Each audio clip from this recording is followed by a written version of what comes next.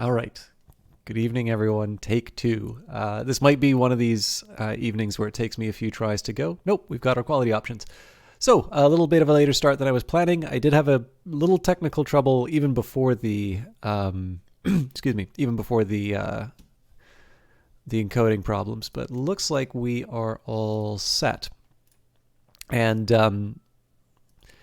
I was thinking a little bit about what game to play. We're going to do Industries of Titan tonight. I'll actually probably do the Industries of Titan intro, and then we can talk a little bit about the plans. But I'll admit, I'm actually a little bit at a loss in terms of what to do for Friday because I have lots of options, but I'm trying to think of something for me. I'll talk about it maybe after the intro. Let's load up Titan and watch a cool start.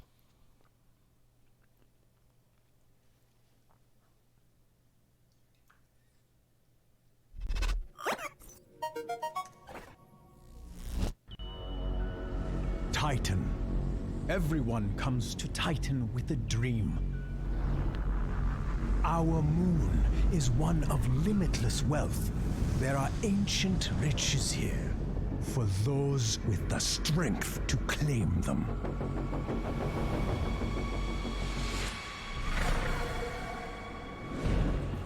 But some dreams start smaller. A better life. More dignity, more comfort.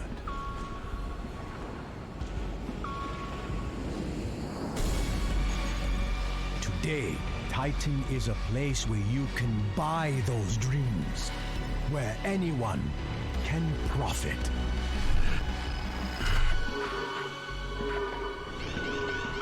But it isn't easy.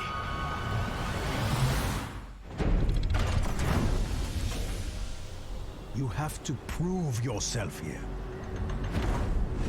Those who settle here take that risk. And without their diligent labor, our power grid would fail. Pollution would overwhelm us. And our trade would collapse. It's hard work, but on Titan, hard work isn't enough.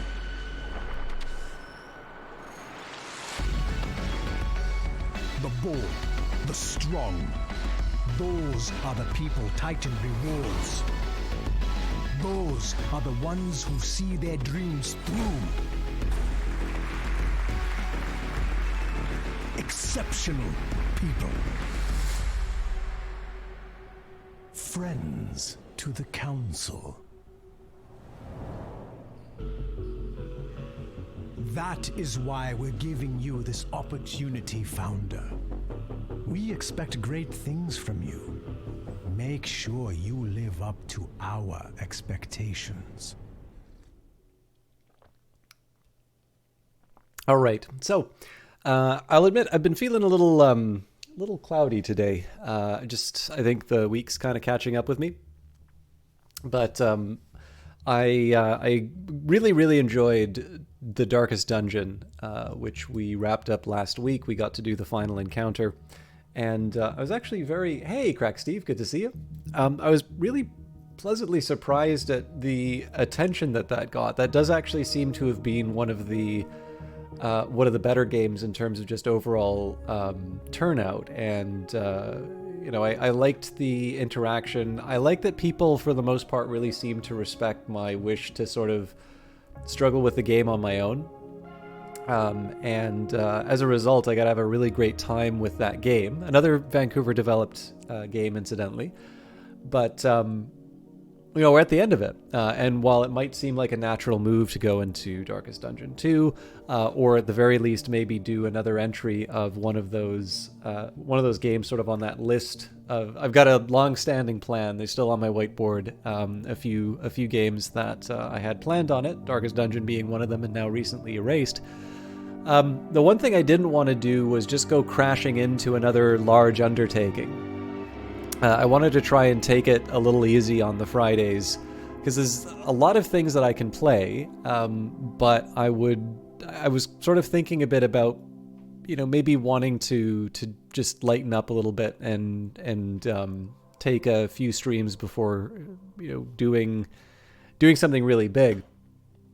And the more I thought of it, like the more I kept coming back to Industries of Titan and talking about how nice it would be to have an extra day, to put some extra time in things like Industries of Titan and Phantom Brigade. So I don't know how many weeks it's going to be like this, but given the fact that, if I'm only ever going to play a Brace Yourself game every Wednesday, and there's 2 games that are getting updates once a month, the idea of playing the game with the most recent update means I'm actually not playing 2 games that I like a lot as much as I would like. So this is a chance for me to try and come back into the come back into the swing of things, put some quality time in on Titan, and then later Phantom Brigade, and we'll see where time goes. I'm definitely going to keep doing Titan and Phantom Brigade, for a very long time moving forward. But this is a chance for me to, follow up on some of the stuff a little bit sooner than I wanted. With that in mind too, I've obviously already spoken highly of Industries of Titan, and I'm sure a lot of you have already know this.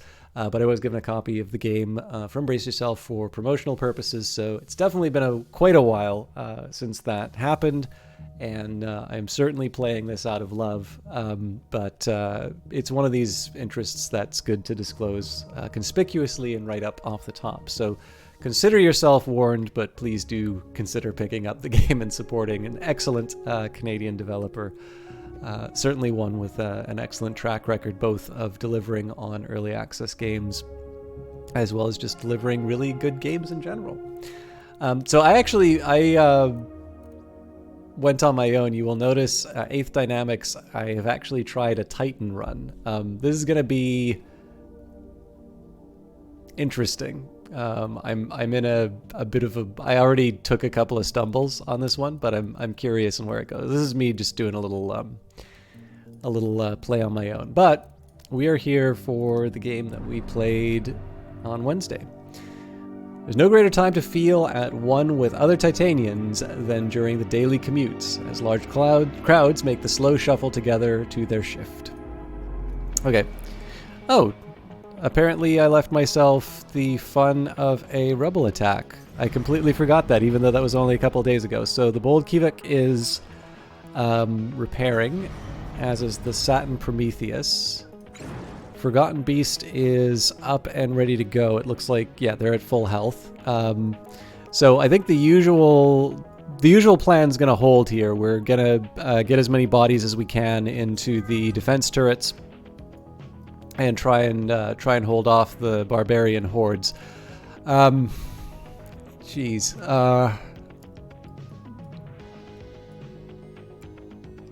Yeah, let's just hold them off for as long as we can, and then we will we'll think a little bit about how we're going to place everyone, because we don't actually know where all of the rebel ships are going to show up yet.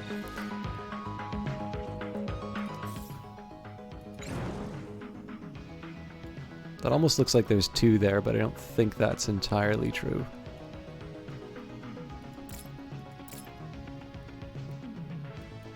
Oh! Erlen, I'm sorry.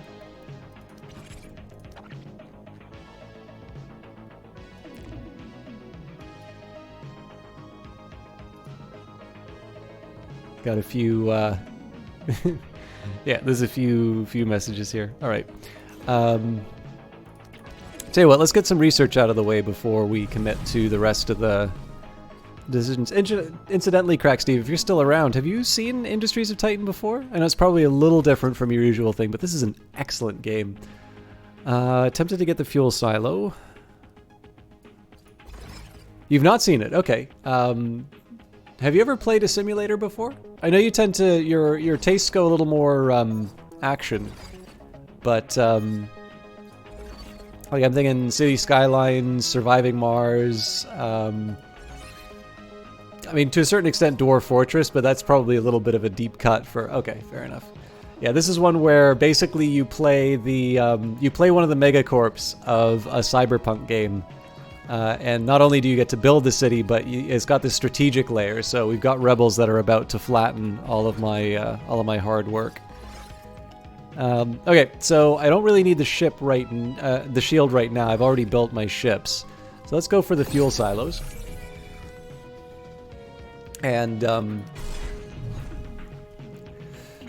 going to move the Rogue Daphnis back a little bit because hopefully the battery drain. All right, so we have one ship that we can intercept right away. So we're going to scramble the Forgotten Beast right away. It's already close. And this is relatively undefended. So yes, we've got the one turret here, but I have a feeling they'd be able to clobber the command center if they really wanted.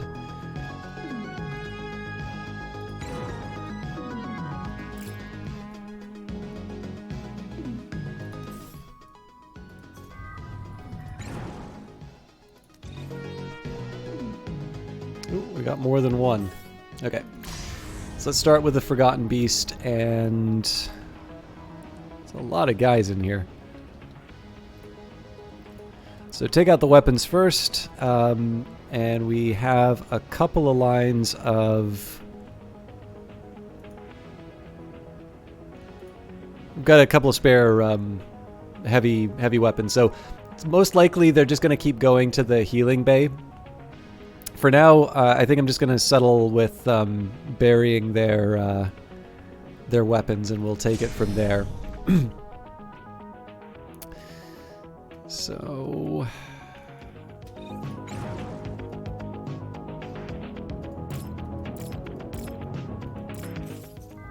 let's wait till they come into range. I also want an idea of where this unit's going to be moving.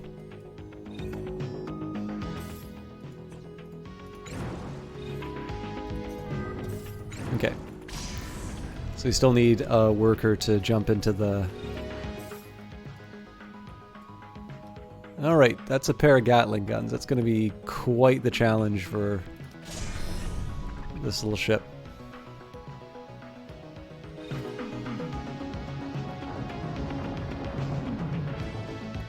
And we can scramble 2 big ones. Oh, they're going for the power.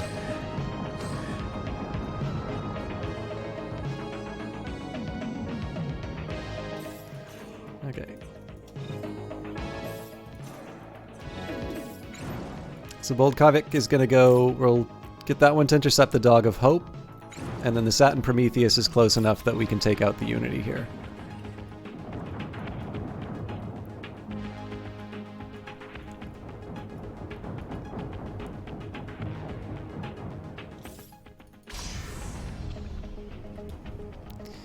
Okay, usual story. We're going to focus on the weapons first. We'll nestle that one in there. And then...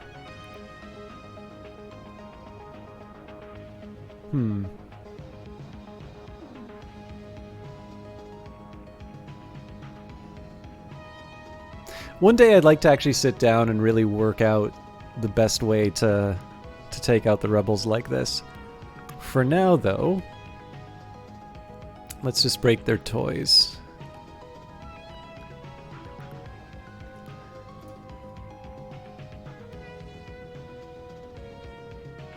You know, they don't have any fuel storage on this thing, so if we actually damage the fuel, their ability to generate fuel, that's probably going to hurt them more.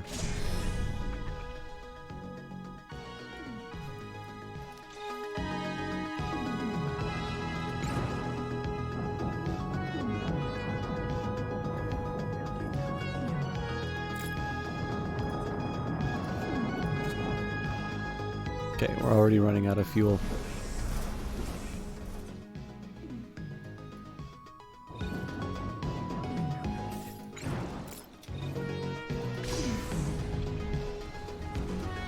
Okay, I did a good start, but let's line these up the way I would want. So there aren't any other weapons, so that's actually kind of good news for me here. That just means we get to put some extra pressure on the med bay. And then... oh, nope, sorry, there is one other weapon there. Okay, so more or less the same strategy we're employing elsewhere. So once this fuel turbine is up and running, we're going to disable this one and move it elsewhere.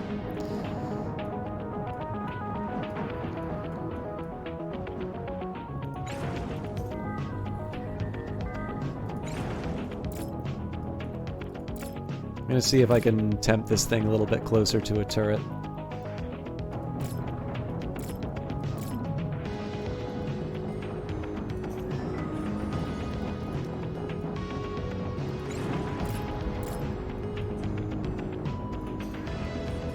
Okay, I think we started a fire over the activated relay.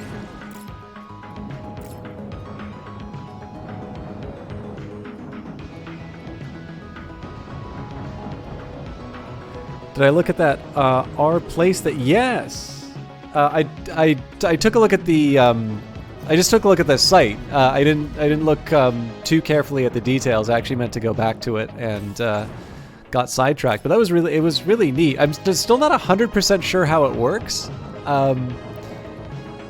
but it looks like it's almost like a community generated art thing, if I'm not mistaken.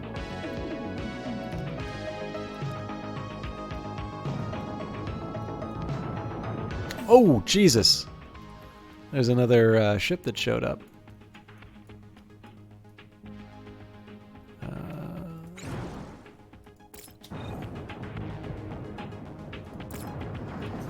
Okay, we can dismantle this fella.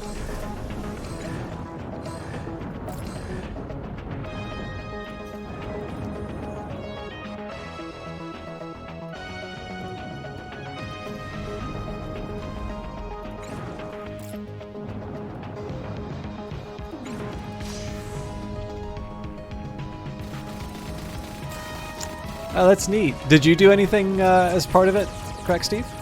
That's a lot of citizens dying. I'm assuming it's still the pollution, but that's still a pretty appalling number.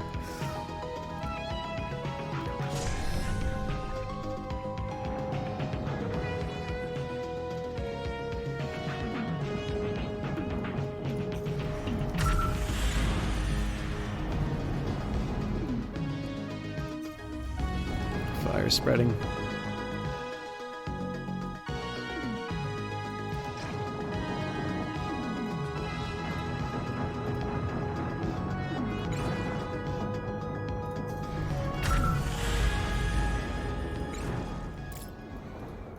This isn't over, I can assure you. I'll be back for more later. I don't doubt they will be. Let's be ready for them, Founder. So we've wiped out the rebel camps. In this case, they're still going to keep showing up off map, but we've got all the benefits from taking out the rebel camps. What we want to focus on now are our goals, and I want to try and there's a few things I want to try and get out of the way. For instance, right now you'll notice that we're actually in a pretty tough spot waste-wise, and part of that's just because we're at capacity. We're going to disable the call to arms. That's going to help us with our pops.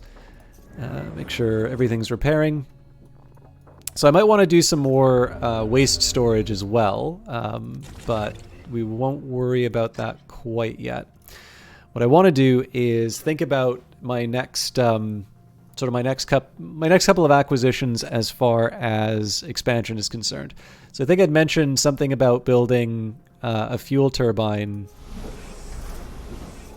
See, actually, building a fuel turbine here wouldn't be completely out of line.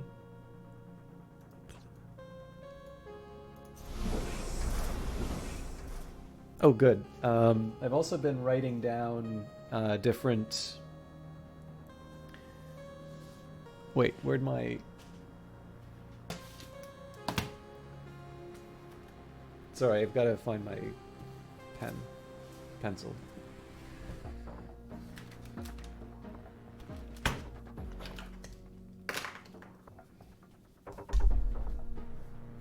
I'll be back in just a second.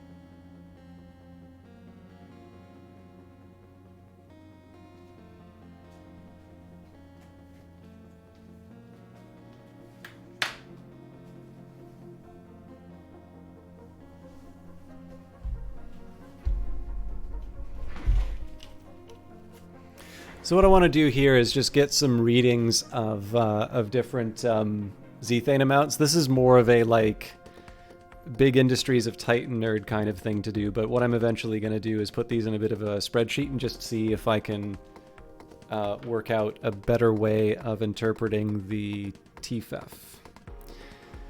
So this one has got 69.85. Unknown rate, and that's just because of how I built the fuel turbine. I don't know what the change to the rates are, but it is generating 152 fuel.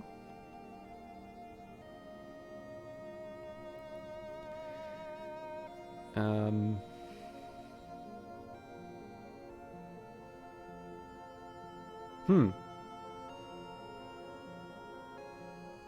mean, I guess that counts as 76, but I also know there's advantages to doubling up, so these numbers might be altered. Well, then again, the unknown is the rate, so that's actually still useful to me. Okay, fuel turbine number 3, so that's a 56.88. We don't know the rate. We are generating 125 fuel off of that. And again, acknowledging that there's some bonuses from doubling things up.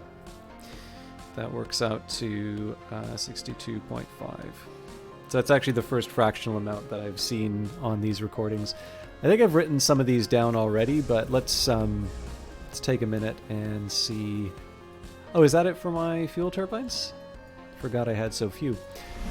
So this fuel turbine I do actually have some slightly better information on. Or I will. So for this one, at 60.23, you know what? Let's not write that down quite yet. So I'm going to throw a couple bodies in this, mostly just to see how they work. Then we'll double them up and get everything going. Okay, so the other thing that I want to focus on, so we did this rearrangement so that I can eventually put down a smokestack, preferably as far away from all of my other, like my other residential areas as possible. But it's also clear that I'm going to need to put down some kind of a command center to expand my reach. So my original thinking was to put down a fuel turbine here, but I actually think this might be a slightly better location. I mean, I guess I could put like one here and one here. There's no rule saying that I have to... Yeah, you know what? I'm rich. So... one command center...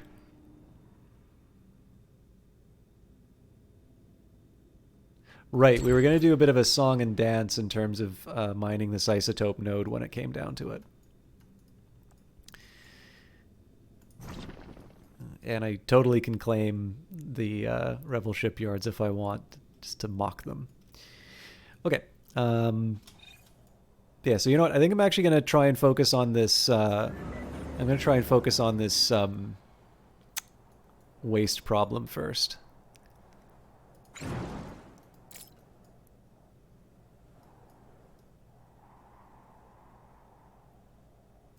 Oh, here we go. Okay, so a fuel turbine. This is a bit of a precious opportunity for me here because I don't normally get a read on what the absorption rates are for these sorts of things. So when you build a brand new fuel turbine, brand new one has an absorption rate of 1 at 60.21 now. I don't know what it was before.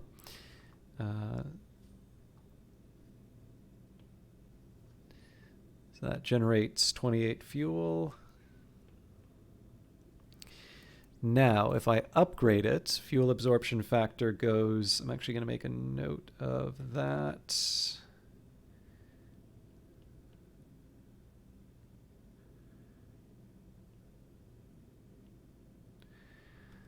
And if I connect them, looks like it doubles the fuel absorption factor.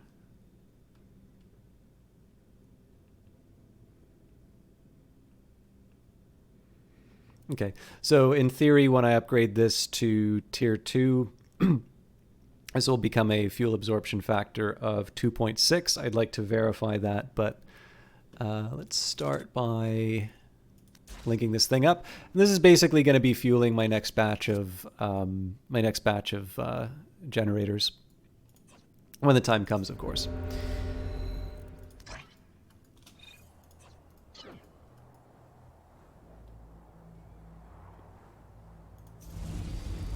So this is going to be a little tricky to get power to.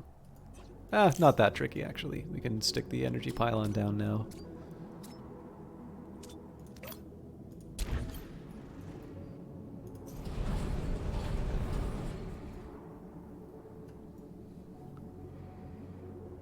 And I'm going to save up to clear out these obsidian ruins, because that's going to get in the way of the highway.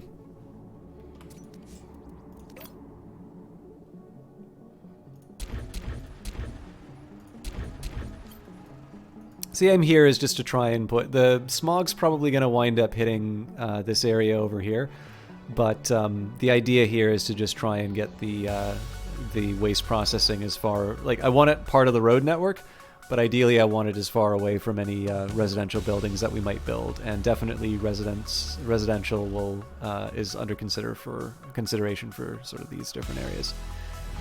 All right, we got to repair you and you.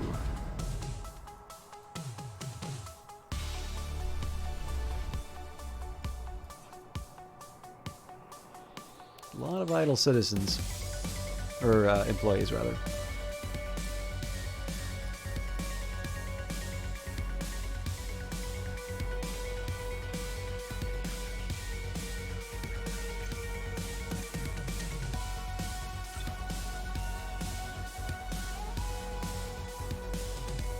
By the way, I think this got added a couple patches ago. I really like the effect of the zethane being pulled in. You can actually see it in...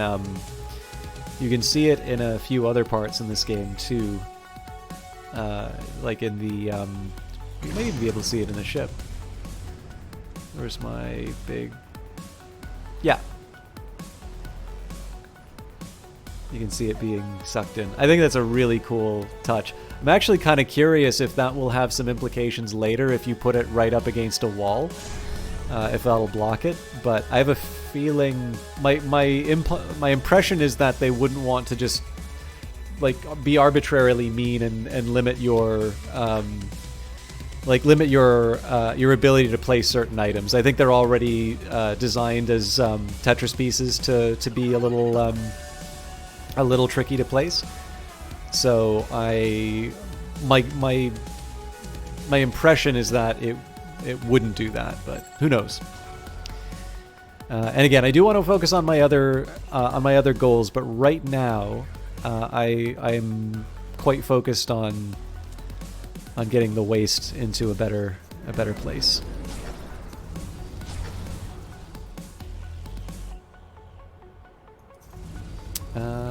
While I'm at it, let's just get if I can get all the upgrades in now, so much the better. Okay, fuel turbine number 9. Okay, now this I like. It's marginal. Like, notice how it's sort of flickering from 71.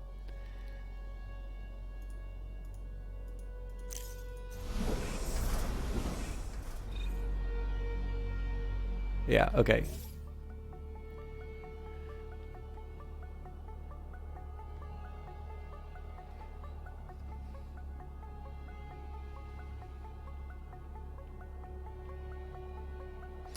So that should be a 2. Yep.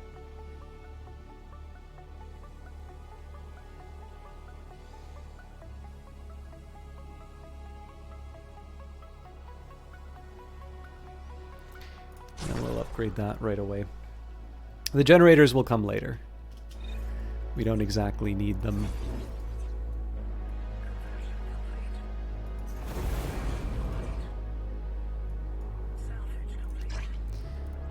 Lots of room for new citizens.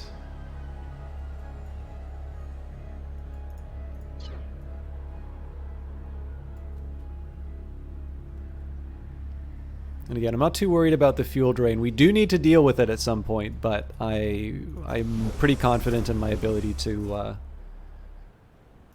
restore things.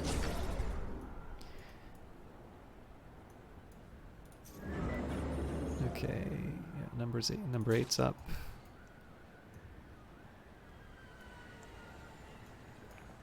I should probably think a little bit about getting these additional residences down. Actually, before I do that, so we had vacant jobs.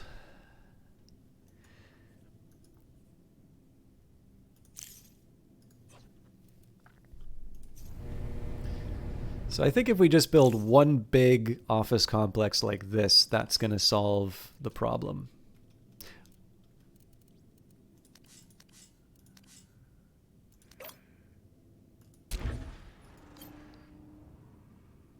Hang on.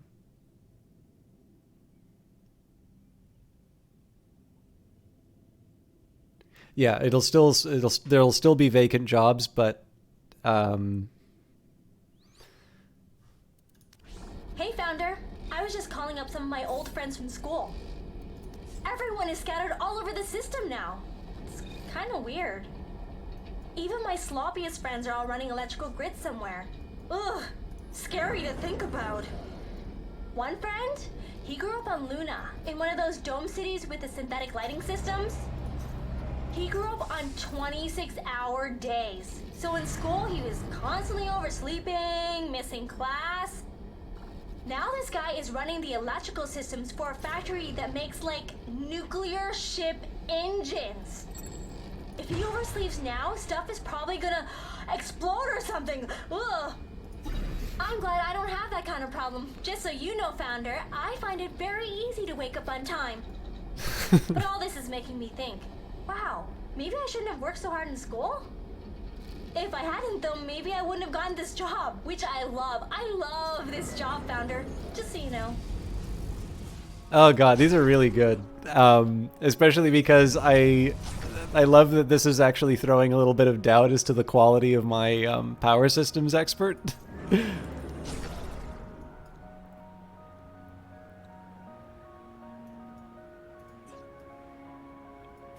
Okay, so again, I still want to save my influence to handle the Obsidian Ruins. I think I said I was going to put down some conversion centers here, now that I think of it. And then, what have I got as far as a grid goes? Okay, well,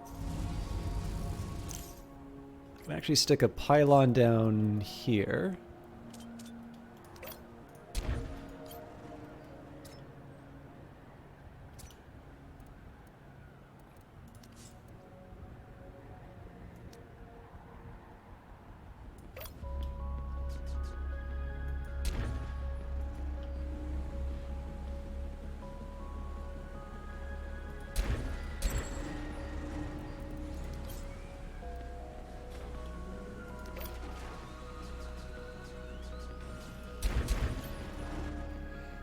This is just setting me up for my my next batch of expansion. We will eventually put a shipyard down, but that's for later.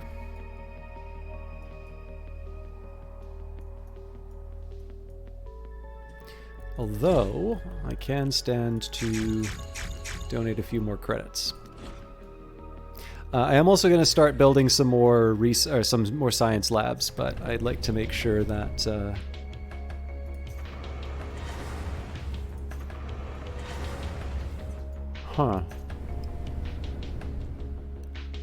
Oh, that's because nobody's working? No. I should would tell me who's employed.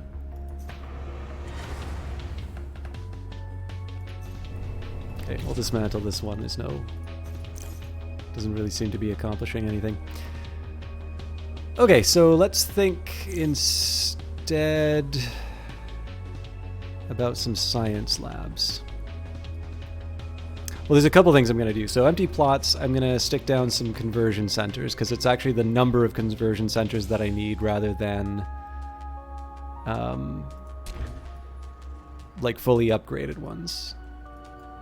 So that's a nice little thing that I can sort of stick into a few spare areas. Are you tier 3 yet?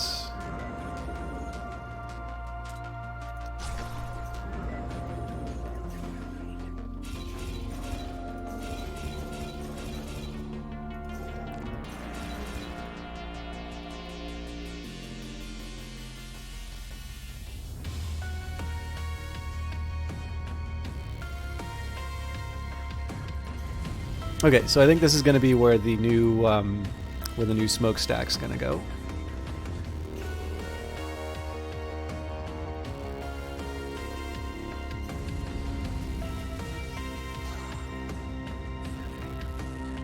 And I'm going to need to do a little fancy footwork to make sure that the pylons are... Actually, you know what? Mining out this isotope patch should be enough, so we'll start with that. We will clear out these ruins. Clear out these ones, and we'll get started on the new fuel turbine.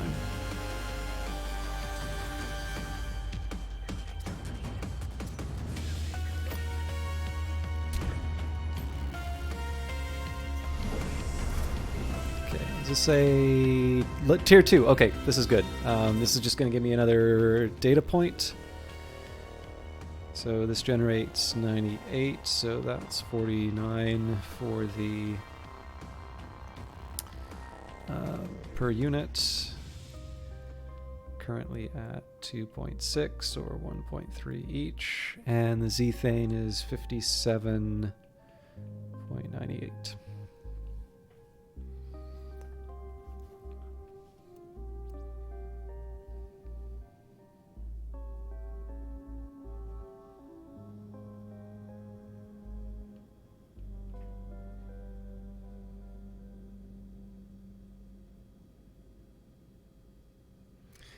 3.2 implies 2.6 for the tier 3.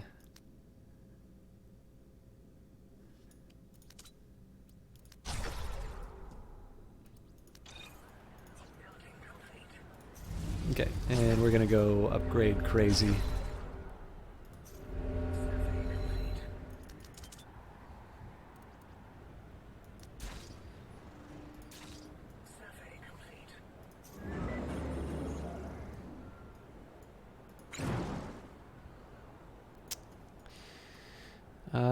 I gotta try and find some untapped zethane sources to make sure that my ships are fueled up for the next invasion. Yeah, this'll do.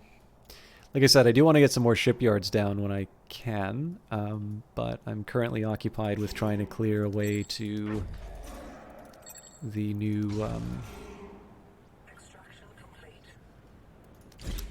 site for all the waste. And we're looking a little short on citizens.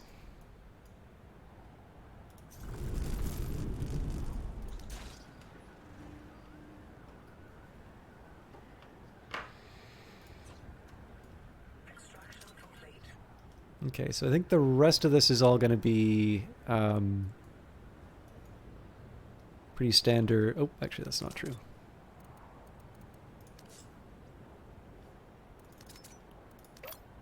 I think most of this is going to be pretty standard upgrades at this point.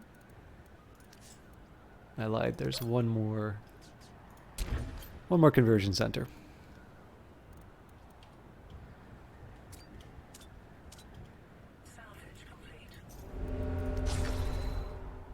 So the next goal is definitely going to be to sort of just pave as much of this area with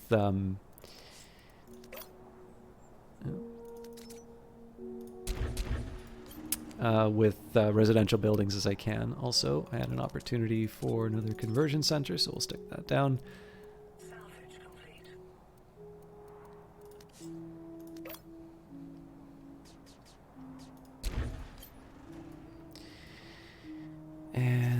these things... Yeah, so this just gives me an advantage for research. It doesn't have any sort of aesthetic merit. Okay, I'm a little surprised we're draining... Well, yeah, sorry, we're draining fuel because I haven't actually brought any of the new capacity online, so we'll deal with that shortly.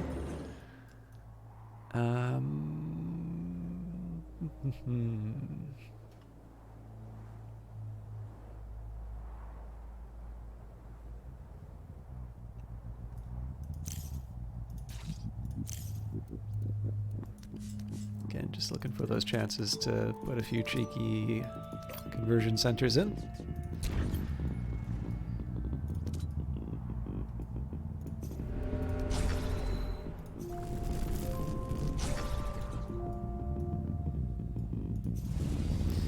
And now's not a bad time for me to upgrade these pylons, I think. Alright, there we go. And there's our new... So that new fuel turbine is going to cover us for a little while, but... It's a chance for me to do some more data gathering. So that's 62 at 2.6 each. And... that's another marginal number.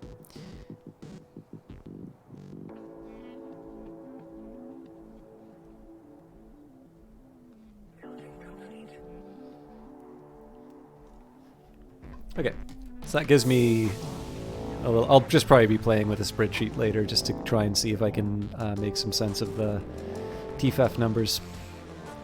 Okay, let's get that smokestack built. And then we'll talk about maybe the longer term strategy, but...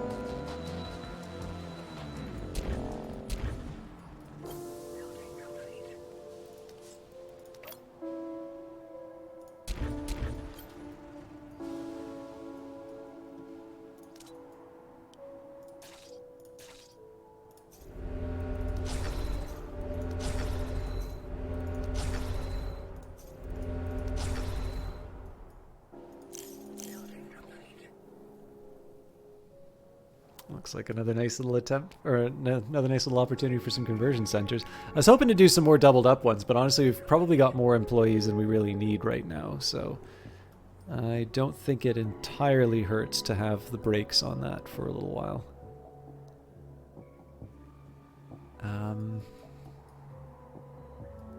We're working away on this isotopes patch. Again, eventually we'll probably put a mine... Oh, actually that's a good question. Let's see... If I could theoretically connect this to the grid,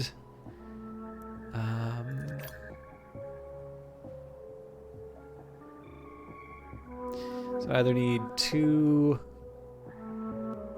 This might be. Oh, this is. Oh no, we still can't connect. Yeah, so I might want to see if I can get some extra range on the mine before I go further. Okay, we got another opportunity for some data.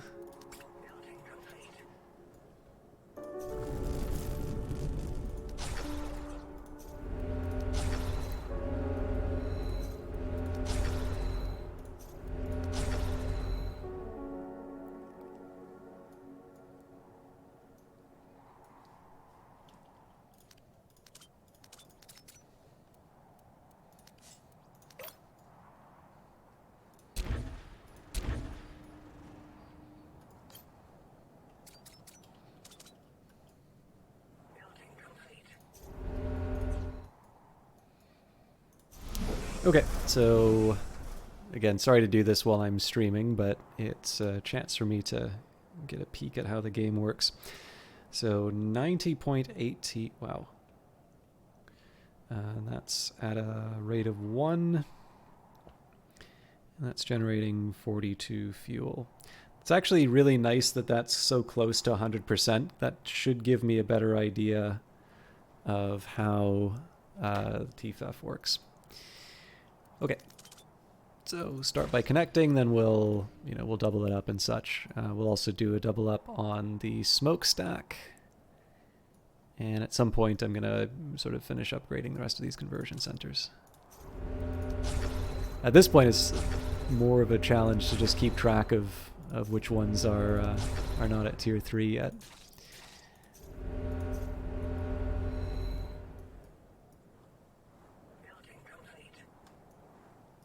Okay, looking good for now.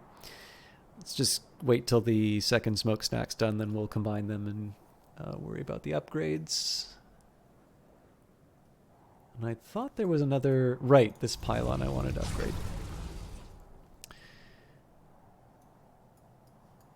At some point I'm going to have to work out a strategy in terms of expanding out my... like, to kind of figure out the land that I want the most. Right now this is just peppered with isotopes and minerals, so it's actually going to take some effort to clear this all out before we can build on it. But we're also generating a pretty decent amount of influence, so that shouldn't be too much of a problem. Okay, fuel silo research is done, so let's take a quick look at what we can see on the grid. We can do better research efficiency. I'm actually slightly curious. I think what I'm going to do here, I'm going to go for... sorry, it's starting to get to be 23 minutes a pop, so let's do the research efficiency first. And let's also see if I can access any more interesting nodes. Okay, so mine range is actually useful to me now. I've already got an extra... Oh, extra command center range is definitely... Nope, we haven't researched that one already. Another ship wouldn't be bad.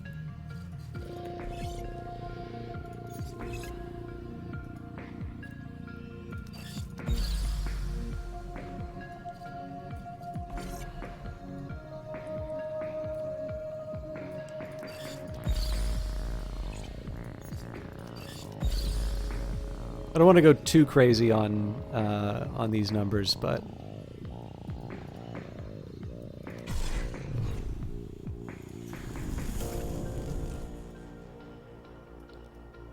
as you can see, I'm draining my batteries here, but that's because we didn't have a power station online. That'll be solved momentarily, and then I think all my new conversion centers... Oh, no, these ones aren't. So once they're there, we'll bring in a bunch of new employees. But on top of that, well, I want to keep an eye on how much money it's costing me. But we will start thinking about how we can... actually, honestly, at this point, we can bring in all the ships. What I'll be doing afterwards is thinking about how I can kind of pay for them all. So we'll see where we're at in terms of the number of conversion centers. We'll max the number of employees we can get out of them, and then we will, we'll try and make sure that we're still earning enough money for it to be worthwhile.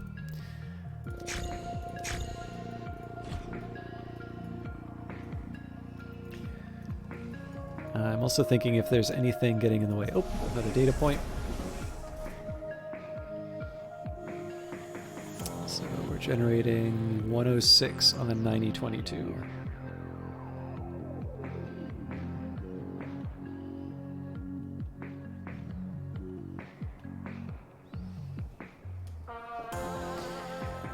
And now we start upgrading you. So there's going to be a little bit of overlap between these two. That does make me a little sad, but not enough to avoid upgrading this power station.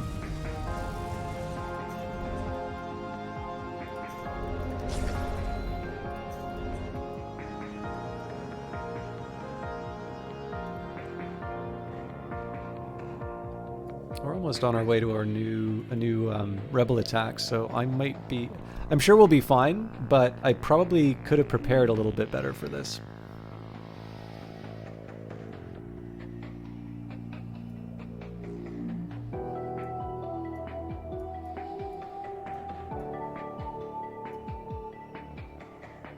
But between the two attacks, all that we've really done is play around with power and conversion centers.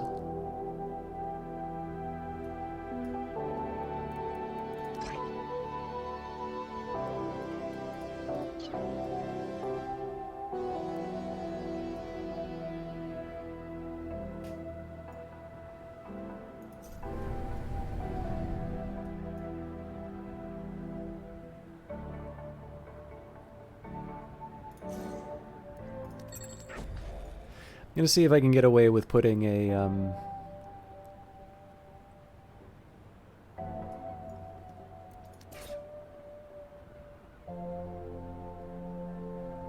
It occurred to me that I still have unemployed workers, which I haven't really accounted for. I'm probably never going to solve that mystery, to be honest. Oh, but there is something else I can do. I can rebuild some of these areas, so like I can demolish some of the offices and residential areas, and instead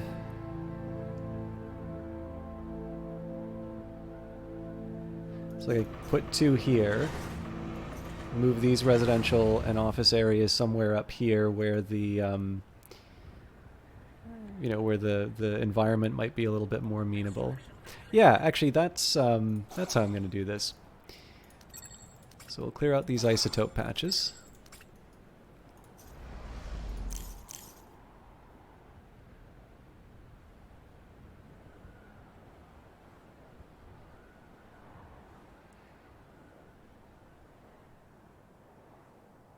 So office, residence, resident.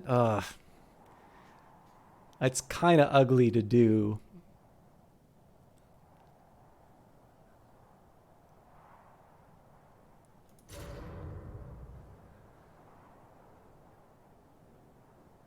Trying to think how I can get the road in so that we're clearing both residential areas.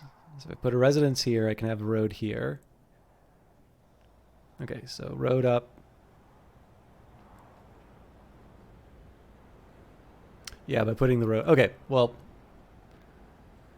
I'm not going to get what I want. So instead... Yeah, we'll work out the plan for that later. Okay.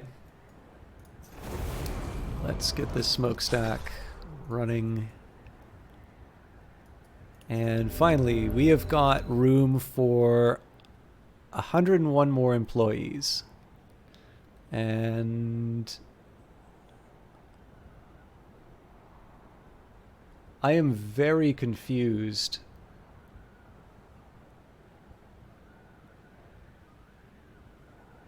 So I'm going to actually make a note of this. So it seems like my salaries went up because I built the capacity for. So I'm just going to say that was at the 53-minute mark. That's very curious. So it looks like, so as you can see, like my my earnings have been clobbered.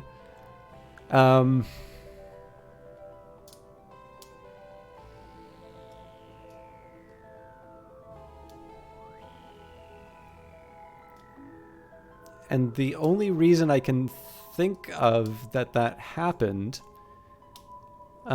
is that my labor costs went up by a whole lot, only because I converted, like, because I made all these conversion centers. But yeah, so this is a complete waste of time to try and do the conversions. I actually need to get a lot of people in this colony as fast as possible. So I just moved the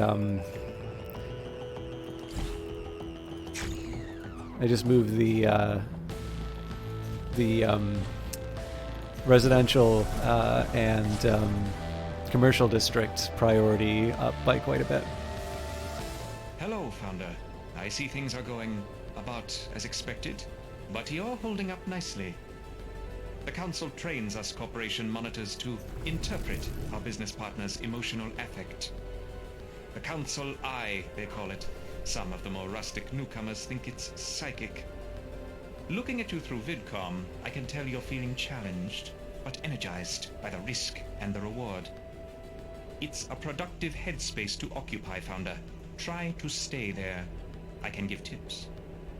Did you know the most successful business leaders on Titan keep a heart rate below 60 beats per minute? Even in the most stressful negotiations, they are cool and calm. That will be you someday, Founder. And I'll be the subject matter expert, sitting by your side, explaining mineral yields and ruin salvage. What a team.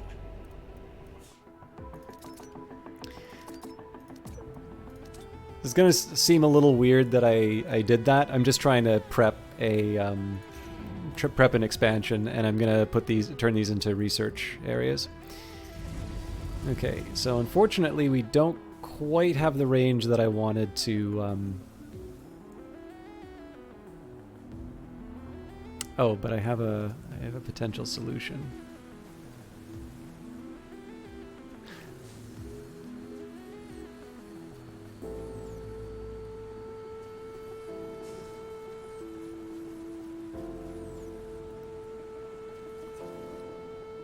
Okay, I'm going to stop thinking about that. Let's go... Okay, start the office here. Residence. Well, I guess it doesn't really matter.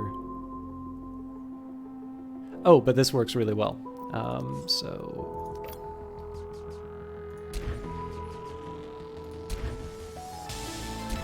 There's going to be a pylon and then a residence that goes here.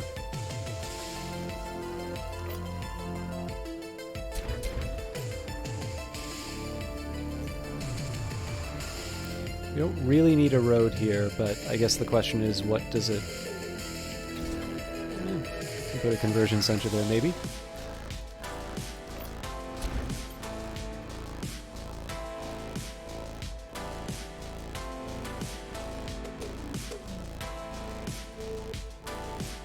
And then I think I was also going to plan on building some residential areas out here, because it seems to be reasonably far from pollution and such.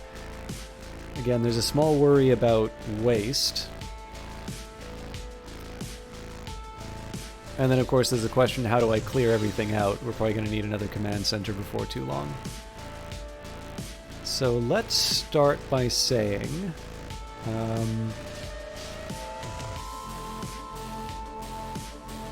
Okay, so I got an idea. Storage area here for waste. Fan here. Then we go sort of residences, offices, residences. We'd have to put a command center down here. But this basically becomes a whole new center on its own. It's sort of an island, so there's no like walkway to it. It just sort of stays independent. So that's going to require quite a bit of influence, but I think I like that.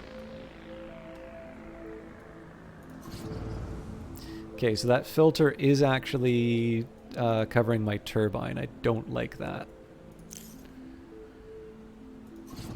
And I can't turn it off. So, you know what? I'm going to scrap the fuel turbine. This will become residential. So actually, with that in mind, let's just get the expensive stuff out of the way. So I want to clear all of this out. And better for me to handle the stuff that's... actually, if I'm really committed to it, I should put a mine down.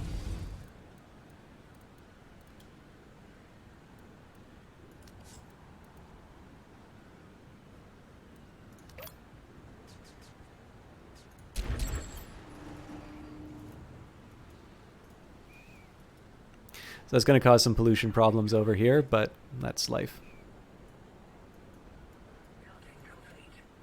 Now, on to goals. So,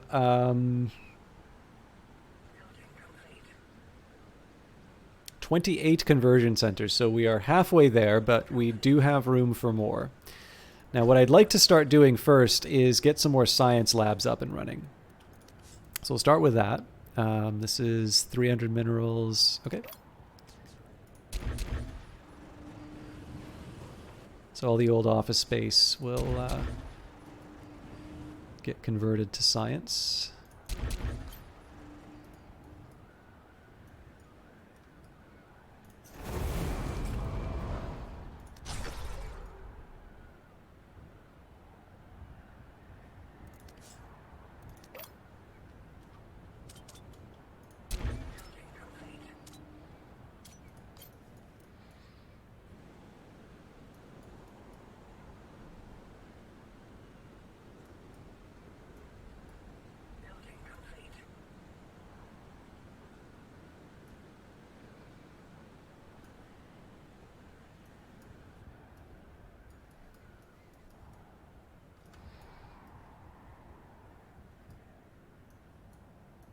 Just trying to see if I have any other opportunities available right now. I am going to need some artifacts at some point, but I can also take out some ruins for that, so I'm not as stressed.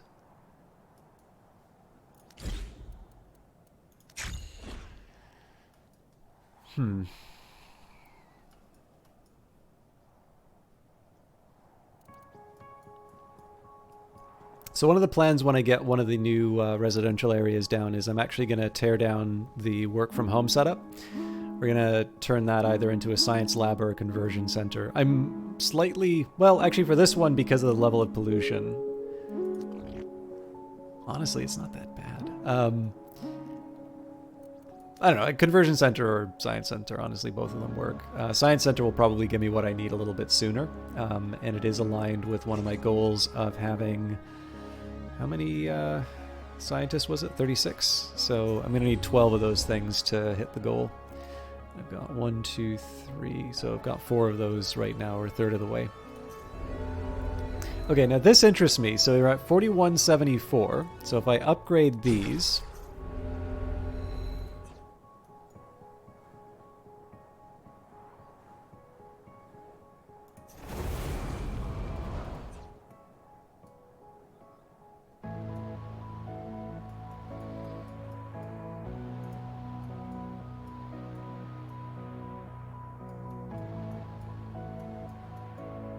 still waiting on the 40 for the isotopes patch.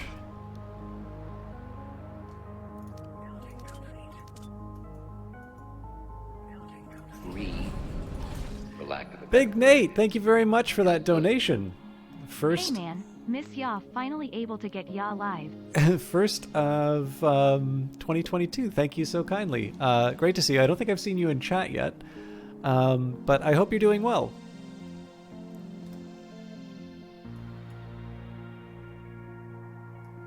Actually, I believe when I was doing my taxes, I got to see you.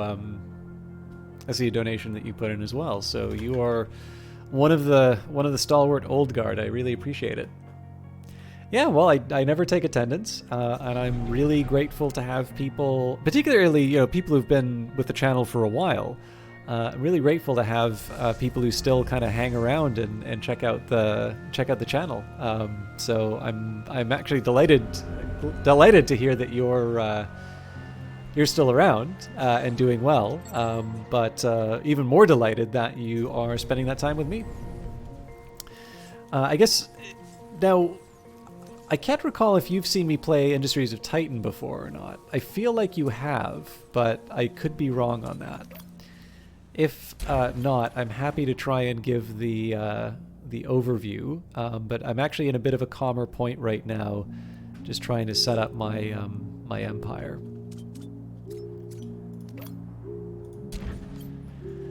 Oh, okay. So this is a simulation. It's sort of a city. It's a strategy city builder hybrid. So you sort of play the mega corporation in a cyberpunk story. And the idea here is that Saturn's moon Titan is sort of this site of a gold rush. I forgot what the 4174, did I write that down? Sorry, I just want to take a second here.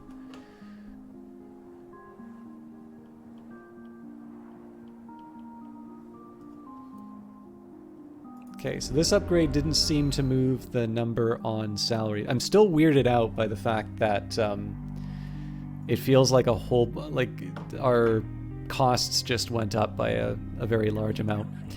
But yeah, so there's sort of a big gold rush going on Titan's moon. There are these ruins from sort of a previous civilization, previous occupants, that have these red artifacts. And essentially there is this organization called the Council that will set up these city corporations in order to basically make a profit. But there's a very strong suggestion that their goal are these artifacts, because what you can do is you can donate to the Council for influence, which is a form of currency in terms of being able to get sort of claims on territory on which to expand. And you'll notice here that you can donate an artifact for quite a bit of influence, but you can't claim artifacts from the you can't claim artifacts from the council. So it's pretty clear that they're willing to give up with currency, they're willing to give up with influence, they're even willing to give up minerals, isotopes, but the artifacts are something that they're not willing to give up. And so my suspicion here is that the council has sort of built this system so that you'll have these startups that happen, and you're in charge of running one of these startups, but ultimately that you are a very small part of a much bigger game, which is specifically sort of the exploitation of these resources on Titan. So this is actually the update that we're playing is character lore update. So there's a bunch of little audio logs that just got added to the game, which really add quite a bit to the flavor. But essentially, this is definitely a very popular kind of game that's been coming out on Steam lately. You have Oxygen Not Included. You've got Dwarf Fortress coming out. You've got Surviving Mars, City Skylines. City builders are not brand new, but this is definitely it's got all of the nice features of the sim genre going for it. But on top of that, I don't really think I played a game like this which has had sort of the strategy element on top of it. So one thing that I really like about it for myself is that the shape that my cities take tend to reflect the necessities of having to deal with a hostile force. The fact that there are going to be ships kind of coming in trying to blow up my hard work. And so that leads me to not necessarily make sort of on paper optimal or beautiful cities. I'll have things like turrets coming around, which are not necessarily things that I would do towards for maximizing production, but are actually quite important for me to do if I want to sort of survive and thrive on Titan. But yeah, basically it's a business sim, it's a city builder, it's a strategy game, it's a few different things. But overall, it's a remarkably rewarding. Actually, it's also in early access, so they keep adding new things to it. But it's definitely. I'll actually go so far as to say that I've not always responded well to entrance in the city builder genre. I've sometimes had a little difficulty getting to grips with them, and I've actually found Titan to be a very approachable entry into these kinds of games.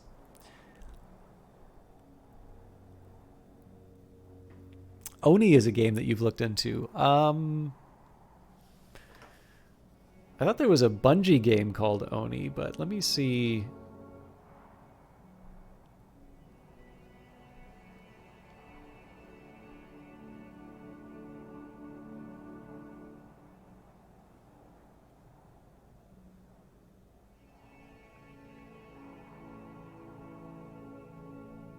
Yeah, are you talking about like the older game? Sort of anime looking? Oh, Oxygen Not Included. Sorry, I'm an idiot. Yes, and that's actually by Clay, which is another Vancouver-based developer. Sorry, I think I've made that mistake before on stream too. Okay, sorry, I need to focus on the task at hand, and that is claiming minerals.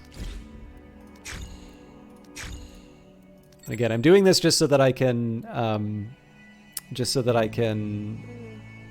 actually, you know what would be smarter?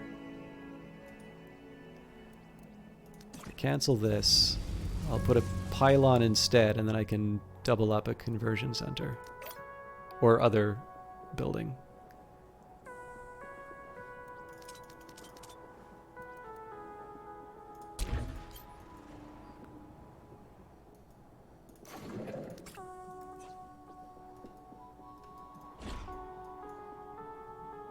Yeah, if you have any specific questions, I'm fairly deep into this playthrough, so if you have any specific questions about how the game works, I'm happy to answer them. But for now, I've just sort of been kicking around, enjoying the time between invasions to sort of expand out, and then I realized that I have a big kind of financial hole, so I'm trying to plug that, but I'm plugging it slowly. My ostensible goal was actually to try and build another smokestack to burn up the trash, and it sort of started, but we still seem to be really crammed up as far as waste is concerned. So that thermal view. So basically, you get a few different overlays. So you can hide everything and just admire the photo. Actually, I don't really highlight this as much, but there is a photo mode, and it is pretty.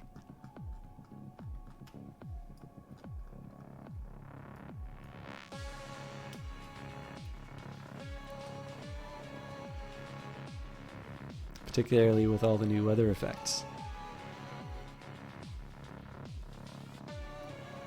But yeah, so if you really want to see the, what you've wrought, there you have it and all. It's, yep, this is an early access. It was on Epic for a year, and it's now on Steam. And I don't think they have a full release date announced yet, but there's a pretty exciting roadmap attached to this game, which I'll be sure to review before the end of the stream. Oops. Sorry, what was I saying? Oh, right, the different views. So this is marking territory. So the yellow border is what I currently have access to. Blue outlines indicate territory that I have access to and that I have claimed from the council using that influence, that currency up here. There is an energy grid. So basically the green overlay is anything that is hooked up to power. And then the lines are just sort of showing the the connections on energy pylon. So for instance, I'm upgrading this energy pylon, so it's showing what its access would be if it was on. But because it's currently getting upgrade, I don't have it. I won't be streaming it more this weekend, but I do stream this game not every Wednesday, but either that or the other game that this developer has in early access, Phantom Brigade. I'll pretty regularly stream those on Wednesdays, but the weekend's actually been kind of hard for me to do streams lately. So if you can just give me a second, one of the reasons why I started late tonight was there was a package that was supposed to be delivered by end of day. And for me, I think 9 o'clock in the evening counts as end of day. What worries me is that it says at 5 o'clock, it's processed in the Eastern Quebec area processing center, despite the fact that it was in my service area. So it makes me feel like my package is somewhere it shouldn't be. But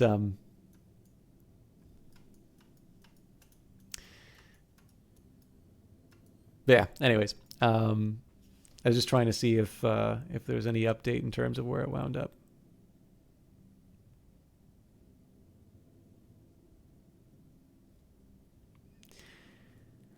Anyways, I was talking about the overlays. So this is basically powered. The way power used to work was you had to overlap, but they actually changed that. And what you can do now is, as long as it's adjacent, it counts. So you get these nice little Tetris games.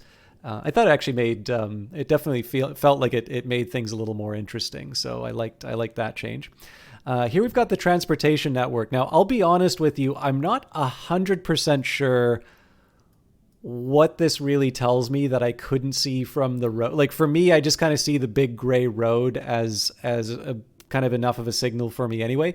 Might be just giving me an indicator that it is in fact hooked into some of these buildings. So for instance, we're not hooked into this residential area. Actually, no. I still think I made the right call there. But yeah, this is just kind of telling me where my roads are going, what buildings they're connected into. We've got the pollution. So this is that heat map you were referring to. So your workers, your employees have had their organs taken out and machinery put in instead. So they can survive the pollution that you generate. But I've got a mine, I've got an isotope mine and a mineral mine extracting here.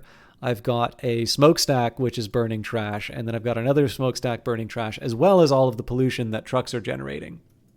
So the closer to red it is, the more the worse my citizens' health. So you can see average health is actually quite high because I moved them to slightly more amenable locations, I suppose.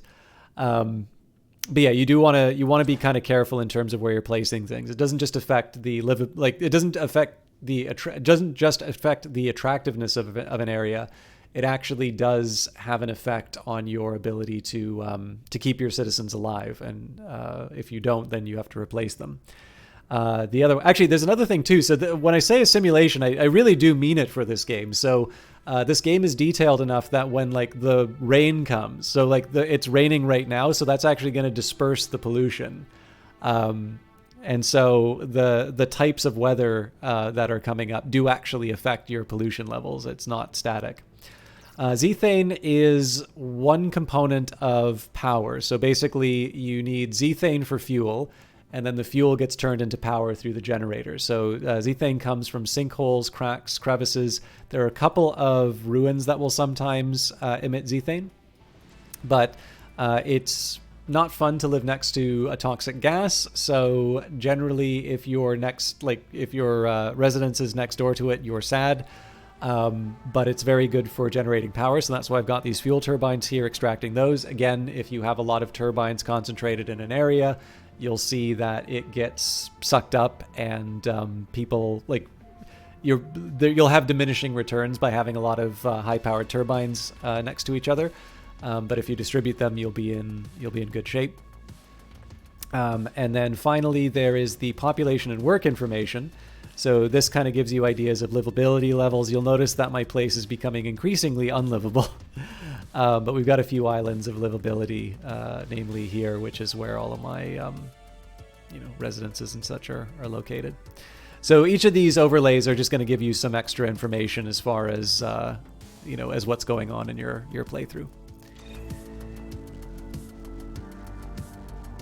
And of course, a very good soundtrack. Gotta give credit there.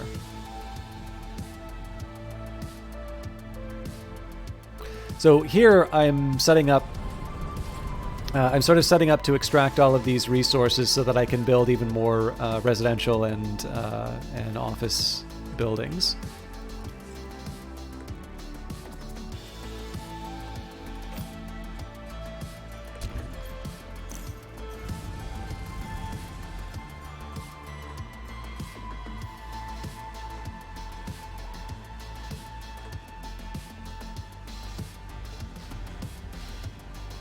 And I think I don't actually need to worry about the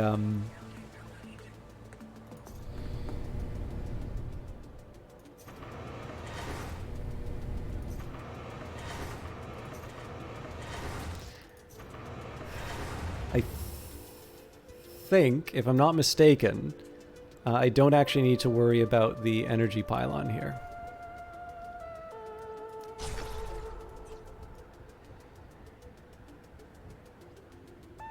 I may need a third smokestack. All right, let's get some more research down. So I think research rate is my priority, or research efficiency is my first priority. I think there's an early version of the soundtrack available on Danny Baranowski's Bandcamp, actually. So in addition to having turrets, you can build ships. So I got a couple of these running around right now. There is a ship designer. So in addition to this macro level, there is like a factory level gameplay. So these are a bunch of machines that I built in order to sort of refine the minerals that I was extracting. In contrast, I've got something which is a little bit more oriented towards living and earning money. So in either of these cases, the real goal... Hang on. So I've got more citizens in my city than I have spaces, but I have places... I have residences that are not currently occupied.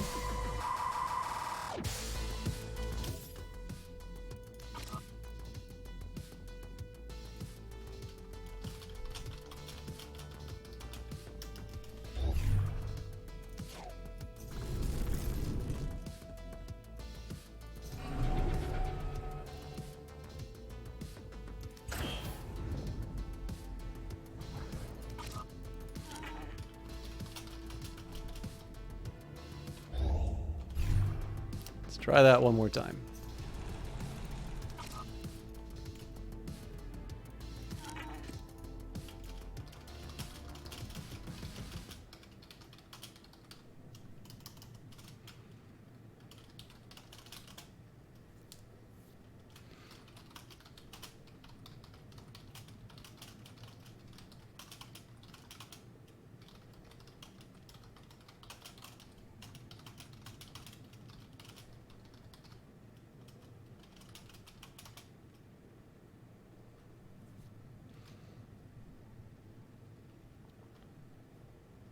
Yeah, very, very complex game, but like approachably complex. It's actually one I really like the way that they have. I really like the way that they've approached it, and it might be partly because of my.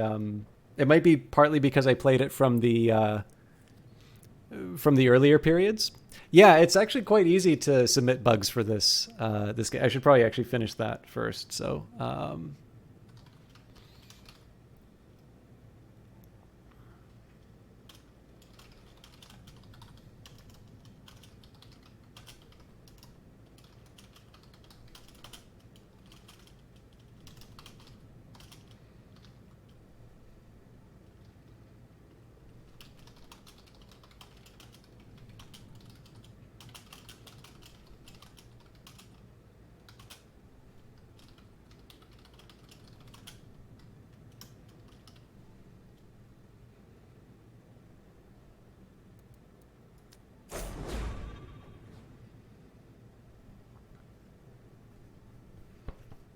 Maybe. It's actually not that big. I usually just play through any of the bugs. The other thing is that I did play this. I am playing this through another save, but the thing is that this actually came up after loading it, after presumably it was converted through. I should have put that note in the report actually. But yeah, I mean, in the end, I was going to wind up like increasing the number of people I had in the area anyway. But yeah, we can give it a quick shot.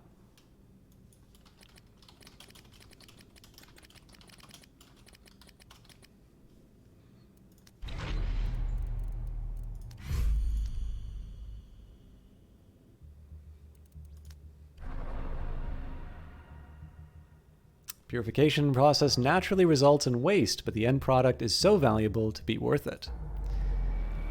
Okay.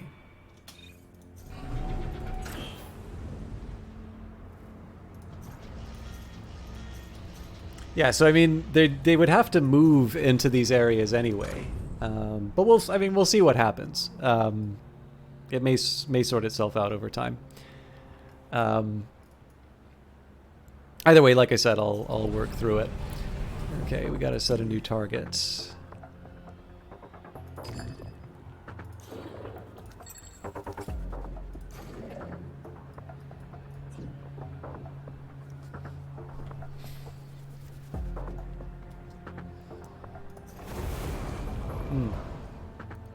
a little concerning that they're not filling the smokestack.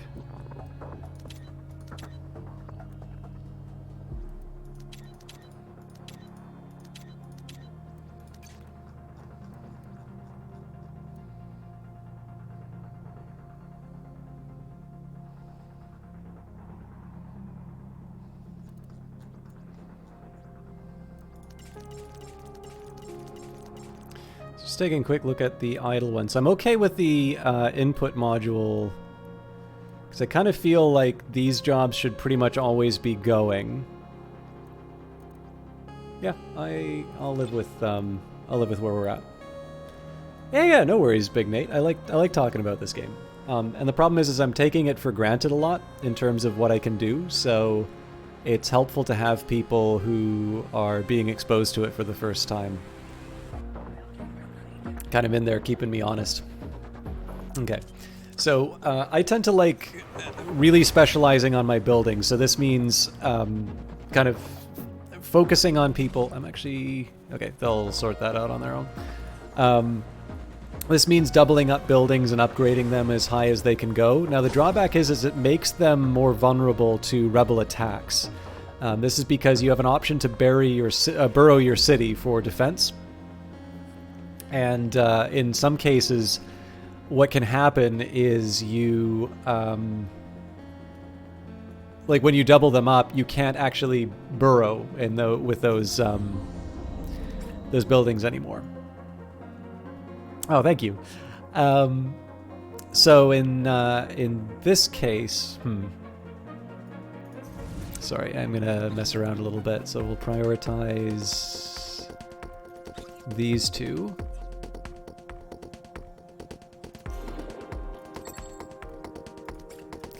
So one of the priorities I've got here, sorry, I know I'm jumping topic to topic. I need to make sure that I've kind of got my... I want to make sure that I've still got my... Hey there, Founder. I can't talk long. Things are getting a little weird in the station. We got a delivery of very unhappy migrants up here today. They kind of mutinied, I guess. I really don't blame them. Lots of people get upset when they see Titan. The Council does not advertise this place accurately. I wouldn't say they trick people, but these folks saw the real thing, not as advertised, you know, and they lost it. There's a ship on fire. Look, I'll call back some other time. Just think about it, all right? These migrants are getting a raw deal.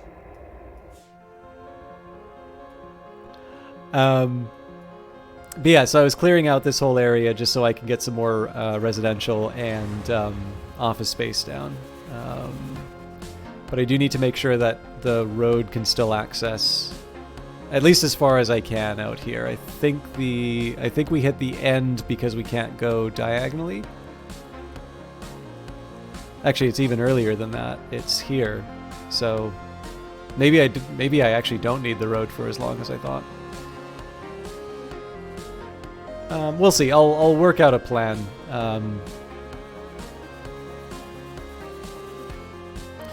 But this is a pretty high priority just to move. Basically, I want to move this pylon over to here.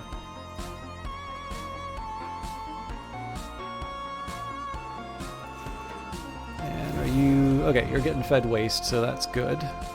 Looks like we're slowly starting to win the war on waste, so that's an improvement.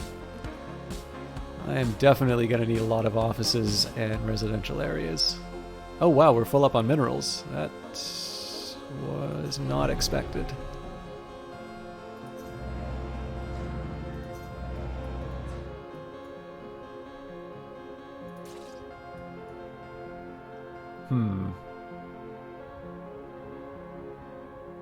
Yeah, I'm just going to let the workers handle the rest of their duties. But I am going to start clearing out these ruins, I think. They can kind of do it on their own time.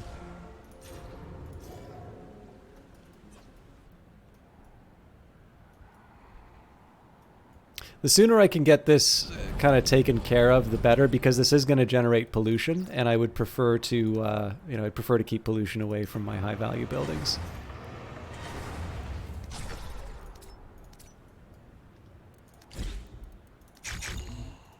So I should never really have full tier 1 minerals. It should be pretty straightforward to just donate them to the council for the influence. Although again, I'm not really making the most of it right now. So just exploring these ruins to see what's inside. We probably open them up for red artifacts at least. But yeah, so I was originally thinking that this would be a bigger expansion than it actually is, but I think because of the advanced filter here, and then the fact that sort of it's the end of the line, although this... No, it doesn't. For some reason I thought it might give me extra, like, desirability. So yeah, I'll try and stick as many residences and offices as I can and still kind of maintain this area. But I have a feeling it's probably not going to be as populous as I was hoping. Survey complete.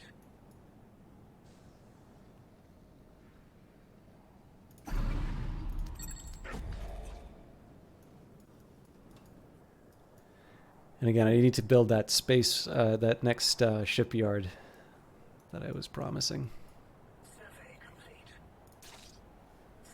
Okay, we're close to building the office.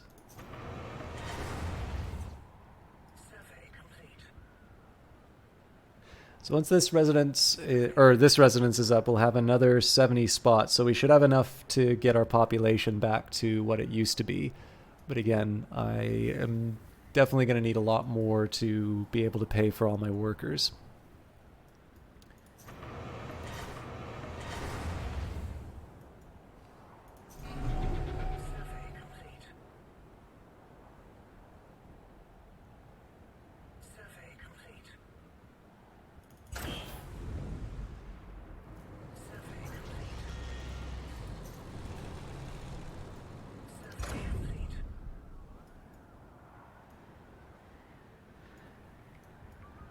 I think once all of this is built, I'll actually demolish this building.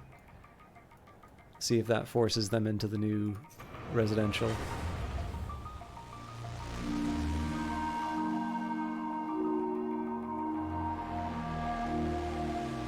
No, I should probably... Yeah, no, I think I'll treat it differently, actually.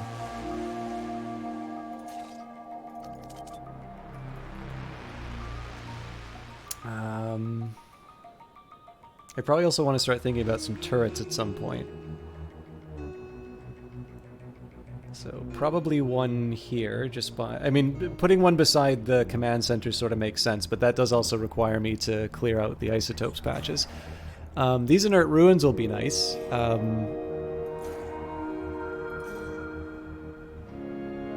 So Zethane generator here is kind of welcome because I can probably stick a fuel turbine somewhere in this area.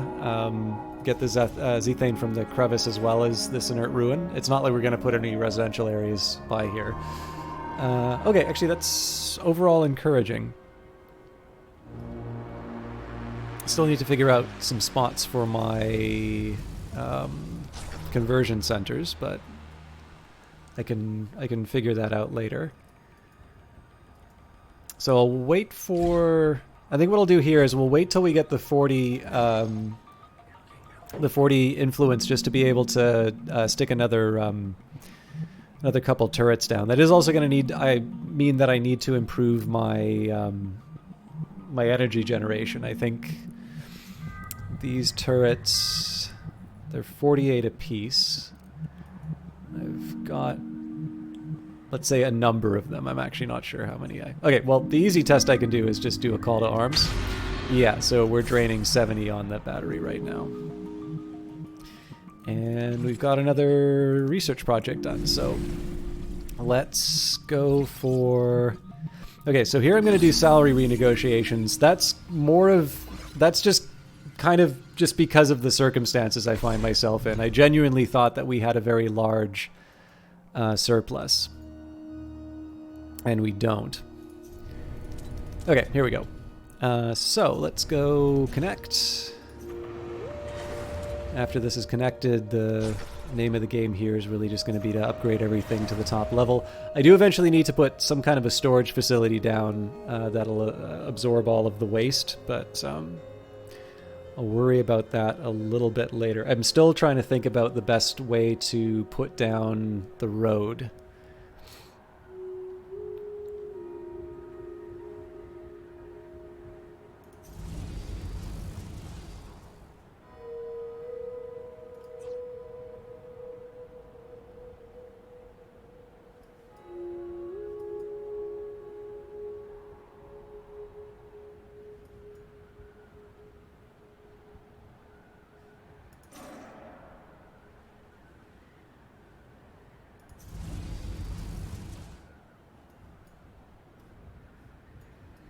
Okay, let's start getting those turrets down.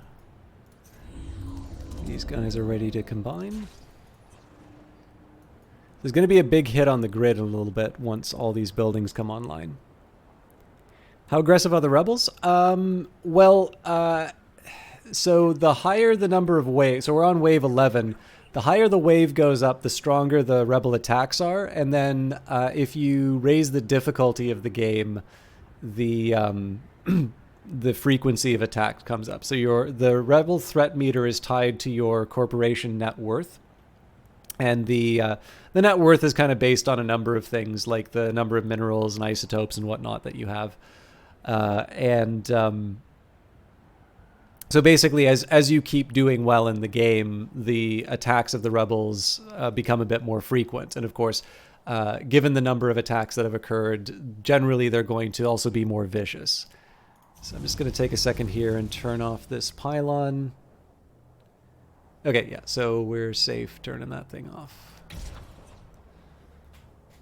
So now I actually need to start thinking about how I'm going to approach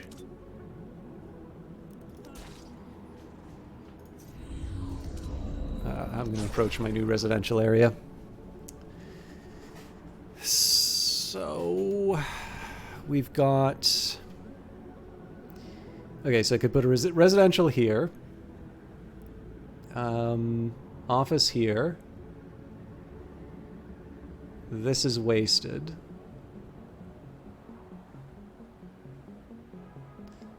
So I think it's slightly better if I run the road along. Okay. So actually start paving just so I can keep...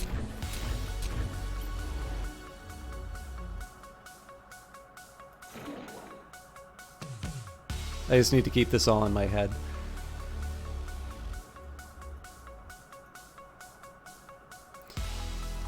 Again, we're also just keeping in mind our goals here. So what I'm kind of working on right now is the conversion centers and the number of scientists.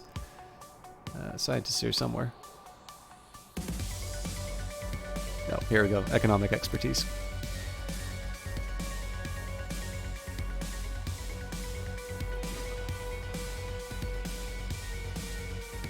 So right now, a lot of my goals are all lined up with the idea of sort of maximum upgrades, really.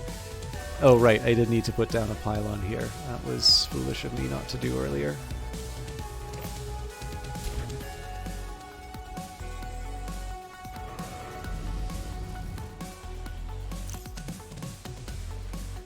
Yeah, that was also another fairly recent addition. So I've already got 90 employees. As it turns out, or sorry, that's a different one. So 400 employed citizens. I'm sort of working on that right now. Possessing 9 ships shouldn't be that difficult, as it is 22 defensive turrets. So actually, I could either go for 9 ships or 28 conversion centers. I suppose it's one or the other, really. And I do want to go for 1,050 citizens. So. Most of these things have enough overlap that I'm probably gonna accomplish my goals without too much difficulty. Like just pursuing the one should give me the others. But we'll see. I mean, it's easy for me to say. Whether or not it becomes a reality is a whole other question. If I can get in the black before the rebel threat, that would be, or before the threat meter gets to 100, that would be ideal. For the simple reason that you do need to pay credits to repair stuff.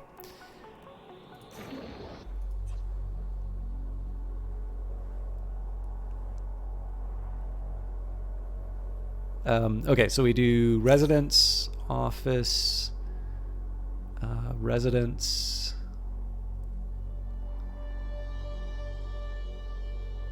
Residence, office, residence.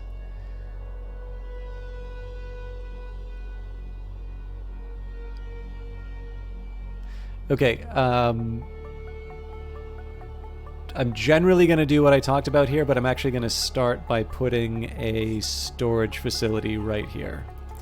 And that's just going to be to try and reduce the number of trucks that are running through the region. So, oops. It does sort of invite the question why I'm putting a road in here, and I actually don't have a good answer to that question, but I'm running with it.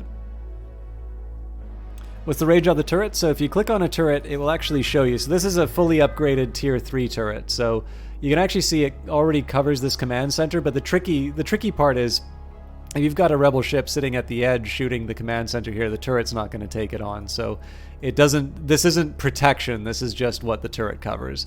But again, I've got my own ships to sort of keep the rebels honest.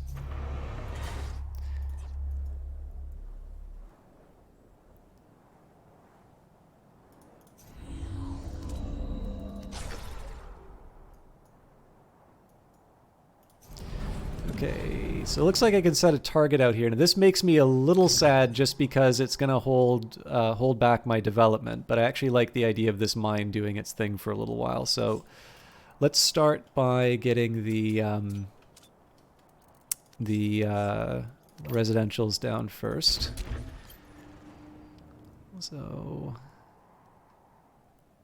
I guess I could put the office here. No, I guess I said I was going to put the office here. Office. Well, okay, so we do office, residence, office. Do you want to make sure they're close together?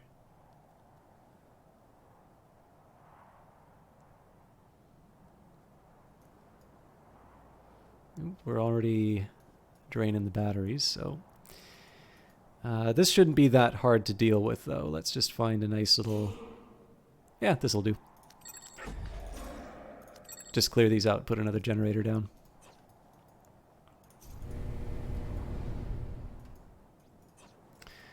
We also apparently have a bit of a surplus here, so what I'm going to do is I'm going to slowly dismantle the work from home setup. So again, this is probably going to hit my economy a bit. Well, not a bit, it's actually probably going to hurt it a lot, but...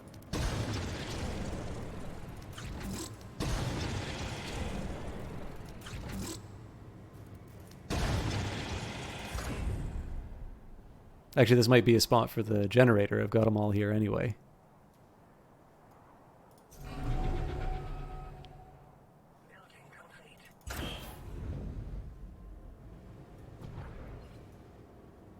I guess they gotta actually take them all down. Fair enough.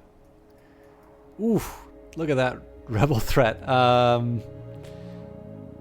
this is gonna get interesting. Extraction complete.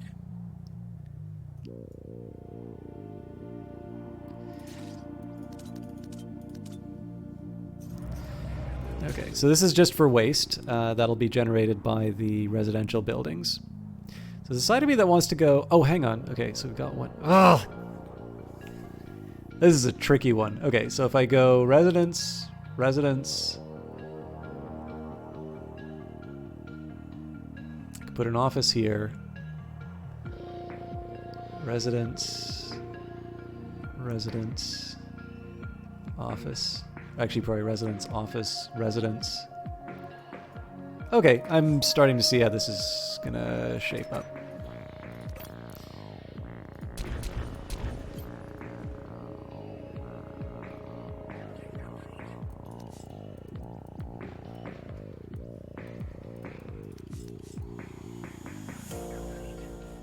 Wouldn't this all be so much easier if you just laid down your guns and let us take you? No? Very well, let's fight. Okay, I'm going to start turning off some of these conversion centers just because I don't really need them right now.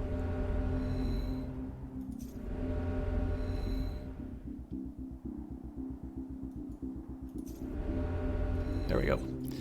So, oh, wow, they move fast. Okay, let's get Saturn Prometheus on that. And I do want to have the repairs start right away because as soon as we get to the end of the workday, we're not going to have any money for repairs, and that's really going to sink us when when the fires break out. So we want to get as on top of this as we can. That's a really interesting design. Okay, so we're gonna hit the gunners first. Put a third line down to target the bodies. Actually, honestly, let's just pound the living daylights out of the weaponry. Don't need to get fancy.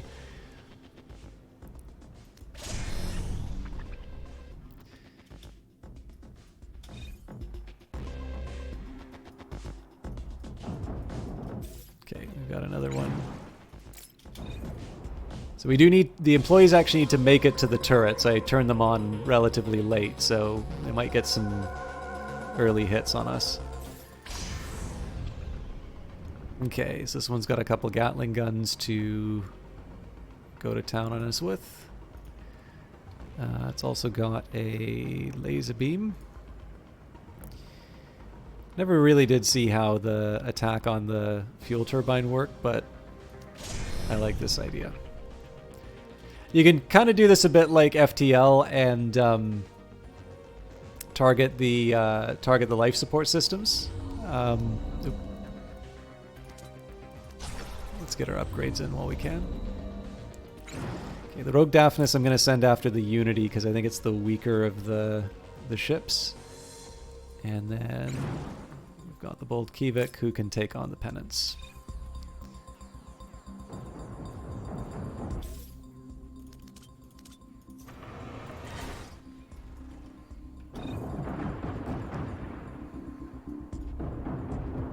So you can start seeing these turrets doing their thing. Hey, Captain Zerge, how you doing?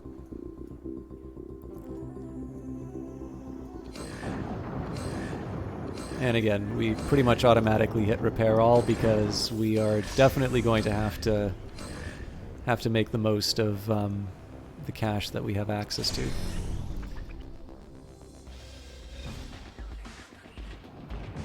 Ooh, they're going for a fuel turbine.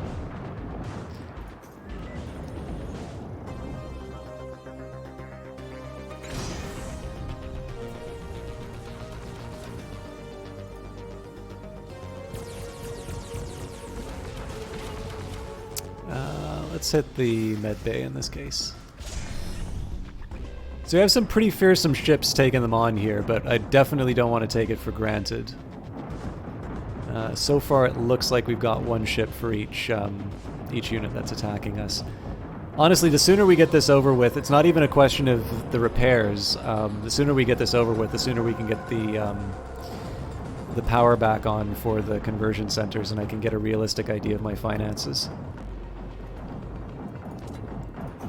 While that's happening, though, let's get some upgrades in.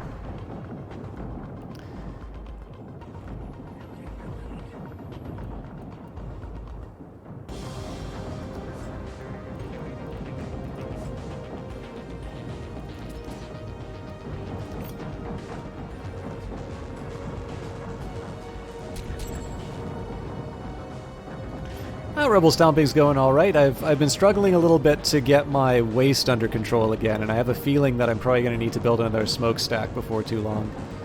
But overall, I think we've been doing well. Okay, so we're going to switch dance partners if we can. I mean, the Rogue Daphnis probably doesn't need that much help. We'll go back to the crevice. Actually, I should probably get the repair in first.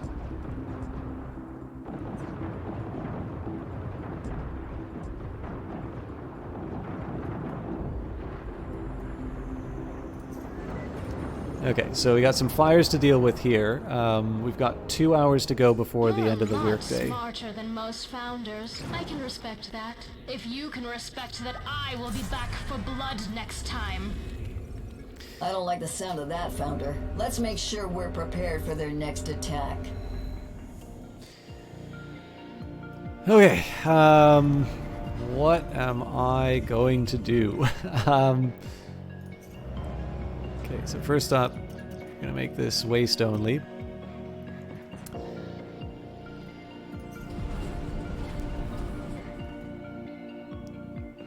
Okay, looks like the extinguishing's going on.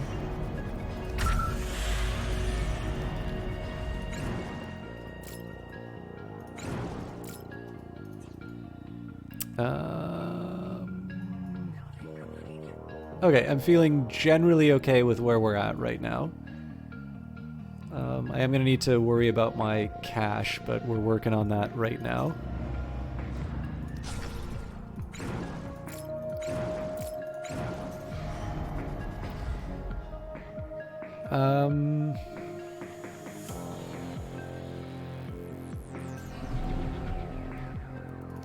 Hey, Founder. I've been talking to Alexa, the Admiral, and she's been teaching me a lot.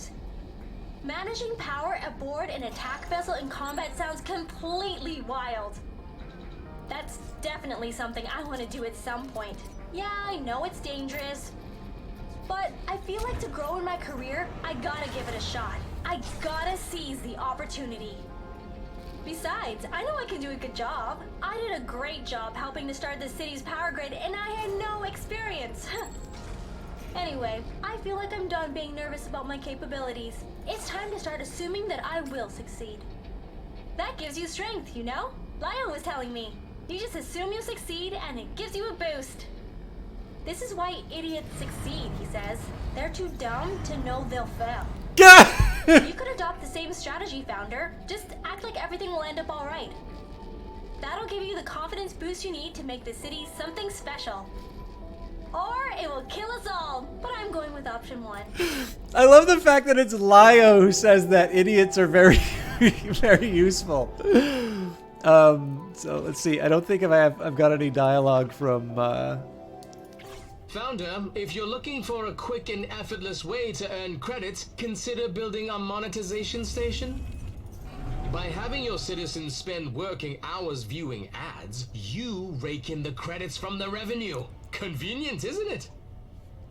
But yeah, so Big Nate, the way that I know that the credit situation is dire, it'll actually give you an estimate in terms of what your the earnings from the jobs versus the employees that you have.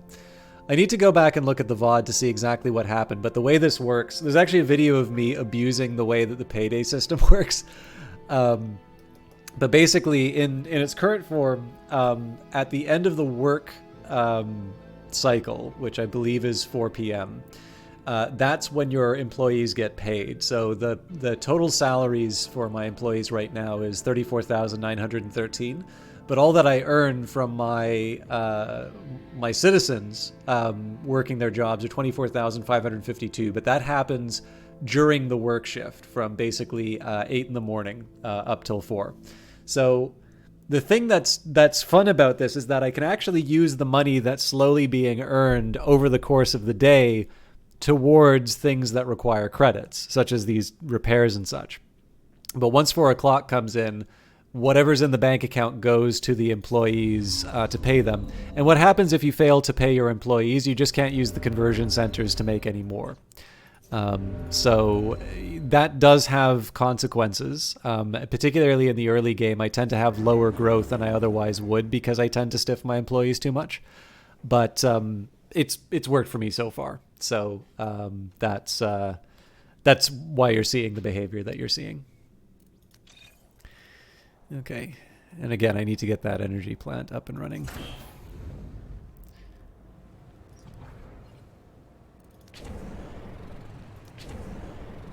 All right, they're slowly clearing it all out. I love the fact that you can see the outline of my work from home setup in the garbage.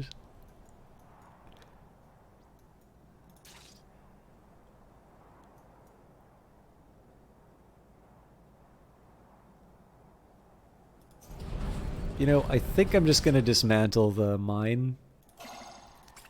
It was useful, and it probably still will be useful, but I want to get all this construction up and running. Particularly because I'm probably gonna need to build some energy pylons to get the proper coverage, so it wouldn't hurt for me to get a more realistic idea of where everything's going to be.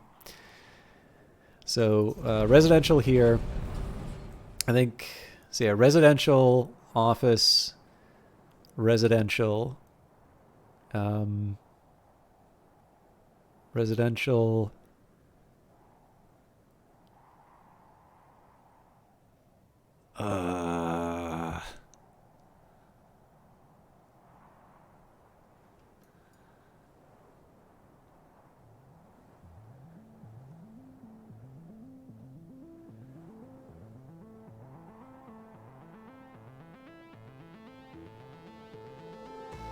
Okay, yeah, no, I can make this work. Won't quite have as many offices as I thought, but I'll take it. So, Residential goes here eventually.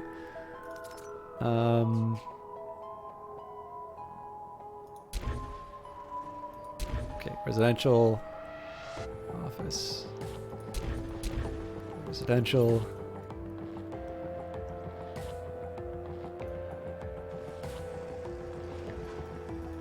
And then I'm trying to see if I can sneak more residences and like I can get a residential in here. Well, I guess what I could do is I could put like a residential, a double up residential, and then just one office block. That might work.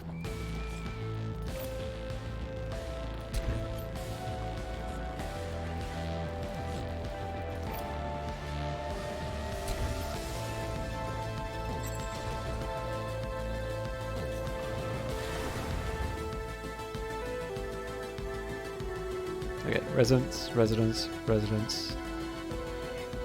office.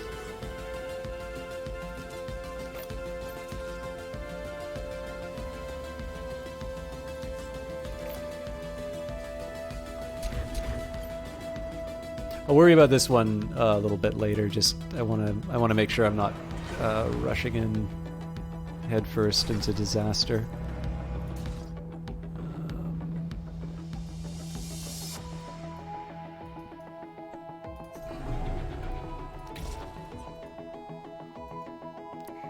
Work from home served us well, but it's time to move on.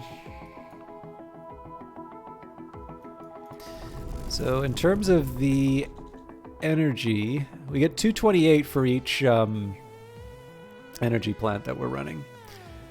Oop. Got some research to work with.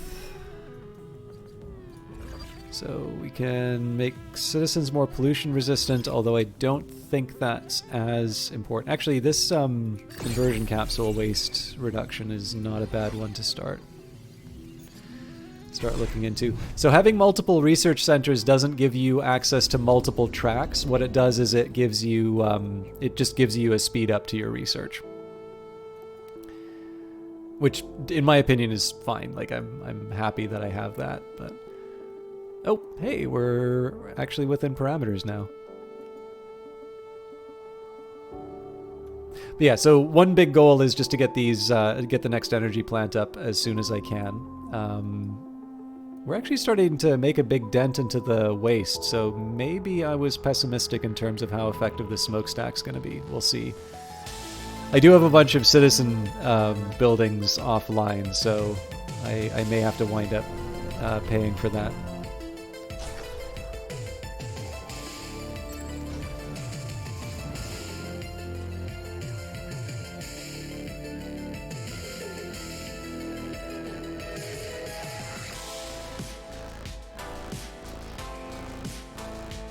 Eventually I want to get these inert ruins up and running, but I will bide my time. Like I said, getting back in the black is priority number one. Probably another ship year. Actually, so let's see what we're at once we make enough money. And then maybe I'll pick something on my corporate goals to focus on rather than kind of run through. Keep a city alive or die with a fat stack of cash and you're pretty good. I'm sure well, actually, I guess if the council's mad at me, they don't give me an escape hatch. But I'm assuming people like me get a special priority for whatever evacuation measures we've got in place.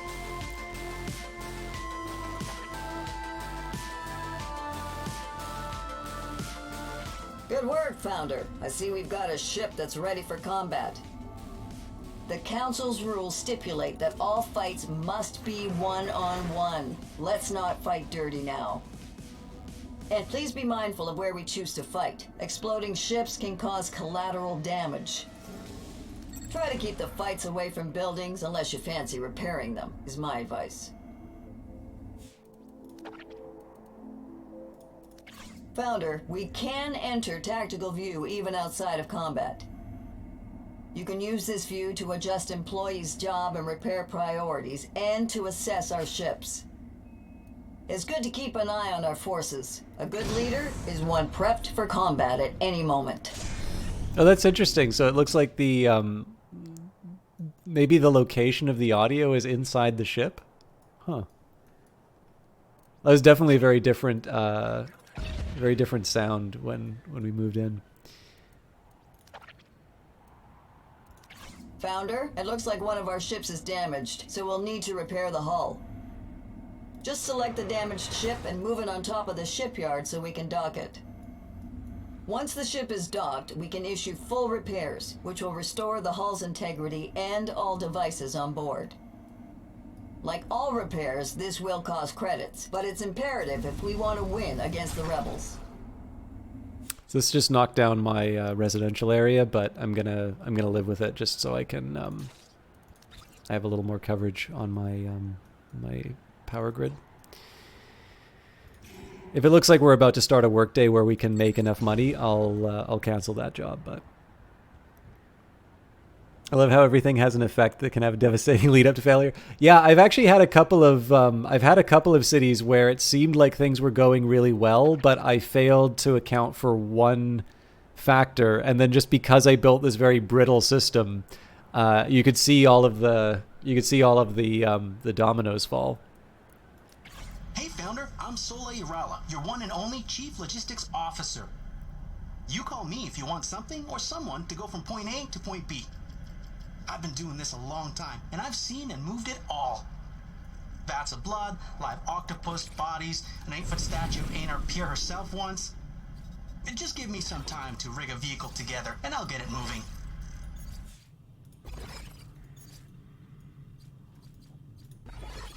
The command center range is very tempting.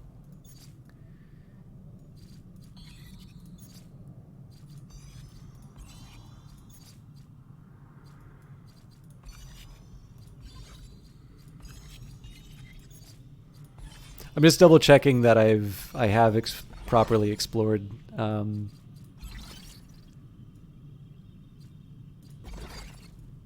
Yeah, you know what? I wasn't originally going to do it, but I actually like the idea of the extra command range.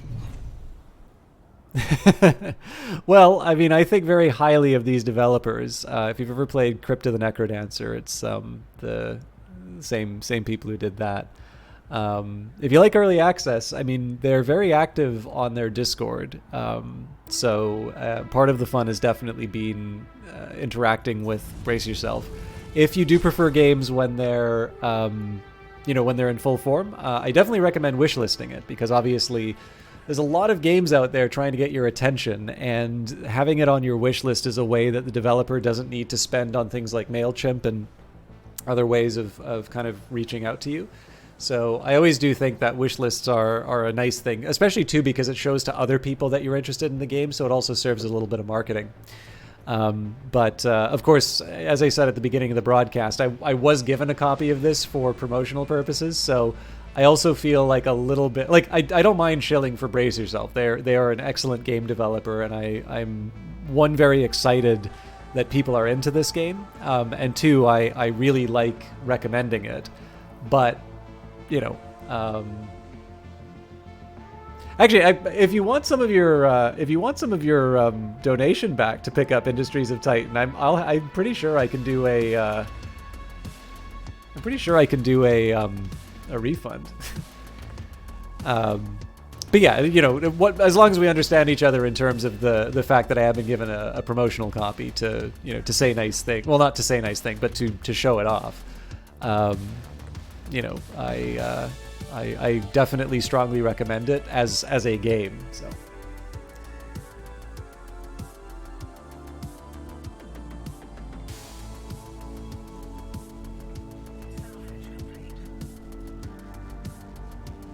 Okay. Yes, actually. So some of the names that you see. So the Brace Yourself actually has a. Actually, I should shout that out. They've got their own Twitch channel, so they stop by quite regularly. I think we've had lead designer's been in a couple of times. I mean, sometimes they like to lurk, so I try not to call out the lurkers too much.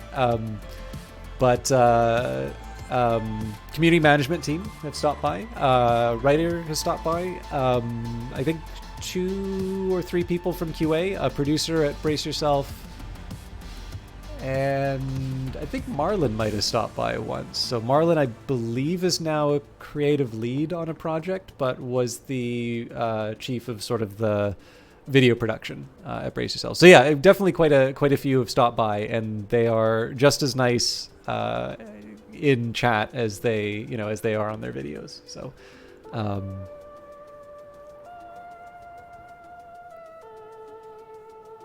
Yeah, well, I mean, like I said, I'm not, I'm not making up stories. Like, a very big factor of the early access period for me has, in fact, been the interaction with Brace Yourself. They're very pleasant to interact with, and if you visit their Discord, like, you will see that on display. It's not just a Twitch thing. So there are definitely people who don't like interacting with games that way. So it's a sometimes a hard one to sell, just because obviously if you don't necessarily like interacting with, like, so if some people like early access because it's an opportunity to have a part in sort of shaping the game, whereas some people prefer the finished product, and neither one is quote unquote right. It's all about how you engage with the things that you're interested in. But a very big factor for me, I do not necessarily, I'm not automatically someone who will play the beta version of something, let's say when I've been a Kickstarter backer on something, or there's definitely lots of cases where I've waited for the final version of the game to come out because I was interested, but I didn't necessarily want to play like the intermediate versions. But in the case of Industries of Titan and then their other game, Phantom Brigade, those are two games where I definitely have gotten quite a bit out of being in early and seeing the game changed and sort of being able to interact with the team. Like I said, it's a fairly unique one for me. In that regard, I'm definitely going to put some more residential and office areas there when I can. But let's find some more tech to work with.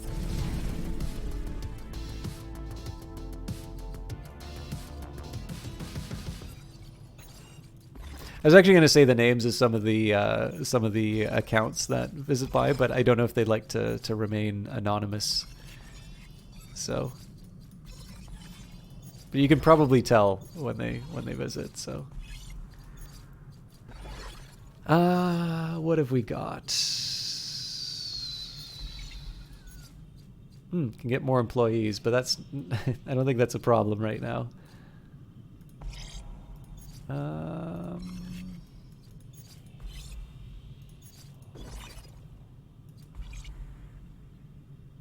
Council Obelisk is something tied to one of my objectives.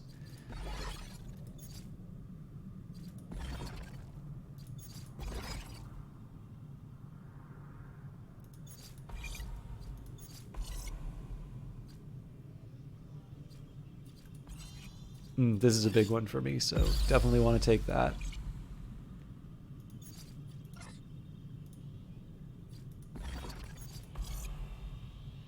Oh, that's big too.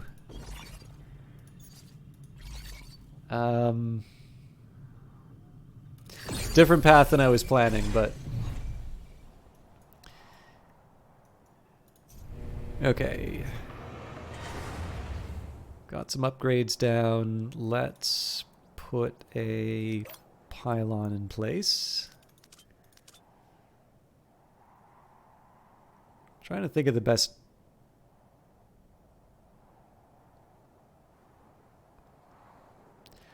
I really think this is the better spot for it, but I also think it closes off some possibilities for future upgrade. Well, you know what? Let's just accept that life is full of disappointment. We can put either a conversion center or a research center here. Let's make it a research center.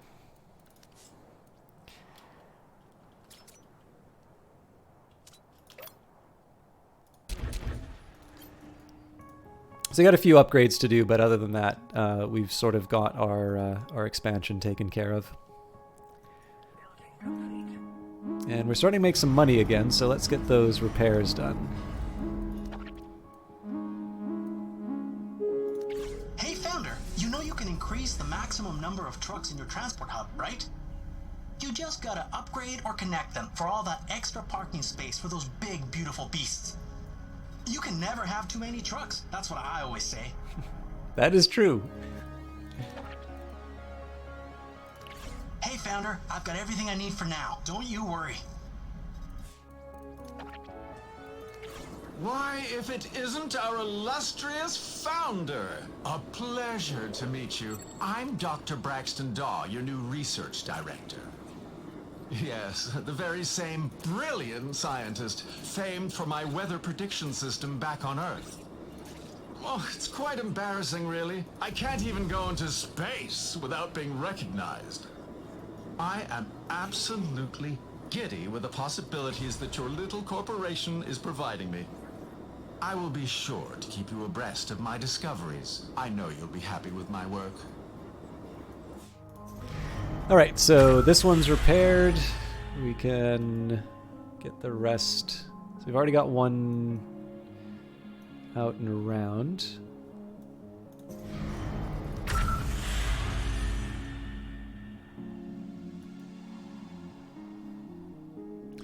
Yeah, like I said, I think I'm just going to worry about that. I'm just going to worry about the cash flow first. Everything else will fall into place.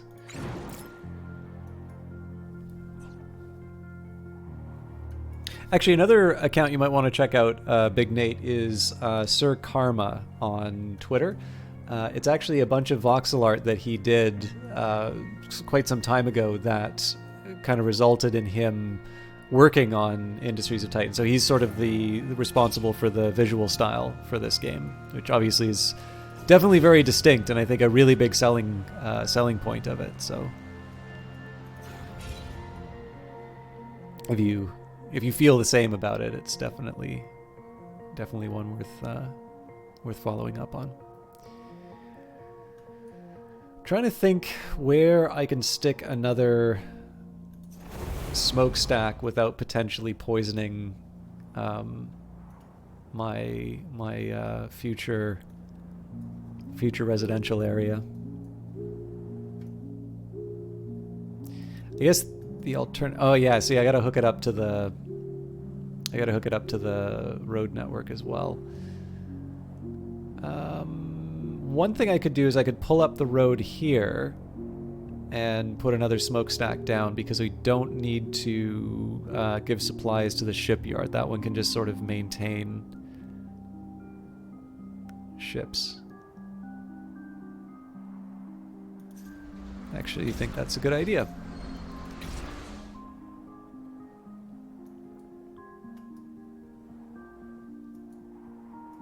Three smokestacks should be enough, I figure.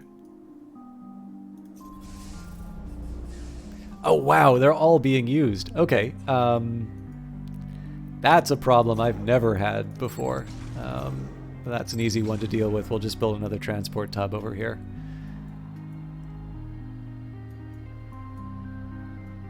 So again, I'm just trying to make sure that I have a road network. I would like this to be as connected as it can be.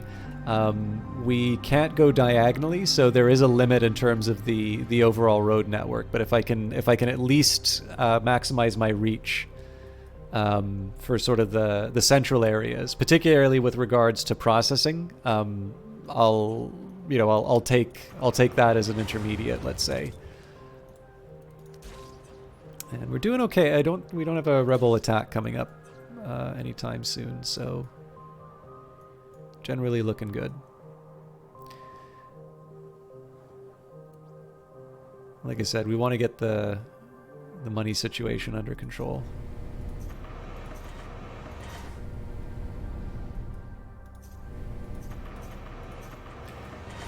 Now this weirds me out a little bit. So we've got 2 full residential areas, but we've only got 70 citizens working here. So it makes me wonder...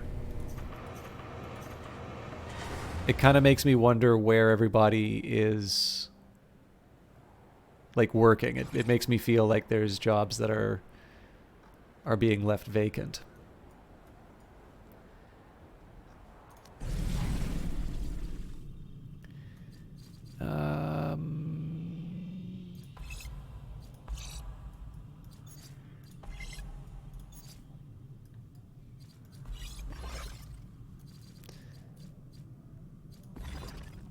I'm gonna start working on those obelisks. I'll definitely add to the, so there's two workforces. The employees are the things that are costing me too much money, so I'm actually trying to get more people working in the monetization stations right now.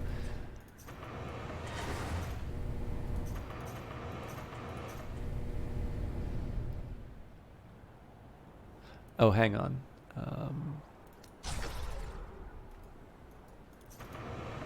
Here's what I'm going to do. I'm actually going to shut off all the residential areas until everything's ready to go online. Oh, crap.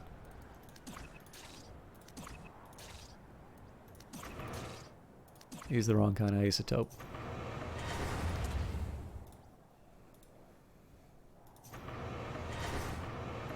Okay, this needs to get connected, so that's a 2. This is a tier 3. This is a tier 3. These are already upgraded. This needs an upgrade. Yeah, we gotta go the full distance on that. Well, we don't have to, but I will go the full distance on this.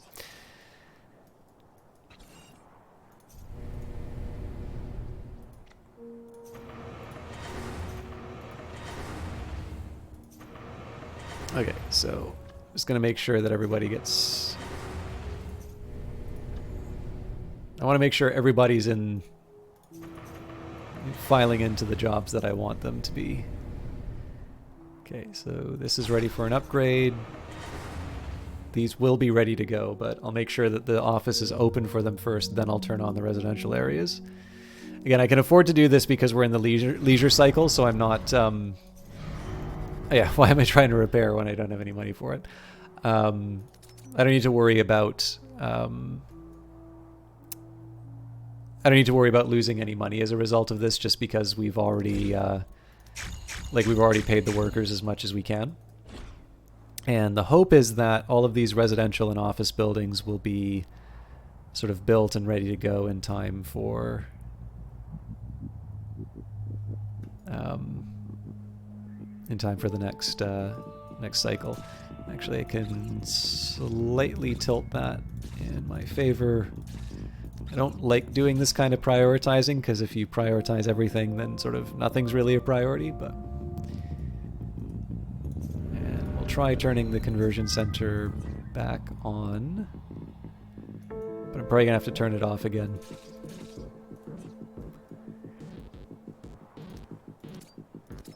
Yeah, we're running out of space. I either need to build more storage facilities, or I need to start spending more.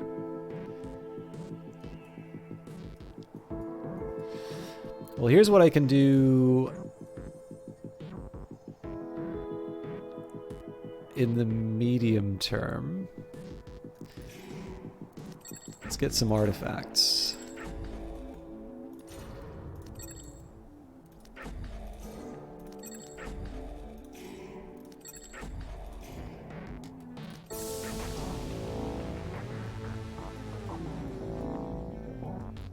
So of course, if I had my ideal of like 238... Hey, Founder. Been running mock ops on your other advisors here. Look, as head of security, I gotta know who would be the first to crack under enemy pressure. If one of our allies gives away our security codes or tells our competitors where we park our ships, then we're done for. I gotta say, the girl you hired to do the power systems is one tough nut to crack. She's got no weaknesses, as far as I can tell. No family, no debt. I don't know how she did it. That waste management officer, though, Vern, yeah, he's a weak link. I see a lot of weird loans here. And I also got an eye on that court monitor, but that's normal. All the monitors are snakes. At least with him, we know where the threat is coming from. The Council. Anyway, keep your eyes peeled, Founder. Can't trust anyone on this poison rock. God, I'm really liking these audio logs. Founder, I believe we should talk about research time. The more nodes my team and I have worked on, the longer it takes to complete each new piece of work. Some of this extra time can be negated by assigning more employees to the science lab, but it is still wise to think carefully about our research.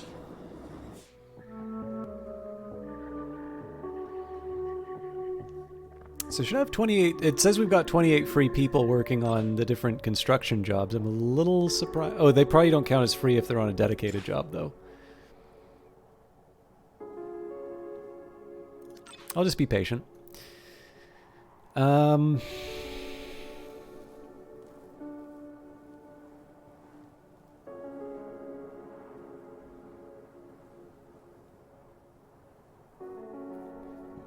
Say I had an option in terms of like residences and offices and that was slightly different than this, but I'm not gonna worry too much about it.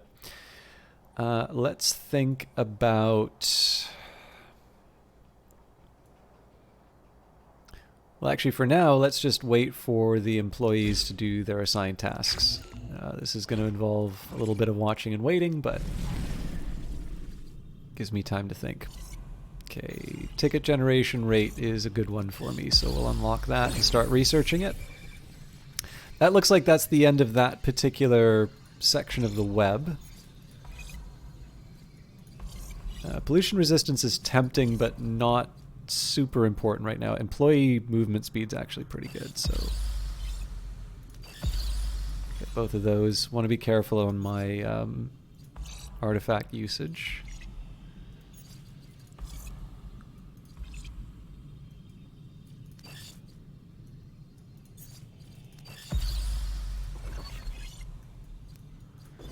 Oh, all this tech, all so good.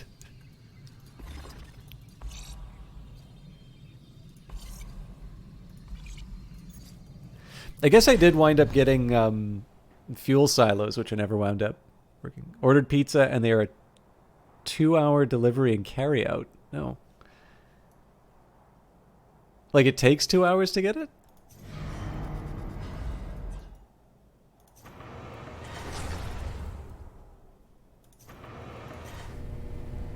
Oh, good lord. I just paid for that with tier 1 isotopes, yeah.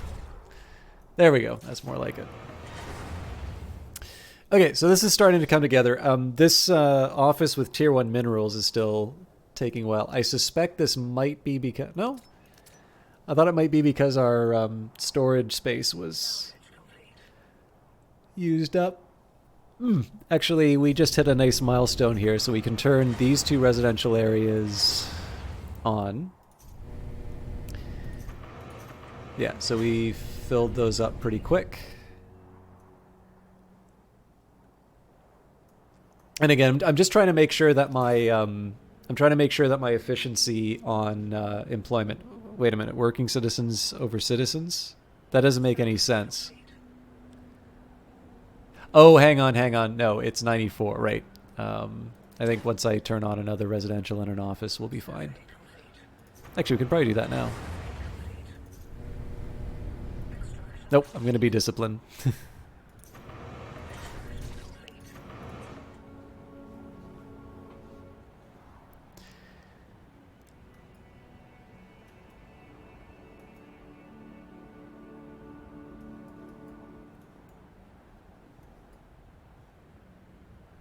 Okay, so this was going to be... I think I said a smoke...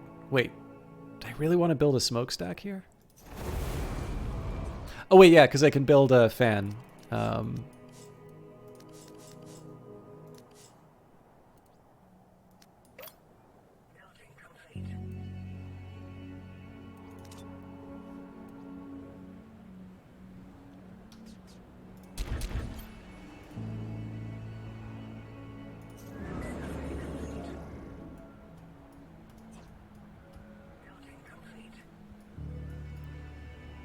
So we are draining a lot of battery. Let's kill some of these conversion centers as a temporary measure.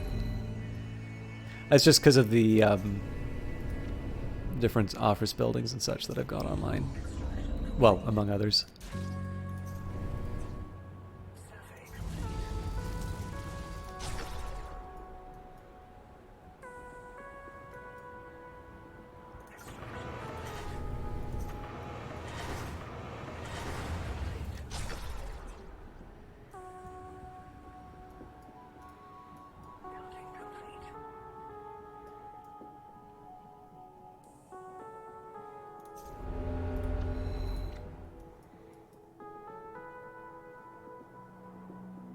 Okay, yeah, we're in...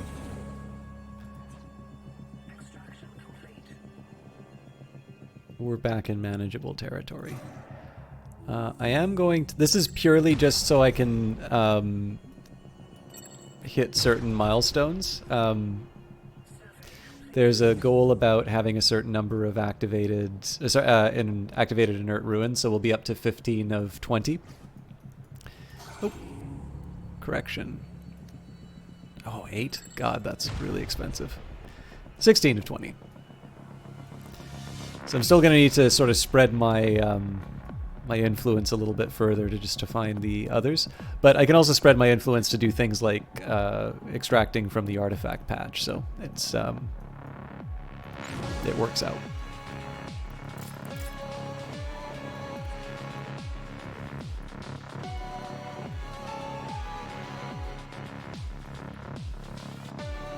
Like I said before, the thing I want to focus on right now is getting my proper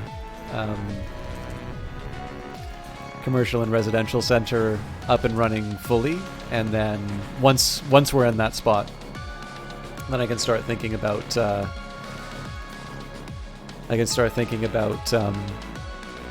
of the next steps. So.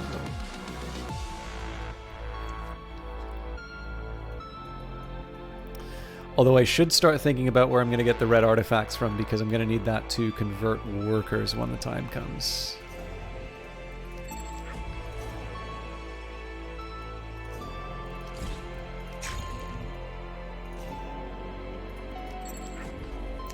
We're actually kind of at the end of that, so...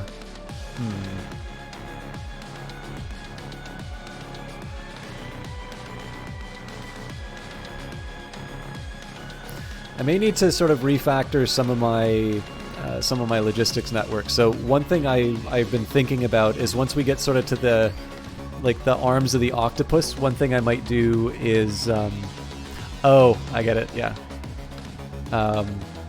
Sorry, Big Nate, I didn't see that message before.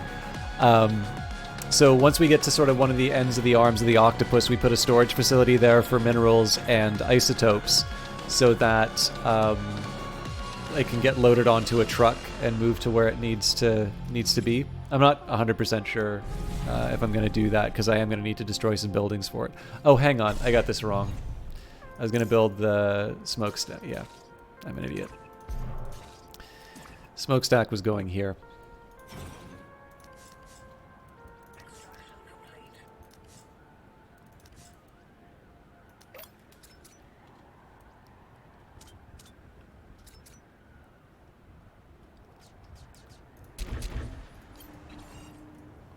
Okay, back to our tech web.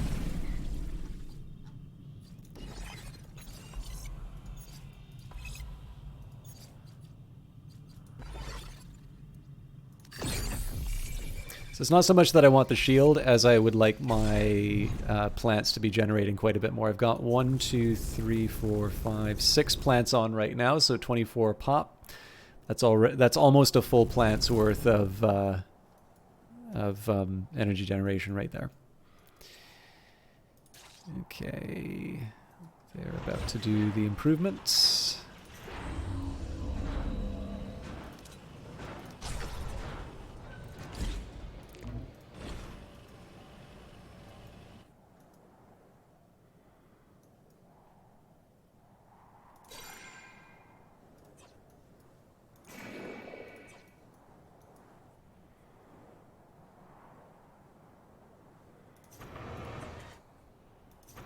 This guy's already online.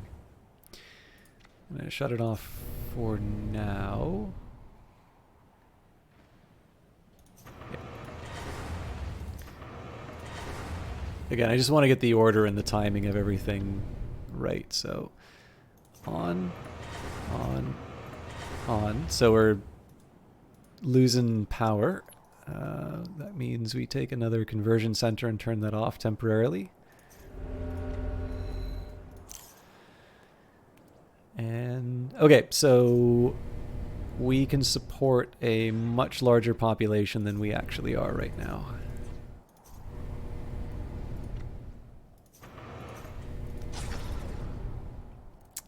So with that in mind, let's start bringing the bodies in.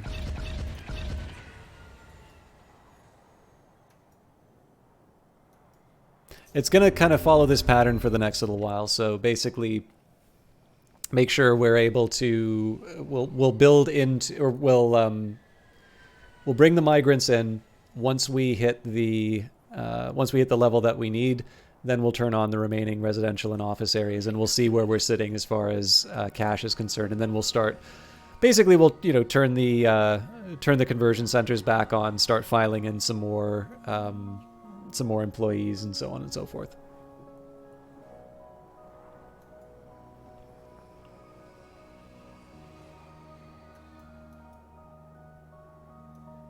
I'm trying to remember what I was going to build here, though.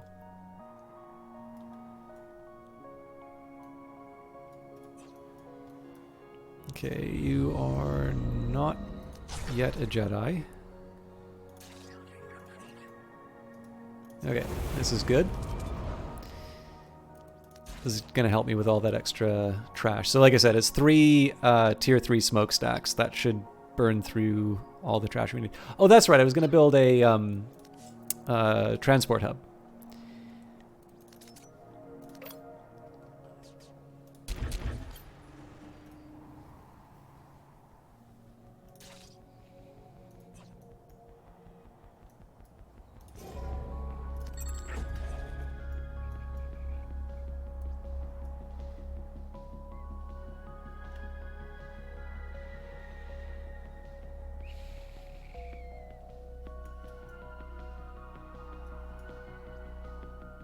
So it's predicting we're going to hit our first surplus at the end of this work shift. That may or may not be true. So I don't want to bank on it yet. But we are going to be bringing an influx of migrants, so I'm cautiously optimistic. The other thing I'm going to start doing is taking the Rogue Daphne. Oh yeah, actually, I guess if I use the Rogue Daphne, I'm still not going to find... I'm still not going to find inert ruins because you only discover those after investigating. This is a priority though because these artifact patches, like 57, so that's like 83. It's like 83 artifacts just waiting to be taken there, and it's close to an area I already want to expand out to.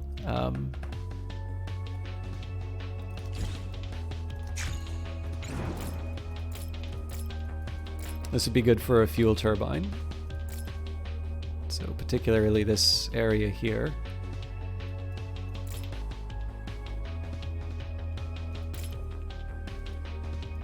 All of this is sort of the remnants of a rebel camp, but we already took out the defenses, so I'm not that worried about it. Okay. I have to hit another conversion center, sadly.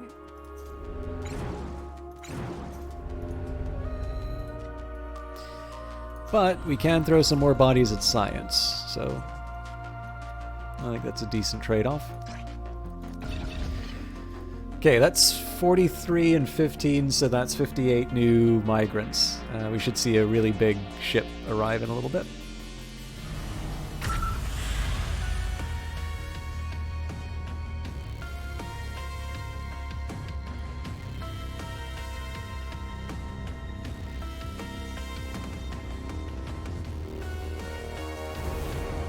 It's already seeing some encouraging activity as far as the finances are concerned. Let's take a second and repair the activated tank. All right. So I'm not gonna access any more nodes unless it gives. Oh yeah, so it was energy plant production. So this is the last node I'm gonna access. For a little while at least, until I get a little more secure in terms of my artifacts. But yeah, improved generator output's going to allow me to even... Like, so this energy plant's taken a really long time to build. I think it's just because of my storage and the fact that I've kind of been dragging all of my workers into other tasks. But that's a pretty high priority for me there, so...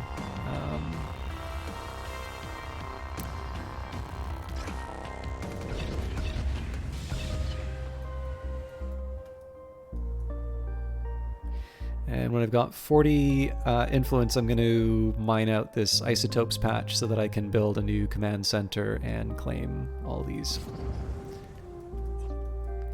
Ad farmer achieved. So that was retain 400 employed citizens. Of course, my real goal is to have 1,050 citizens. So once we see the state of play with this sort of satellite, we're going to start working on this area.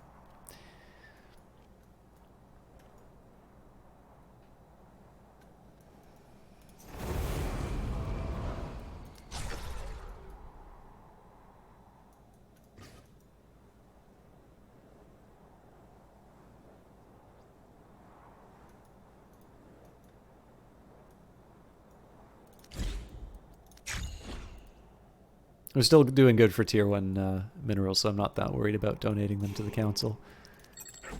And I do want my red artifacts, so I know I said I was going to mine out the isotopes patch, but I can't help myself sometimes. But yeah, so because we're, I mean, we still need to wait to the end of the workday to be able to start converting employees, but we've now got a surplus of 8,000 to work with. And I'm going to start basically once this office. Oh, actually, this looks like this office is already fully occupied. So why do we have?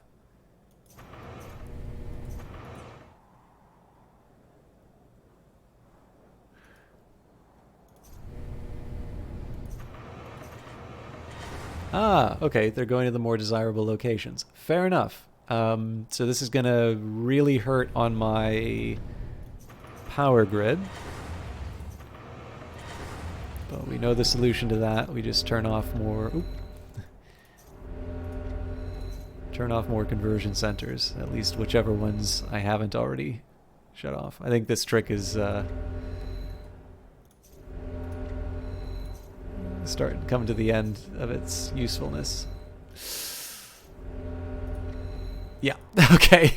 I really need to get that generator built.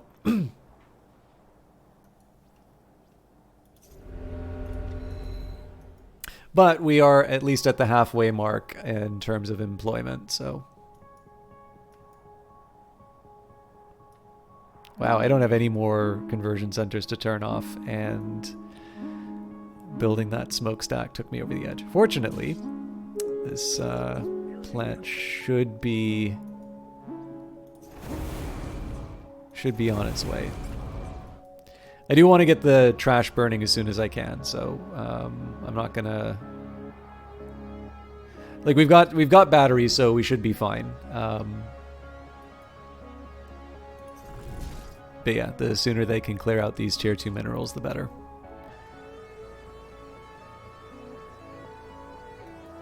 Look at that beautiful money. It's all gonna go away on payday, but...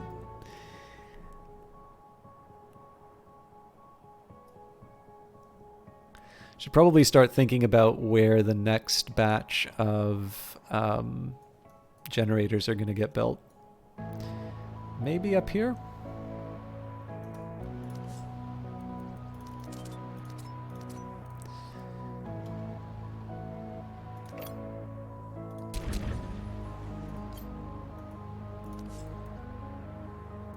So I've got 75 for power. I need 45 each. Okay, yeah, so we're actually already short on power. Oh, that's right, because I took out this power generator, this fuel turbine. So, I think a fuel turbine here is what the doctor ordered. So that's another isotopes patch for me to mine out. We'll take care of this one first. This one's going to be on my list. And we'll build out here. Ah, excellent. Okay, so I can start turning on some conversion centers again. We got that. That was just a function of the research. That had nothing to do with any new power coming online, so that's exceptionally good news for us. I want to try and push it as close to the line as I can get it. Okay, let's try and bring some more migrants in.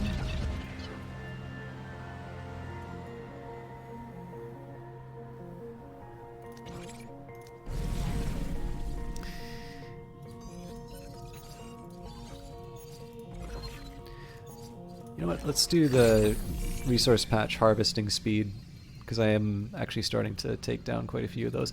The Council Obelisk is tempting because it is tied to victory conditions, but they also take a lot of power, so I need to get my generators in better shape.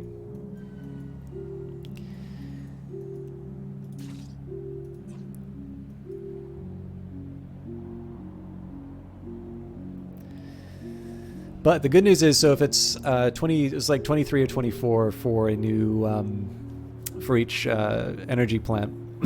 So the nice thing about that will be I'm going to be generating at least 2 plants, probably more.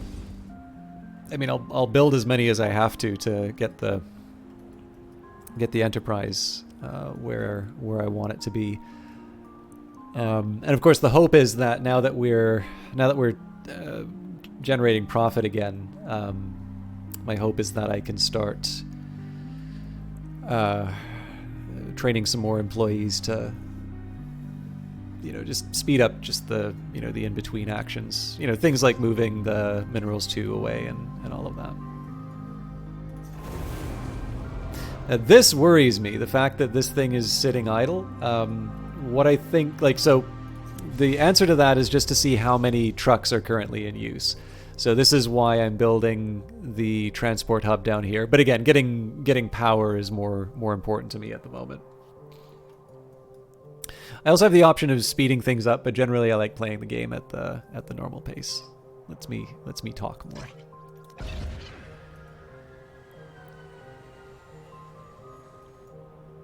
But the plan right now, so again, we said we were going to review the position once we were generating a profit. I actually do genuinely want to be earning more money anyway, because I'm not going to be able to get the full number of employees that I want off of 8,000 in profits. But basically, with where I'm at right now, leaving aside, a couple of power considerations, I believe it's 3 of each. So new ships is definitely aligned with the Rebel threat, as well as an easy one for me to complete.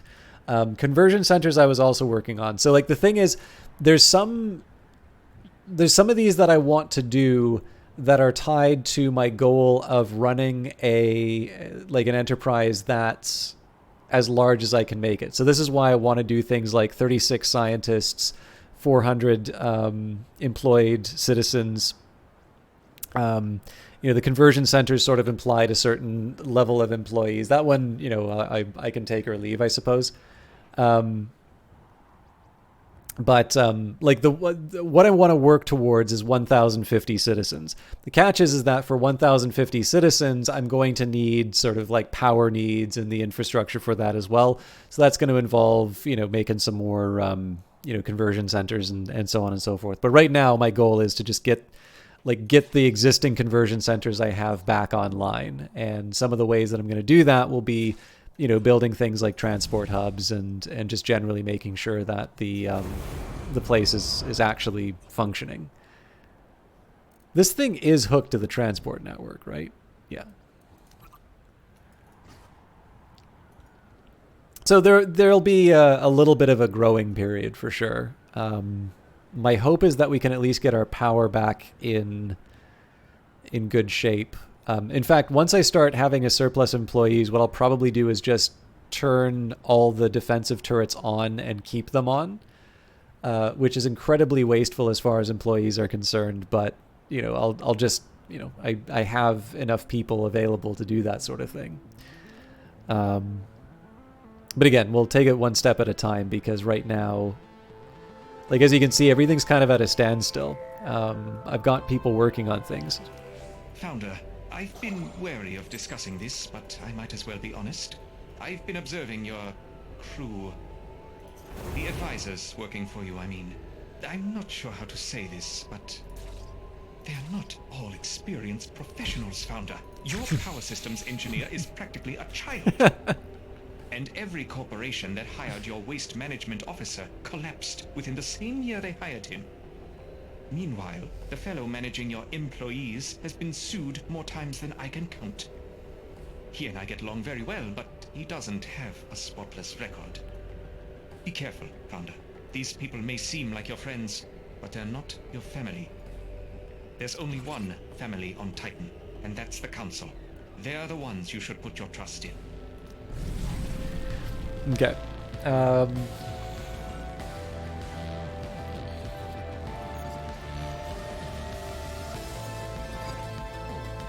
Definitely want to improve the trade ticket generation rate first.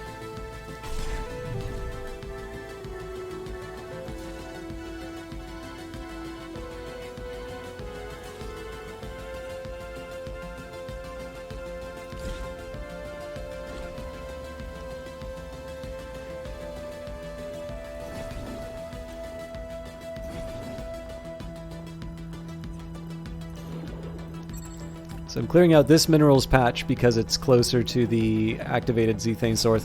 To be honest, I don't actually think it's going to really generate all that much to move the needle, but we've got, like, this isn't a fixed place, so we kind of already know we've got this in our back pocket.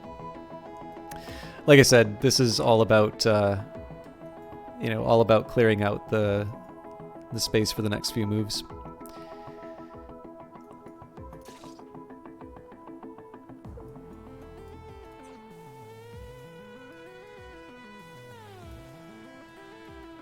I am going to break my rule though, and I am going to speed things up just because I want to actually start seeing some movement on some of these things. Particularly, I'd kind of like to see the numbers, how quickly they're going down in the energy plant.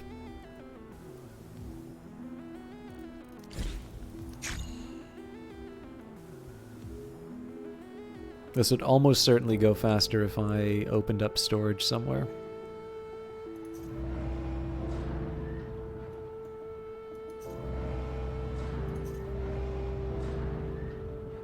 Oh, that's really upsetting that that's got isotopes there.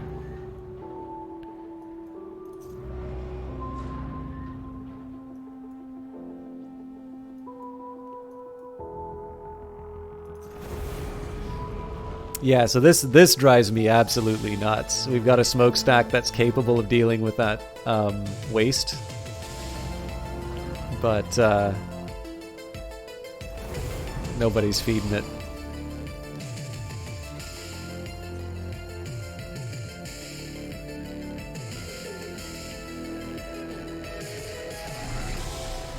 Oh, hang on.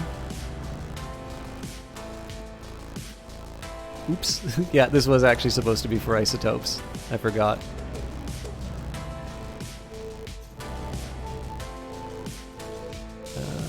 Okay, so we'll get tickets faster. That's good.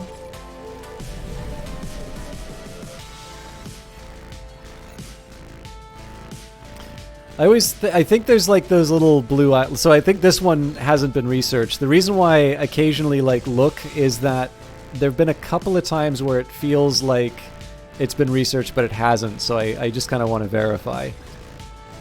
Employee move speed's probably going to help us quite a bit on this one. And I have a feeling I'm probably not going to get that shipyard up and running in time.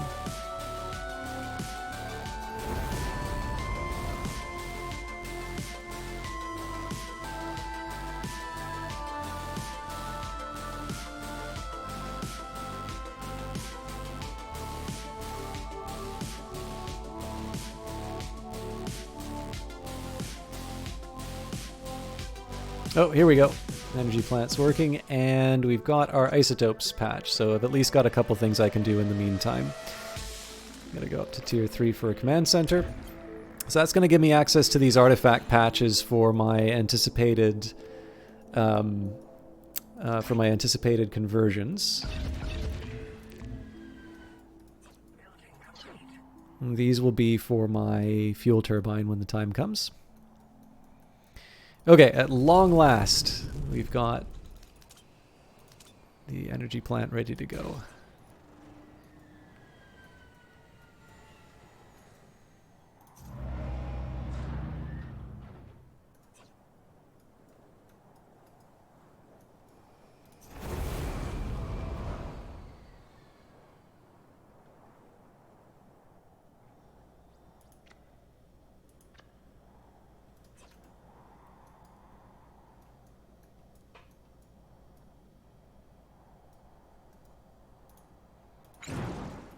Kind of sent this out on an exploration mission, and I forgot about it.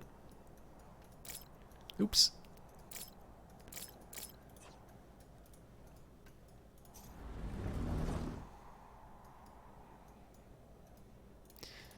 Let's make that one a priority.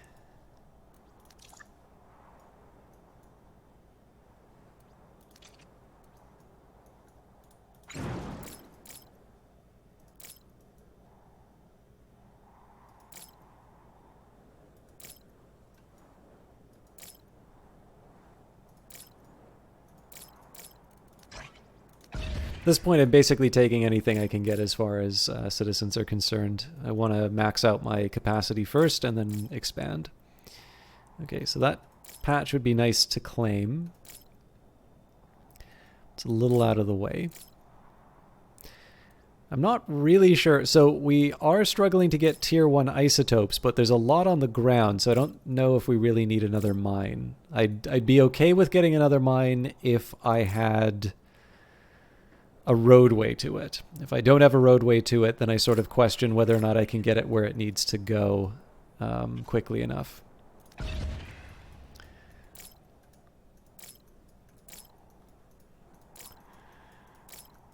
Okay, we better hope this thing gets online quick.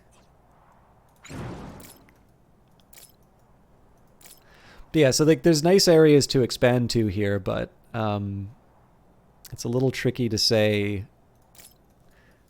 Like these are definitely the high priority areas, either with the artifact patches or the plan for all the different areas. Okay, so we can connect you. We'll switch to tier 3 because we're going to be doing full upgrades next. That definitely becomes a priority.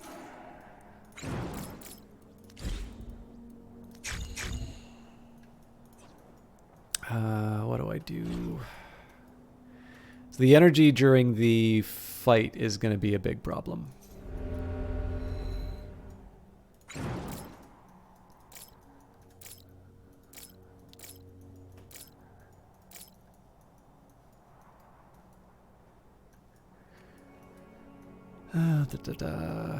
You know what? Let's start clearing out these isotopes patches. If nothing else, they're going to get me. They're going to get me a resource that I need.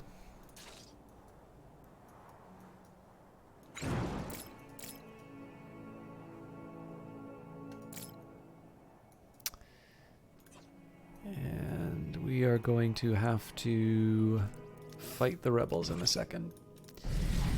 Okay, so my workers are moving faster, which is good. I guess I'll research the Council Obelisk. I don't really have a whole lot of other options at the moment. And then what I might do is chart a more proper path through the tech web again.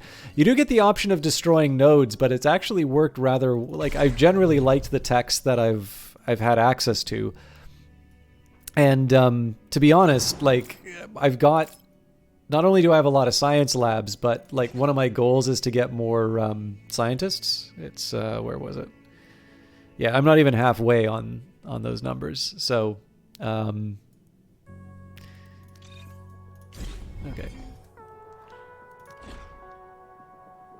Are you willing to lay down your life for your council? Let me test the limits of your resolve. They are mocking you, of course, but know that the council is watching you, Founder. Don't want to turn off the residential and office buildings yet. I'm also reluctant to turn off the monument center, so I think we're just going to drain our batteries for a bit and hope for the best.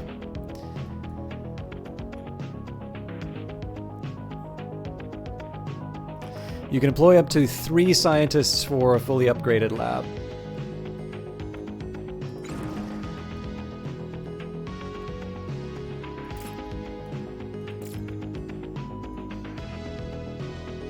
The rebels know if they just wait it out, I'm gonna run out of power.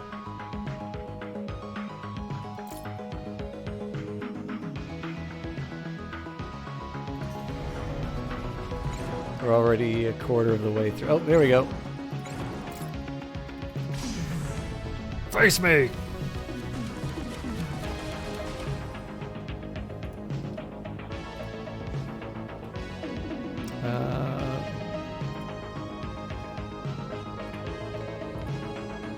Hit the med bay hard. Okay. Let's find the dance partner and... Oh! There's more.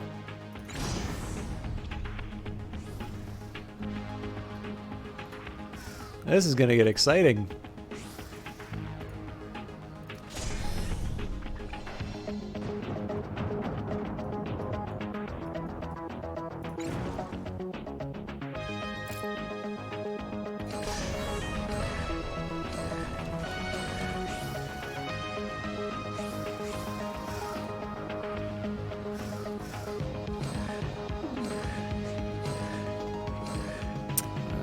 There is a med bay.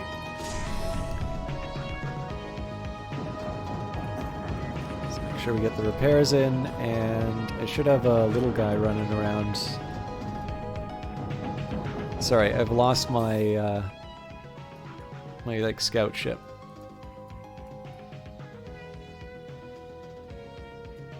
I remember bringing them in. I just don't remember where I put them. Okay, 1, 2, 3.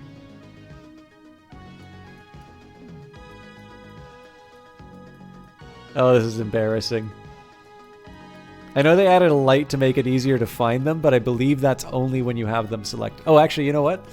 I wonder if I pick the, it's the Rogue Daphnis.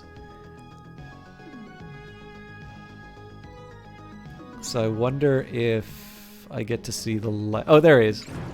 And the answer is no, I don't get to see the light.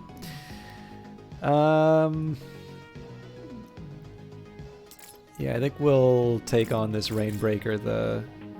This turret's actually taken a bit of a beating. So I don't expect to win against this, I expect to draw the fire. Oh my god, this thing's gonna rip me apart.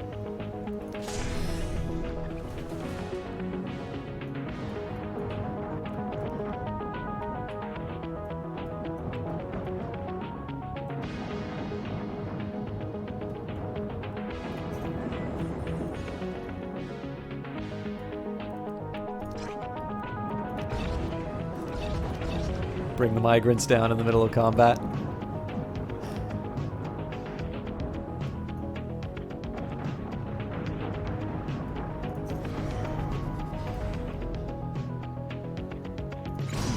Please tell me this thing's still working. It's looking a little hairy, but...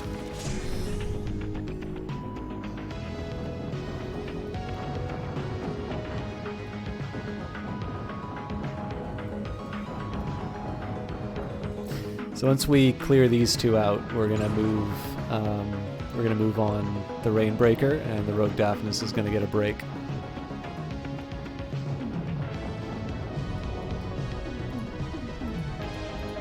Oh, did it? Nope, we're out of power. Damn it. Okay.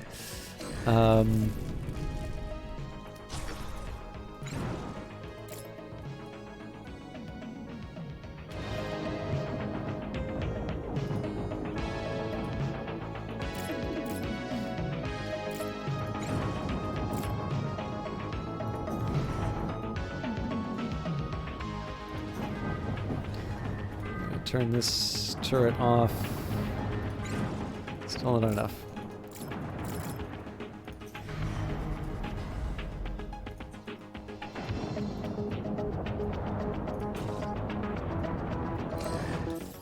Okay.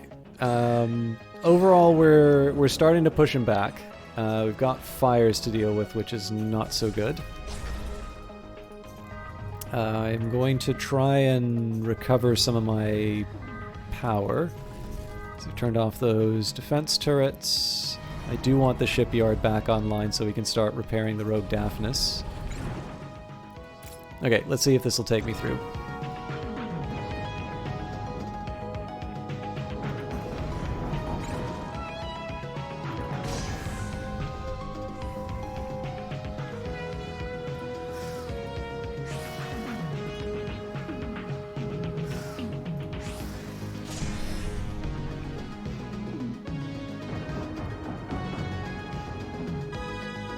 Ooh. That's not good.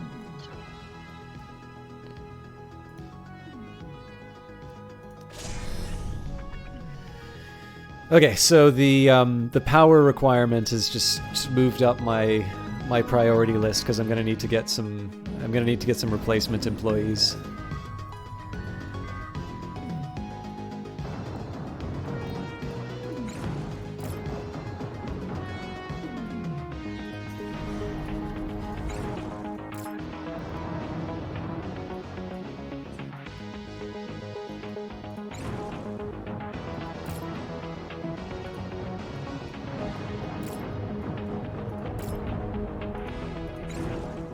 Okay, things are starting to look up. Again, we've got a bunch of fire to deal with. We can cancel the alarm. We don't need the turrets anymore. We're going to handle them in space.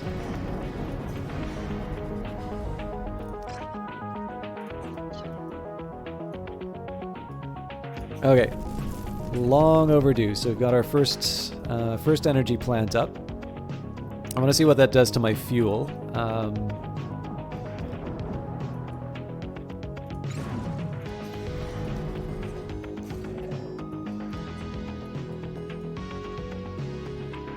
So there used to be a time when I would target the crew on these things, but we're definitely past that point. You're a lot smarter than most founders. I can respect that.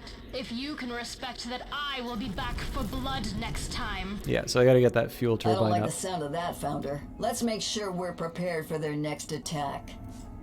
Okay, so fuel turbine.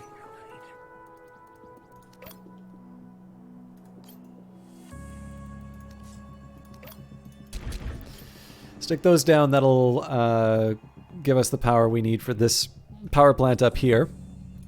But we do have a surplus of 253 now, so the priority, now that we've sort of dealt with our immediate needs. Oh, Jesus. Please repair the fire. Let's start turning on some conversion centers again, because I want to get that. I want to get us back to normal as soon as possible.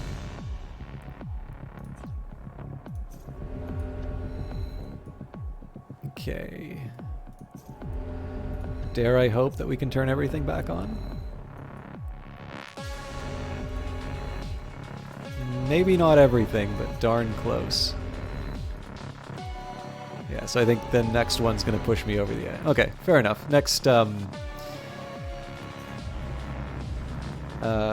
Next power plant we turn on, though, should cover it.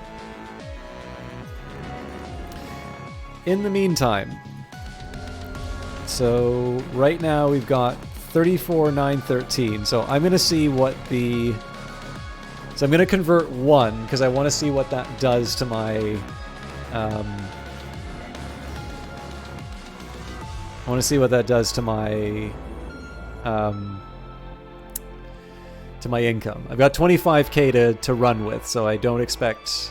Like, I'm not freaking out about it, but I do want to keep an eye on my costs. Please, for the love of God, put out the fire.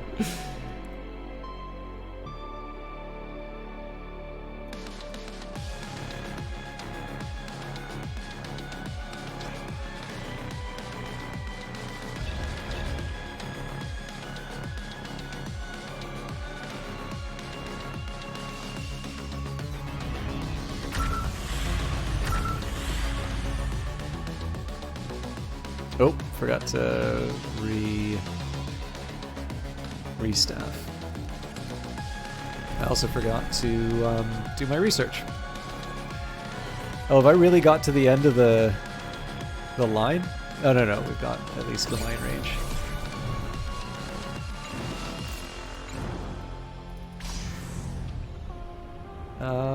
Okay, how are we on the staff?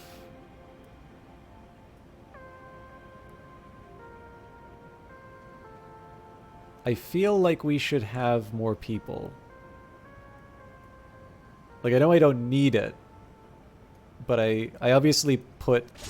Okay, I think I'm gonna have to review all of these ships.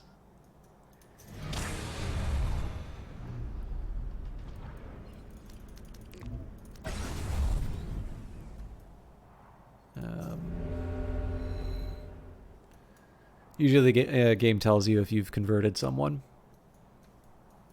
I was really hoping we'd be at the end of this one. Not that I'm hoping for the end, but I was really thinking we'd achieve victory. I suppose I could like force the victory, but we'll see how it goes. Let's start by crewing everything up where they need to be. Oh, that's this is concerning.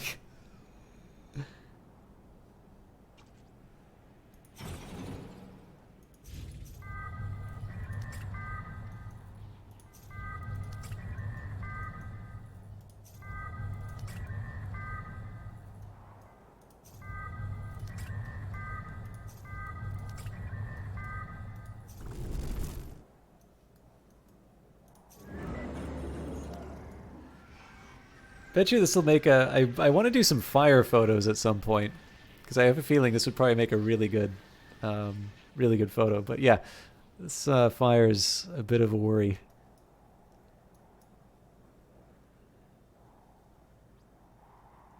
Uh, 32,168. Damn it! I don't remember. Let me see if I've got that written down.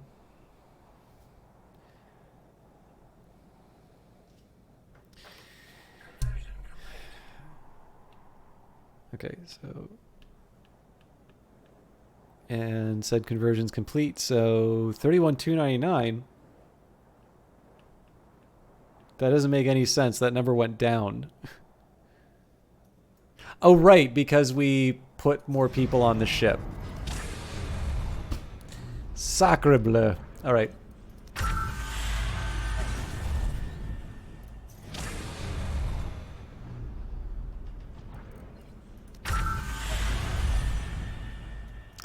Against my better judgment, I'm gonna throw all my red artifacts into staff. How you doing, Founder? Taking some time off lately? I tell my soldiers the human brain needs a hobby. You need to get emotionally invested in something that isn't work. My thing is historical weapon simulators. I've got some force feedback hardware that I rigged to simulate a couple lunar gun emplacements. Stuff from back during the crash. Cheap, ubiquitous, low-tech. Honestly, it's beautiful stuff. Back then, you didn't waste resources on intelligent locks, aim assist, any of that stuff. Just cold, hard metal. Some of these old machines are fairly complicated, though. I've spent the last few months scripting just one emplacement.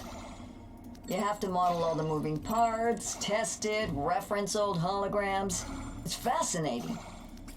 I keep trying to get the defense staff interested in this stuff, but most of them are employees, and employees don't do hobbies. Now that I think about it, that might be one of the worst things about being an employee. You're physically incapable of having any fun. Okay. This is good news for the power plant, although I'm still going to need to get the fuel for it. I could turn it on like early on, but oh man, actually we're totally jammed up on waste. It's good, like this smokestack's up and running, so that's not bad, but I think I'm going to need to keep a closer eye on just the overall like the overall number of employees on things. In fact, while I'm at it,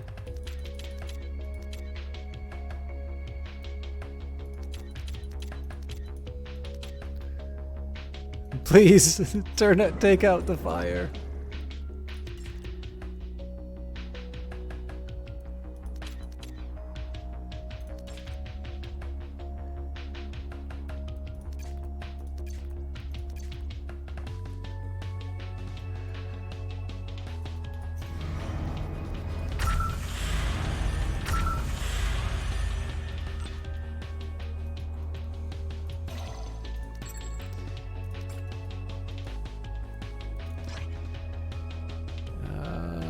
Okay, we're at the limits. Okay, cool. We're at max capacity in terms of our extension. So again, we've got some power and some maintenance problems to deal with. But we're ready to kind of move on to the next priority.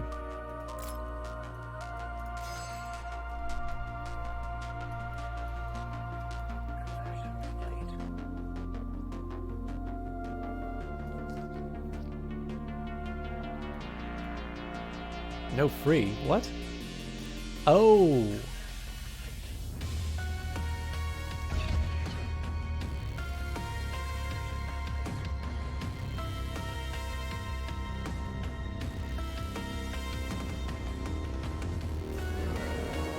I might have to pull some people off of the mining operations just to make sure that we don't lose the city to fire.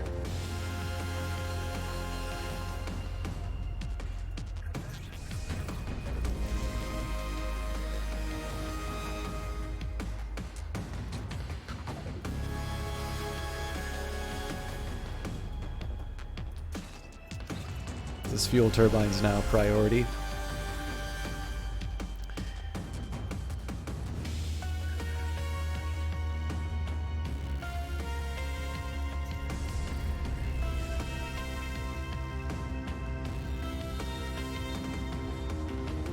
I don't think I have any more techs in the tech web to go after.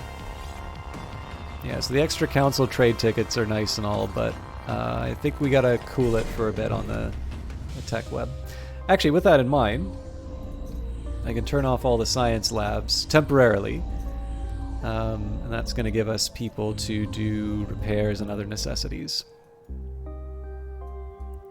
I'll start turning them back on as we need them, but at this point, eventually I'm going to turn on like all the turrets just so I can. We're not quite at that point yet.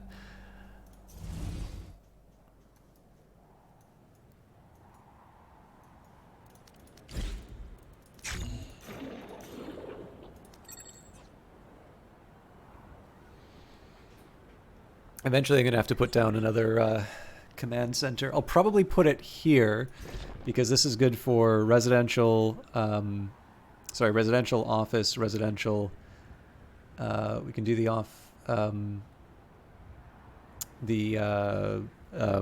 command center here. Well, I guess I can put one here. Well, but it doesn't give me the same coverage, so yeah, this'll still work.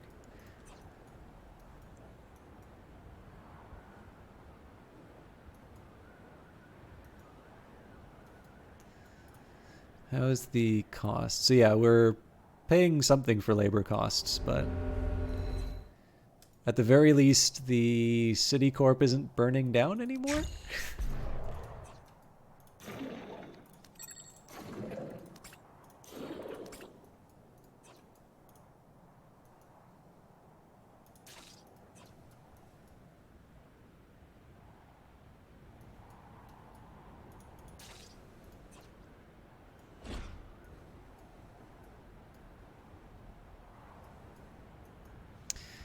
Okay, let's get those conversion centers back online.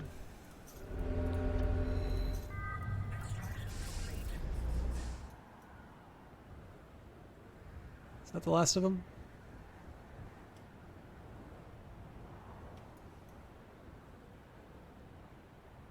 Looks like it. Okay, cool. So the big drain on our energy turns out to be the research now. So I'm going to wait for the fuel turbine to get built before I start turning on the science labs again. It's not even really about the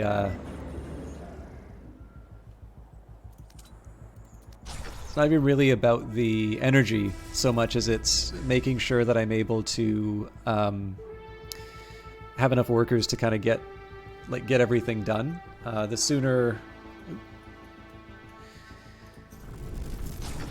the sooner we get this fuel turbine built, the faster I can get, I can get the power plant on. I can start building the residential and whatnot. Actually, let's... So we'll clear out the destroyed rebel camp.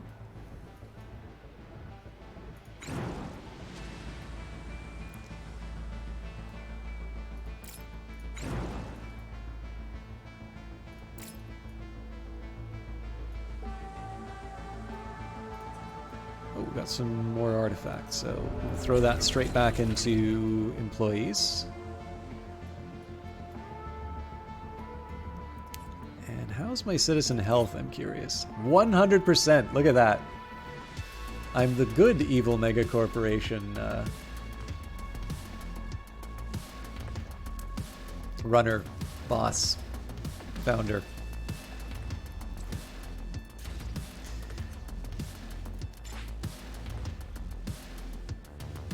Yeah, that free number makes me a little agitated. Like, I know why it is the way that it is. That's the result of a specific choice that I made, but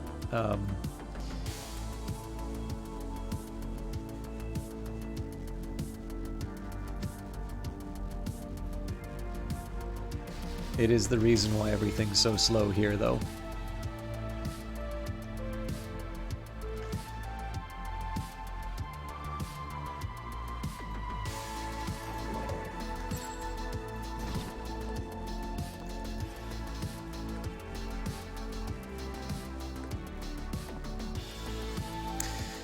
Yeah, so fuel... Yeah, actually, maybe this is the next question. So I know how I'm going to get my employees. How am I going to get the power to maintain them? So this looks like a nice spot for a fuel turbine. If I have to, I'll build a single one in the middle of the ruins here.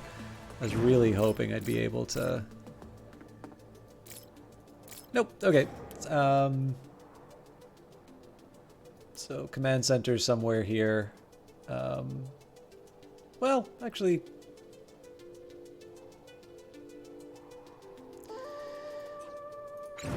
I could double up here, and that would be... Yeah, doubling up here is the right call. So build a command center somewhere, you know, in this area. Actually, I can get a head start. Oh, actually, I don't even need to build a command center because I've already got... yeah, so we just need to clear out these minerals, and I've got my next turbine.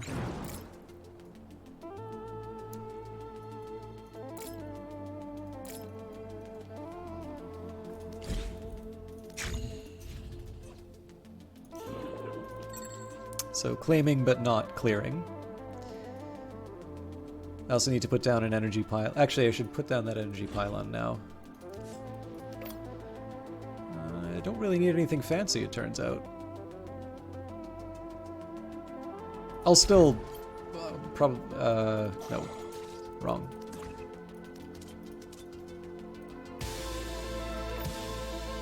I'll still probably upgrade it to like something ridiculous, but... it's more of a because I can rather than because I need. And still at 39, that's disappointing.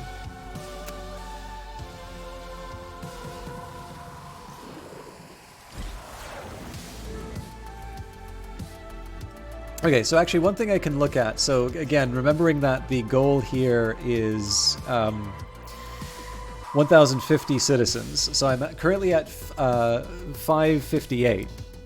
I've got capacity for 560. So I'm over halfway. Essentially, the question would be, in fact, given that it's 70... So if I doubled that, that would take me up to 1,120. Subtracting 70 from that. Yeah, no, doubling up is fine. So if I measure by office complexes, 1, 2, 3, 4, right? So I need to build 4 more office complexes. I've got one here now. I can build sort of a second one in here. So I can probably get about 3 office complexes when all is said and done in this area. Oh, I'm really glad to hear that, Big Nate. I mean, so one of the things that Brace Yourself seemed to do quite well on their first game was Crypto the Necrodancer. With Crypto the Necrodancer was actually being appealing to streamers. And I don't know if this is the result of specific outreach that they did, or it just happened to be a game that was particularly streamable and people took it up. So, I don't know how much of that I'm bringing to the table, but I very much enjoy, playing this game and watching this game. But I don't watch a lot of Twitch, so I can't speak as clearly as a viewer. But I'm really happy that it's a game that translates well to broadcasting. Excuse me, just because again, that gives me hope that. It's going to be a game that finds its audience, or maybe it already has found its audience. I know the Twitch viewership isn't as high as I would like. Like I usually wind up wishing that I could host someone streaming Industries of Titan, and I don't necessarily always see people playing. But I definitely. I'm definitely happy to see people really engaging with the game, and I'm glad to hear that it's fun to watch, because I certainly have a great time playing it.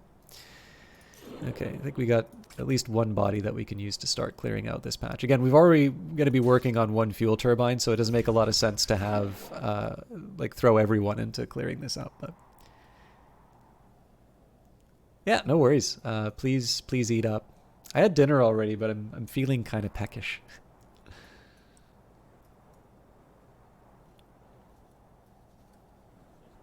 It's really cool to see this many trucks running around like this. I really should build big more often. I think one of the things is because so often I will... I think so often I'm going to play the game quite tall. I don't always quite get the sprawling metropolis experience. I'm just going to blame my love for Vancouver. That's going to be my excuse.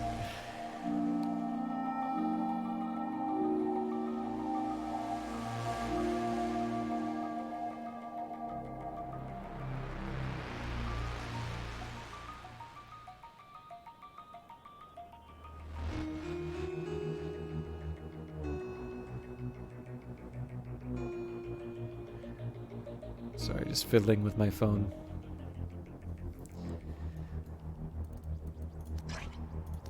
So that brings me to my limit. That's good.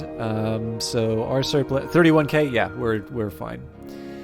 Okay. So I want to start prioritizing these artifact patches when I can. It's gonna take me a while because these are fairly expensive to acquire.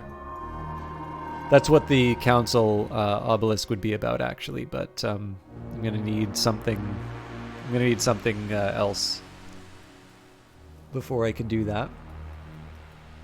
Power upgrade is on its way, so that's good. What we need though is the fuel for it.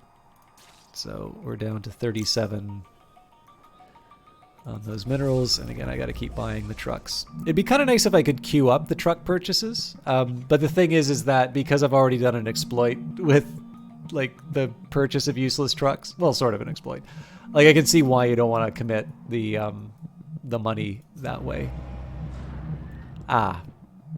It's my mineral situation. Okay, so I actually need to come up with more storage, otherwise we're just not going to make any progress. So, it's a nice problem to have, but I do need to resolve it. So, I'm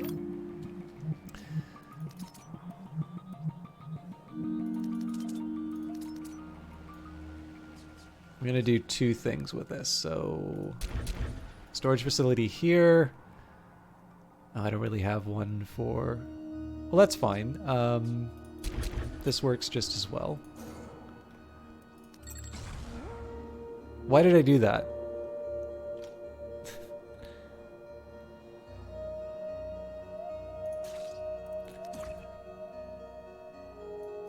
Just gonna make this a waste-focused one so I can put it right at the smokestack.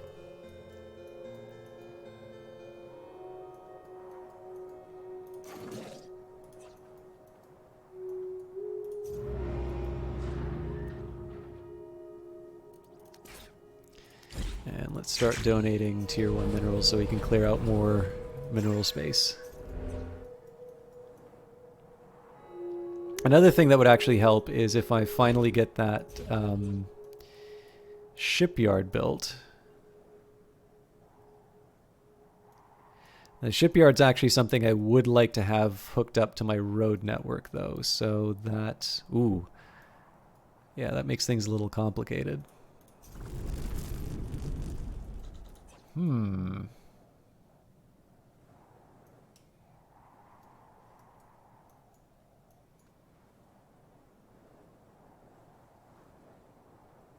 Okay, I have some ideas around that, but I'm actually not going to be able to hook as many shipyards up. Oh, actually, sorry, that's not true.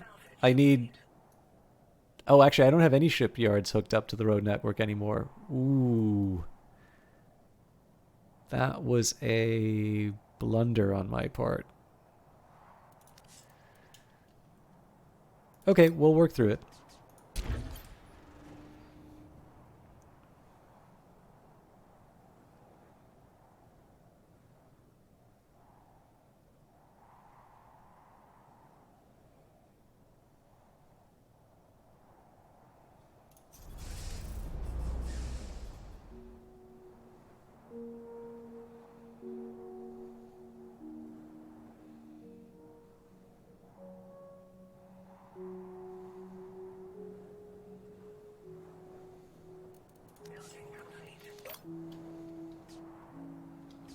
It's basically got to go here, I figure.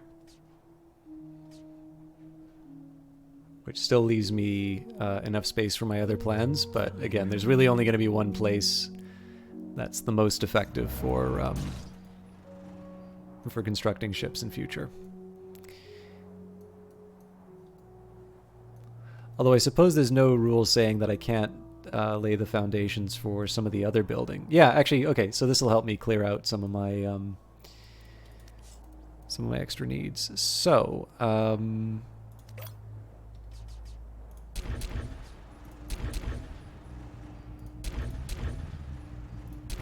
this might be overkill, but I'd rather have more than I need than less.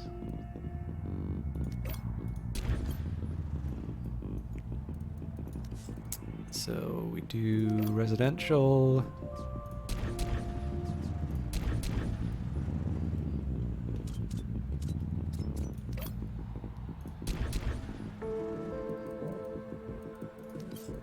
I'm gonna have to figure out some business with the pylons and such, but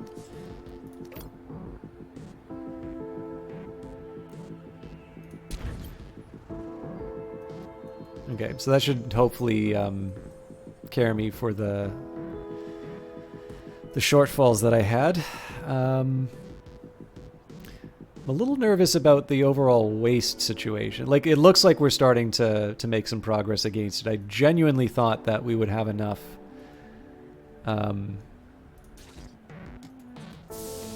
with our current with the 3 smokestacks, but I don't know. I think it gives me an estimate of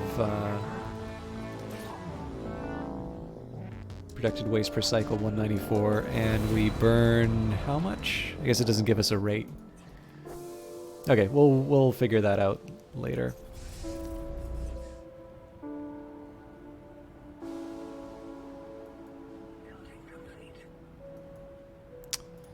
Okay.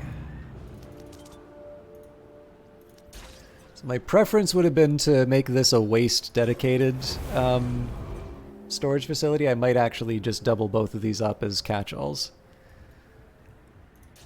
But we are getting some good news as far as the fuel turbines are concerned, so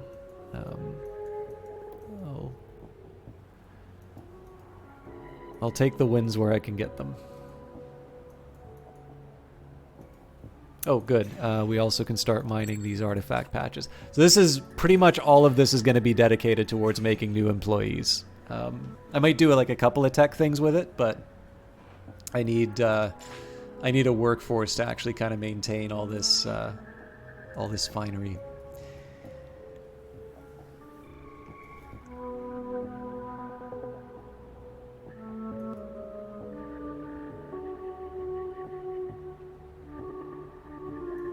So I think I said I needed 5 offices, right? 1, 2, 3, 4. Oh, do I only need 4? That doesn't feel right. Office 1, Office 2, 3, Office 4. Oh, okay. So yeah, looking at this, I could do residential, residential, office.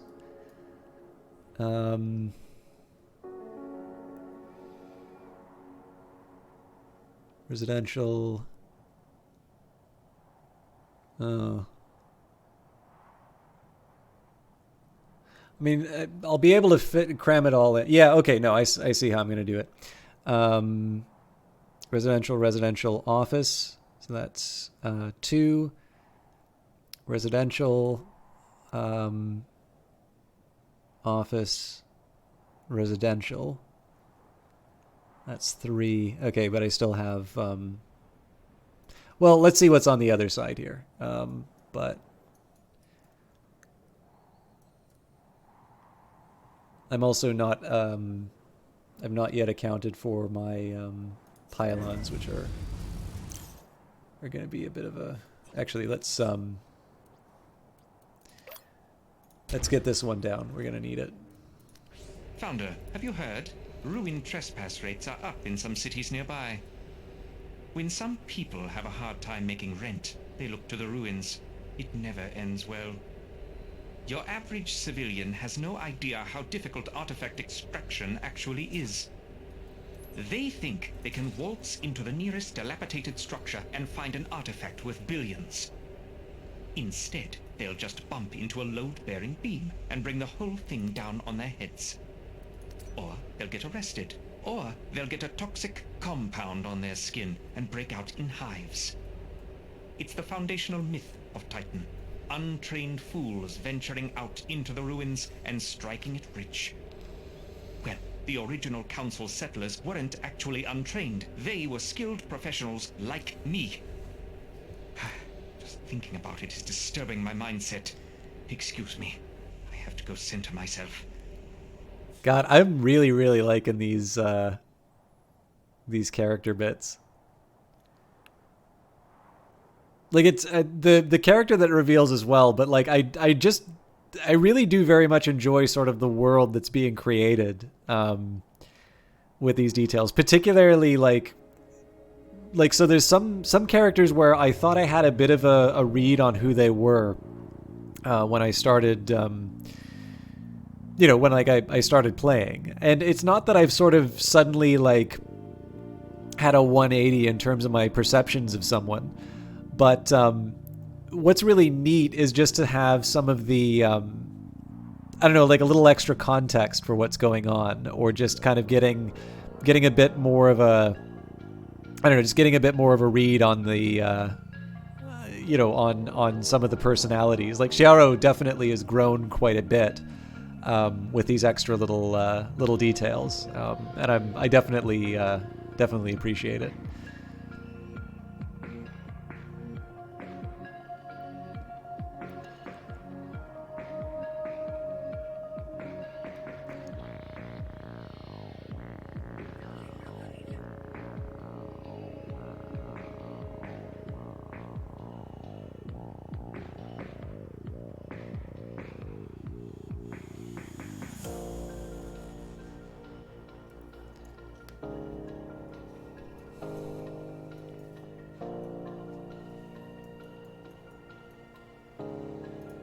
Okay, so I'm going to slowly just connect these as I can. I'm definitely not going to be turning most or really any of them online anytime soon.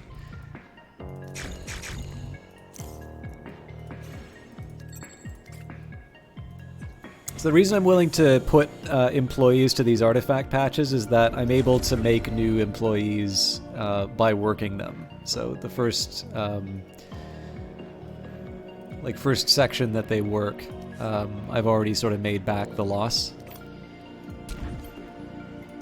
I'm a little weirded out that this is still waiting on...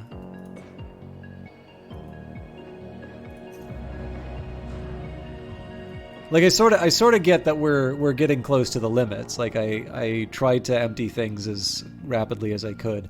And in fairness, like, I did say that the goal of this one was to just continue pursuing more and more rapid growth, but I really sort of, I went on hold on a couple of things. So really I should be building more of everything, more storage, more mineral refineries, more employee buildings. Like, I didn't entirely follow through on the intention,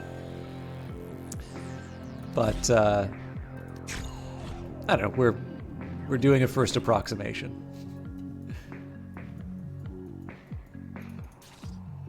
This turbine's really gonna blow the whole thing open as soon as I can get it. Well, I guess still have to upgrade it and stuff like that, but.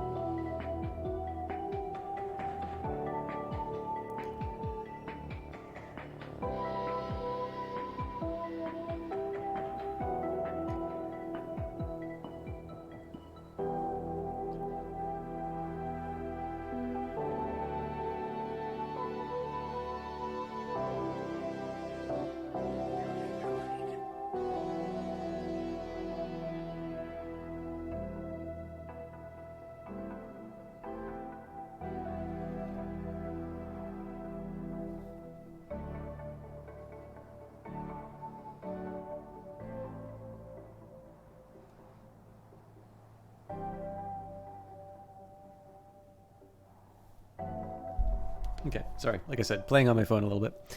Well, playing. Needed to send a message. Getting close. Probably should be doing these conversions right away.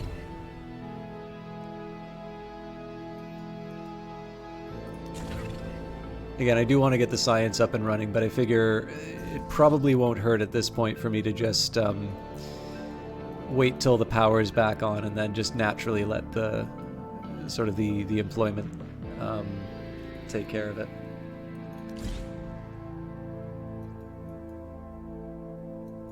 Oh, that's unexpected. I haven't had a citizen die in a while. How's the pollution looking? What the hell did he die of? Did he die on his way from the spaceport to his home? Yeah.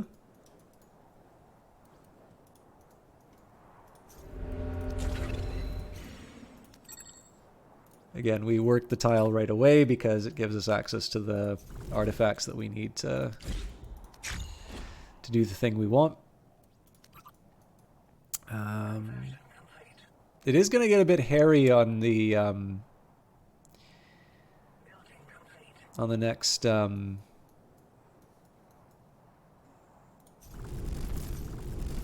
next rebel attack if I don't figure out where I'm getting that spaceport sorry, the shipyard. I think I'll risk it. We're gonna get a fuel turbine on pretty soon. Second one probably should follow reasonably quickly afterwards.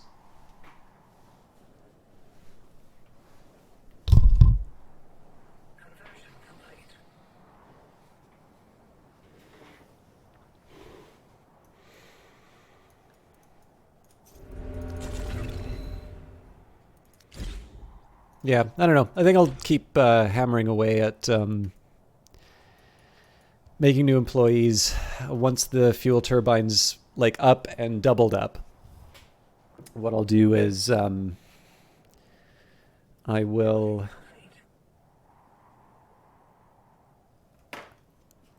okay, so first thing I'm going to do here, I'm actually going to assign an employee, and this is again just so I can get some data on how the fuel turbine's running. I'm starting to run out of space on my little list, but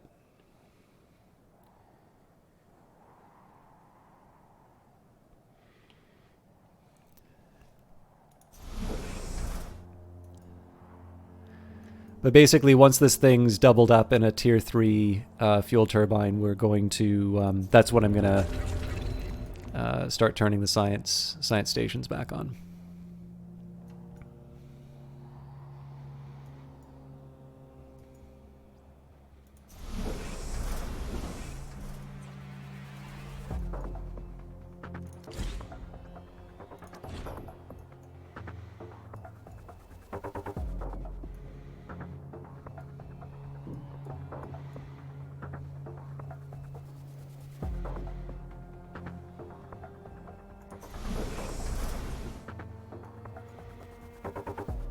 I wonder if this is the employee that's going to be working it.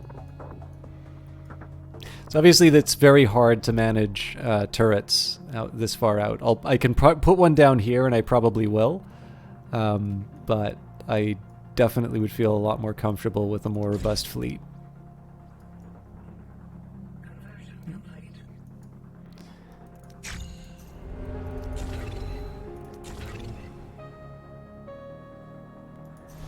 Come on, little fella, you can do it. All right, 31 at 67.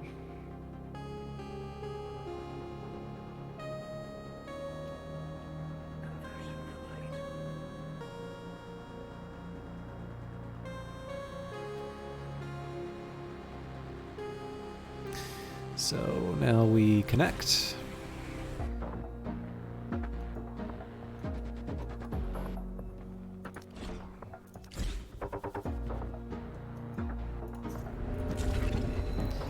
Again, just slowly raising the...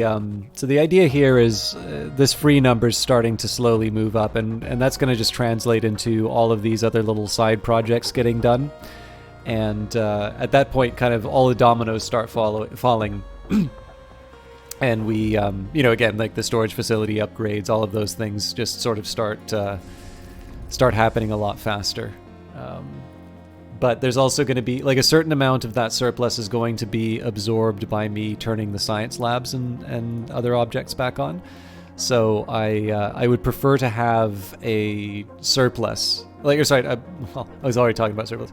Like, I want to overdo it in terms of employee conversions rather than kind of be cautious. There's a side of me that wants to upgrade this energy pylon, but let's wait until we get the last artifact patch before I start messing around with that. And this should be a priority. I should have done that as a priority earlier, but it's a little too eager.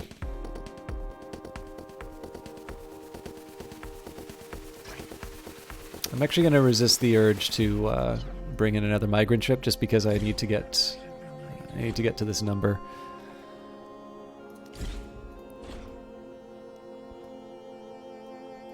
First thing I'm gonna build in the tech web is the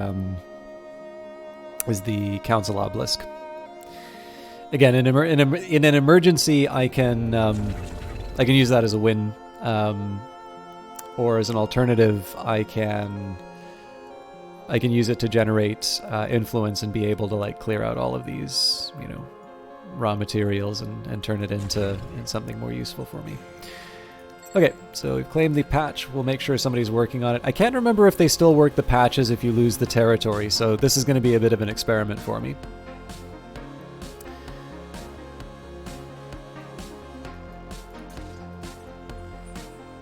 At this point, I'm just waiting on that connection. Again, I'm going to record the data just so I can understand the TFEF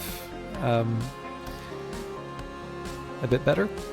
And to be completely honest with you, like, the idea of getting 82 artifacts, that's pretty incredible. I'm not really sure I'm going to be able to get that employee number up to the max, but the game's not telling me to. So I want to make, like, a good go of it. I want to make sure that I've got a lot of people sort of dedicated to sort of side jobs and stuff like that.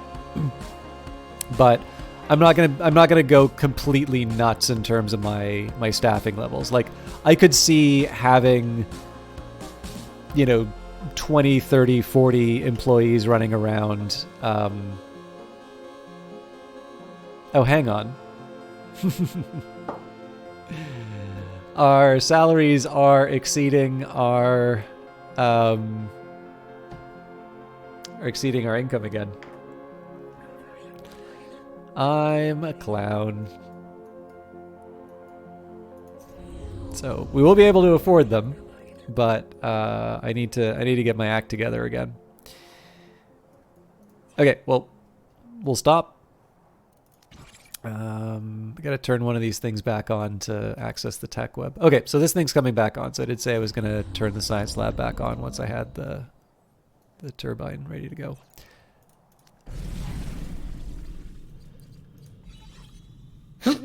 Okay, we've already got the council obelisk, so can get a better ship. Fuel, council trade tickets seems like the one I want here. So research that. Next alternative, command center range is definitely, thank you Keto Base, sorry to sneeze on the microphone. I don't have an easy mute button for that.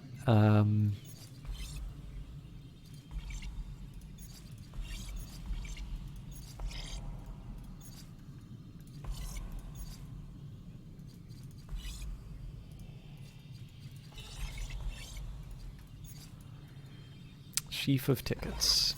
Yeah. So I actually think the extra sensitive scanners is probably the right call here. Holy hell. Yeah, we got to get these buildings up as soon as we can.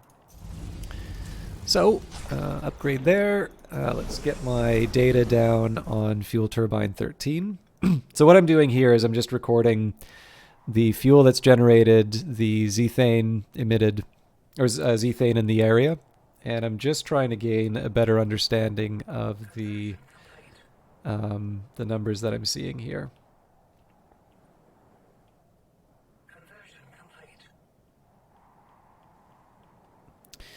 Okay, so hit the upgrade here.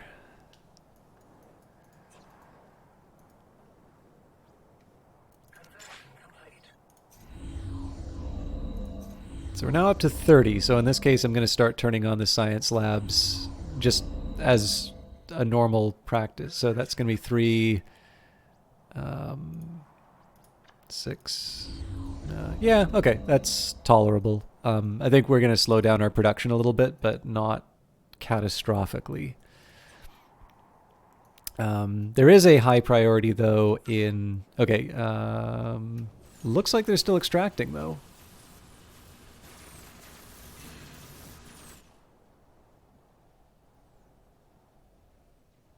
I'm curious if the number actually changes, though. So let's run this quick.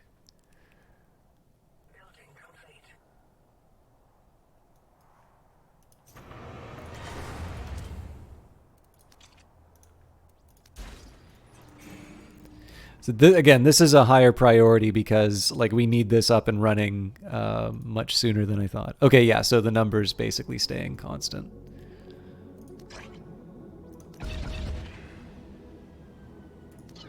So you can make up a little bit of the losses here just by bringing in more staff, but like we're at 77,000 per employee. So like the individual employee is costing a lot.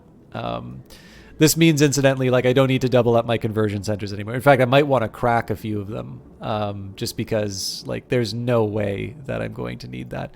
I wonder actually if there is this... I mean, it's my choice that I did this, right? But it's like own 28 conversion centers. Clearly, if you go for the doubled up tier 3, I'm pretty sure it's an exponential curve that the salaries are on. So there is no way that you are actually covering the staff here. Yeah, so 90 we've got. 9 ships isn't that hard to do. So that would mean 3 more shipyards. And actually, honestly, getting 160 influence isn't that difficult either. So let's say Martial Mastery is taken care of. Citizens is going to be the hard one for me to manage. I'd love to do the obelisks. We'll see if we can pull that out. Yeah, so I actually think Political Powerhouse is going to be the one that's a bit of a challenge. I should definitely try to find more inert ruins. I think we can get to the 1050 citizens, and then I guess it's a question of, can I earn the credits fast enough? I'm probably not going to have 80 artifacts at the rate at which I'm earning employees. I don't know. We'll see how it goes. For now, we'll let nature take its course.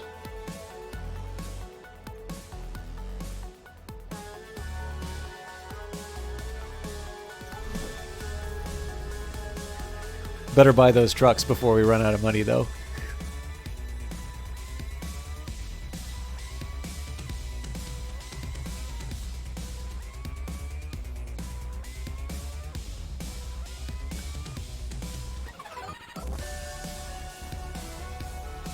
And if I was going to build a shipyard, I should get that underway now. So we'll clear out the isotope patches. Again, we pull away employees for that, which doesn't make me click my heels with joy, but that's what I got.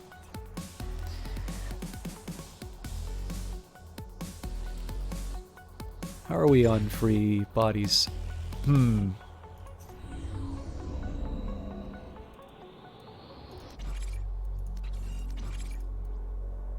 I'll confess, I'm a little suspicious of these numbers.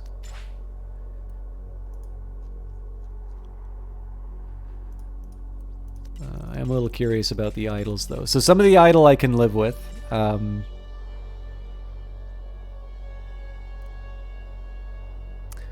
Okay, count me surprised on the clean waste.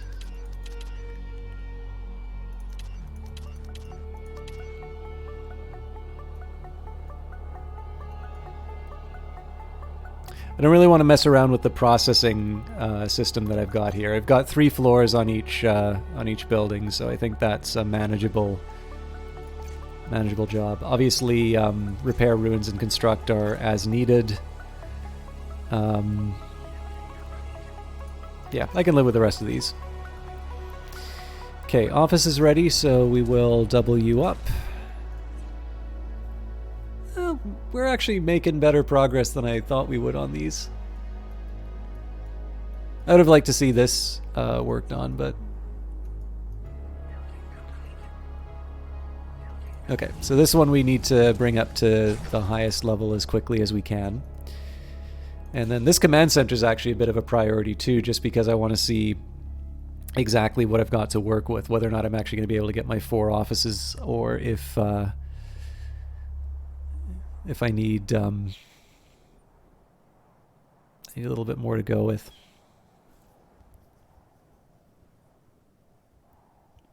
We also need to clear all this nonsense out, so I should probably... Oh yeah, actually I should have done that ages ago, so... I was too busy trying to clear out the...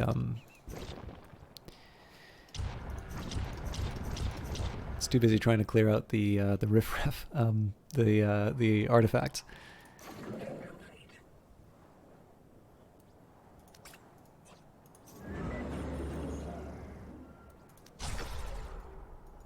So that fog's not helping me. I can just fly a ship over and figure out what's what, but...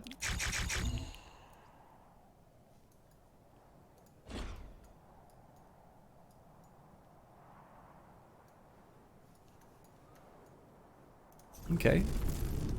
Looking good here. Fuel turbine's getting the upgrade to... Oh, hang on. Why are we draining batteries? Ah, because the command center is now online. Okay, we're going to bring you up to... Oh, sorry. I want to record the data and then take it to the tier 3. So we're at 118 on what? 118 on 725.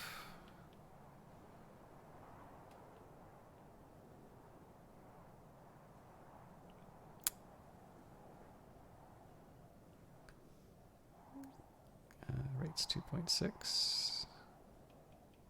0.3 each.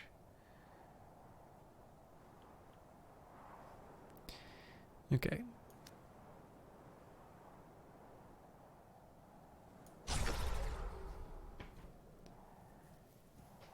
Oh, nice, Big Nate.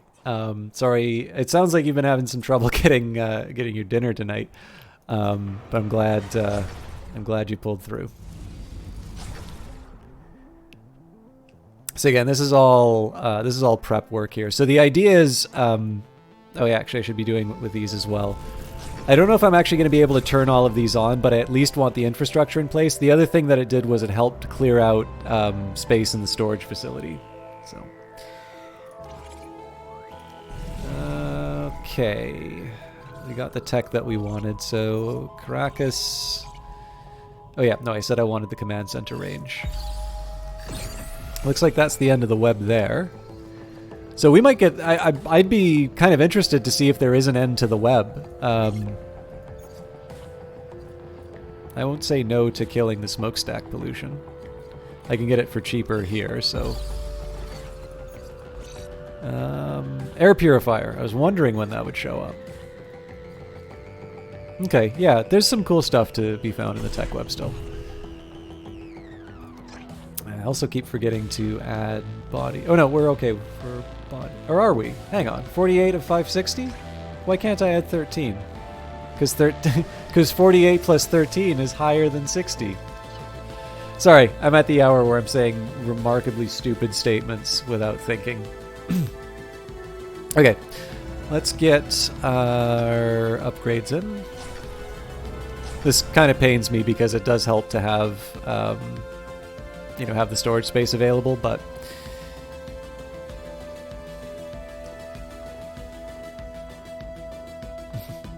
well, the fun for me while broadcasting is to try and convince you all that I'm some,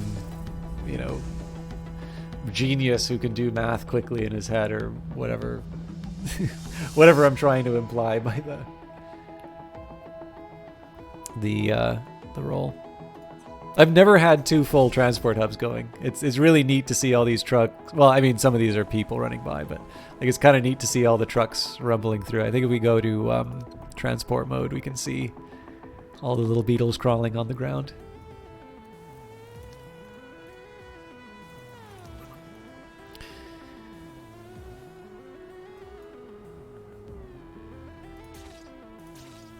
But yeah, these minerals are that's definitely gonna take us a while before we get the space available here, so that's why these storage facilities were built. I'll probably also be building a storage facility here to help with this waste. Okay. Gotta wait for these guys to double up. This office is ready for an upgrade. How's the energy building going? Well, so we've got everything back on. So you'll notice we're like right at the edge. So we're at a surplus of 7 and a surplus of 9 for energy and fuel respectively. And you're like, okay, well, it's roughly even. But it's worth remembering, like, the scales we're talking about here are 2,000 used and consumed. Fuel maybe not so bad. But like we're one mess up with a building away from like brownouts again. So what I've done here is to try and just use up my storage space. I've been building some preparation or like some anticipated energy plants, and then down here I've got a fuel turbine which is ready to go. So that's gonna cover me for power for this little area over here. So yeah, see, we got a battery drain now, and that's just because this storage facility went online. So this will all be solved when I... oh, hang on. It wasn't that storage facility. Something else went online.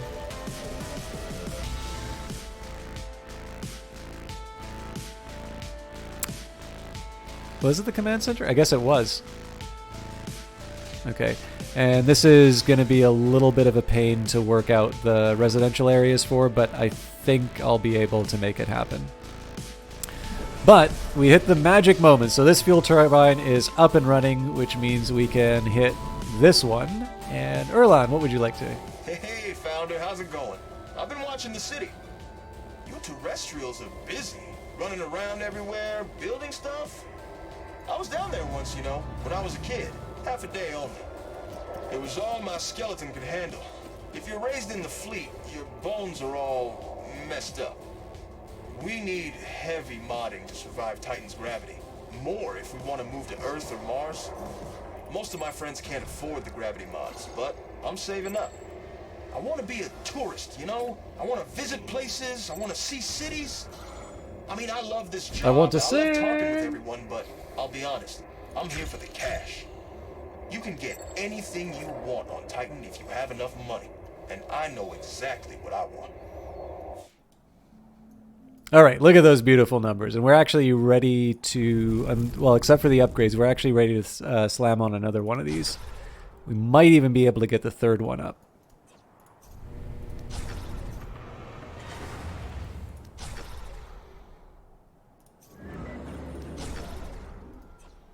Yeah, well, that's what happens when you have a tier. So this is like a doubled up tier 3. So you get 252 out of those for spending 45 fuel.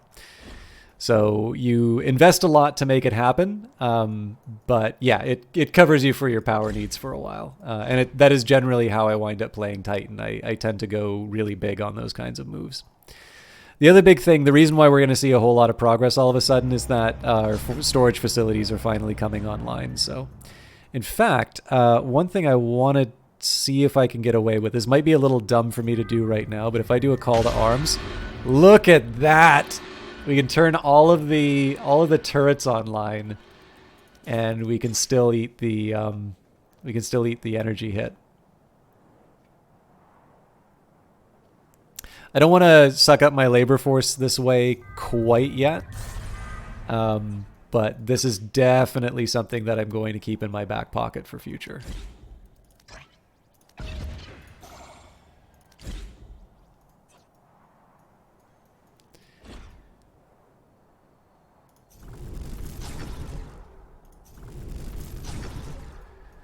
Okay.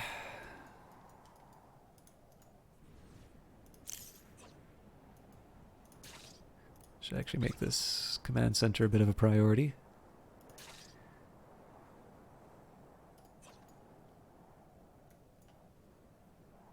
Yeah, I'll let the ants do their thing.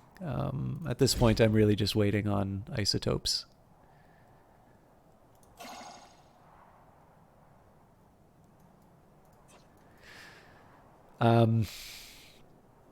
So, shipyard.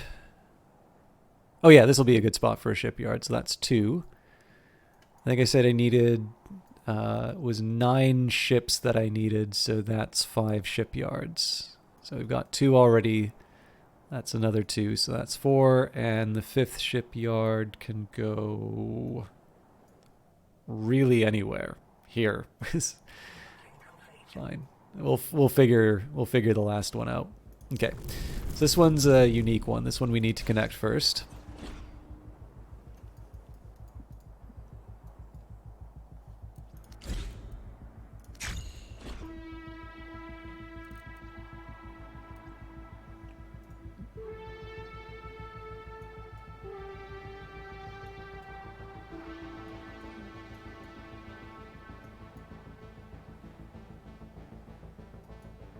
Workforce is tinier than the population. Well, so the employees, who are the people who have had their organs and emotions replaced with a supreme work ethic and machinery, I've got 165 of them. My population, which is employed, but it is employed in something that's not manual labor, is 557 right now. So everybody in my city corp has got a job, but the type of work that they have, definitely the citizenry is larger than the workforce. In fact, most of them are down here, working away. But that's how I want them to be, so that's fine. Let's also take a look at our pollution. Ah, look at that! That's what productivity looks like.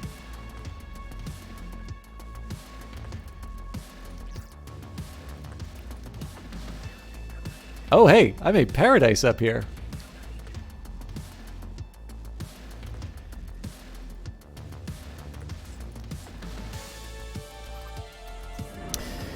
Okay, this is going to annoy the rebels, but I'm going to clear out the rebel camp. I believe it's easier for me to scoop those up if I blow them up. So I need the 20 for the minerals patch, and then we'll have enough room for our next acquisition.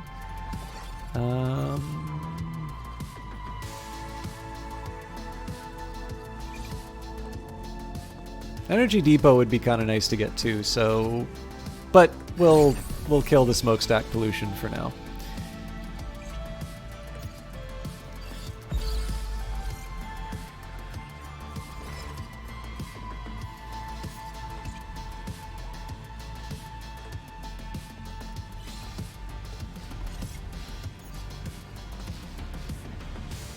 I'll just, oh, artifact patches are starting to get gobbled up. That's good news for me. So we'll clear this mineral patch first. Oh, I should have been paying attention.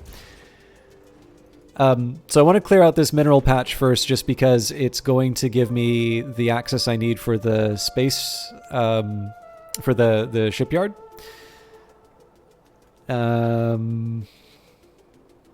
Okay, let me actually sit down and figure this out now. So, could do residence, office. So what stops me from doing that on this side? So I could do residence, office, residence, but then I don't have anything left over here. Okay, well let's worry about the simple stuff to begin with. I also need to make sure... Okay, yeah, so I'm also not going to have the range for the office. But then again, I have these obsidian ruins that I'm going to be able to work with, so... We'll be okay.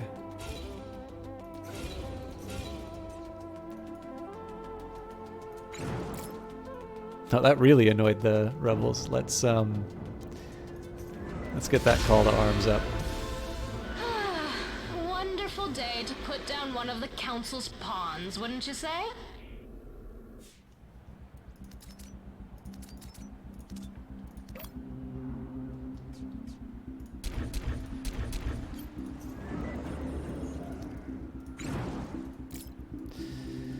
Okay, got one up here. So again, we don't have any defenses up in this area right now. I got to be careful about... Oop.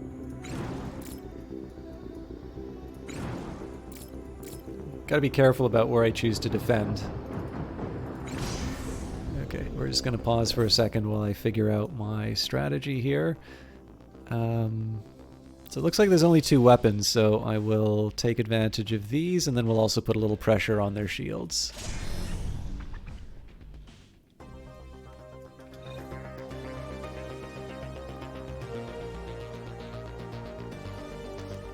This is now a tier 3, so we can get this thing up and running.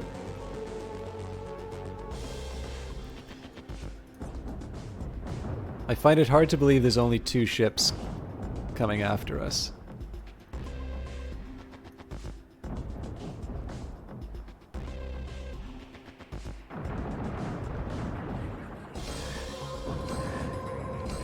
Oh, there's now the other shoe drops. Okay.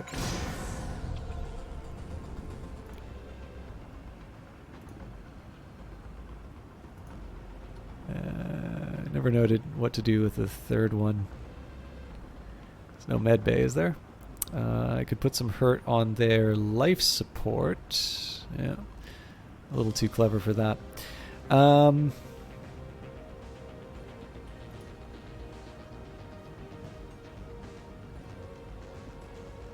Might have to step away for a little bit. I'm definitely happy to keep streaming, but I might need a small break for myself because we have been going for 4 hours. Normally I like to take breaks, but I noticed Titan has a bit of a habit of sucking up my attention. Okay, I'm just trying to get a read on my the location of my ships. So we've got one here, one here. I need one dealing with this scoundrel. Ah, Jesus, I'm so bad at losing my ship. I usually kind of keep them scattered around for this very purpose. There we go. There's one. So we'll send the Forgotten Beast after. I'm really happy to hear that, Big Nate. I thought it was a bit of a quieter stream tonight. Like I don't look at the view count anymore. So I was a little surprised when I saw, either new faces or that there were still people hanging around from earlier. I was like, oh hey, this game's still cool. Okay. I had a little guy to. So I'm sorry to pause the combat so much, but I think this is like the 13th wave, so I actually kind of need to. My defenses have not changed for like the past 6 waves, so I actually really need to. I really need to make sure that I'm making the most of my fleet, because we are definitely not. We're not prepared.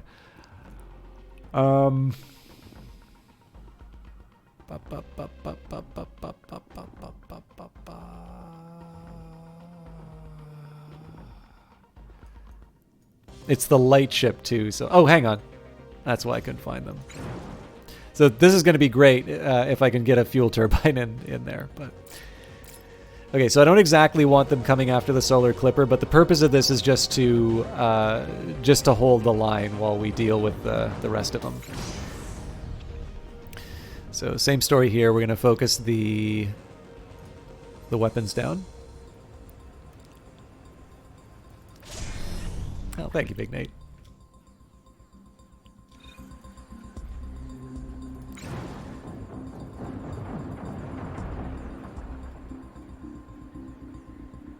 So given how disruptive fires are, I'm actually okay having my ships take a little more damage than they normally would.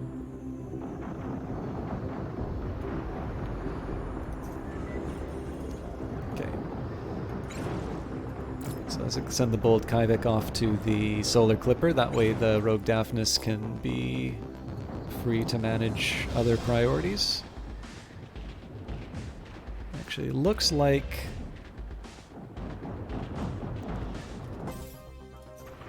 Looks like there's not much for them to do right now, so I'll let them kind of hover around for a bit, but... And...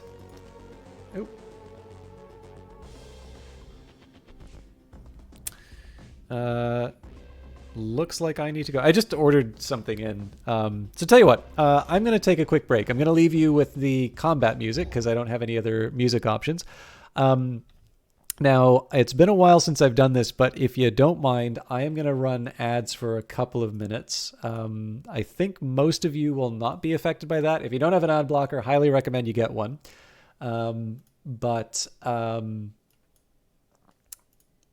Basically, if you don't have one, I'd highly recommend now to take a minute, get a stretch. Otherwise, take care of yourself. Glass of water is not a bad idea.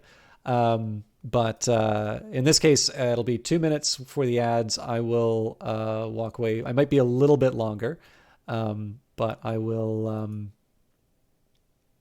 I'll try to. I'll try to make it quick. And sorry, it's 1 minute for ads. So if you need to go, totally get it.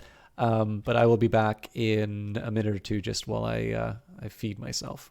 See you then.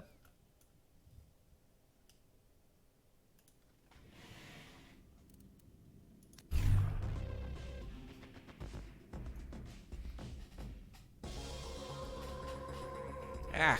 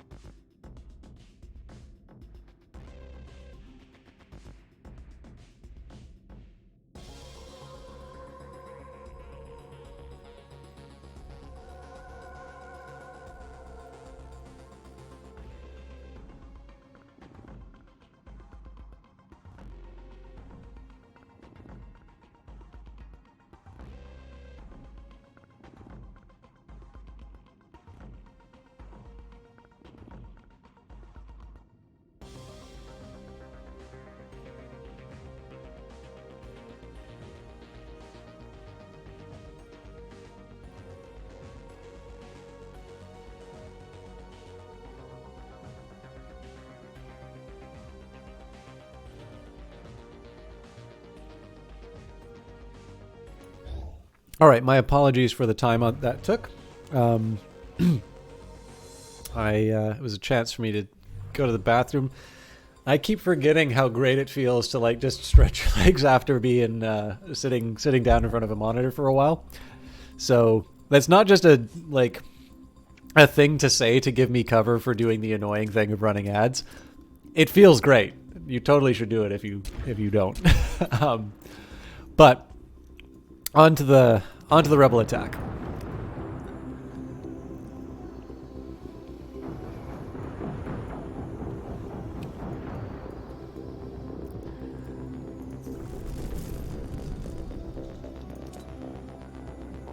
This is actually ready to go, so we're gonna need a lot of power to make the make this little haven work. So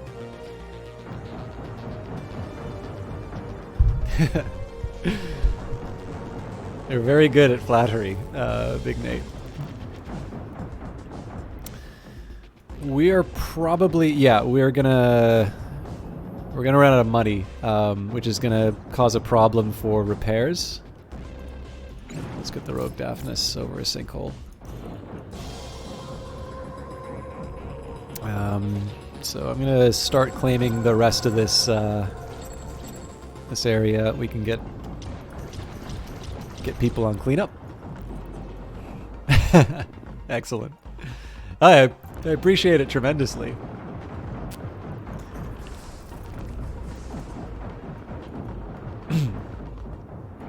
Yeah, so there's going to be a bit of damage that we have to deal with on this fuel turbine, sadly. I think I'm just going to have to accept the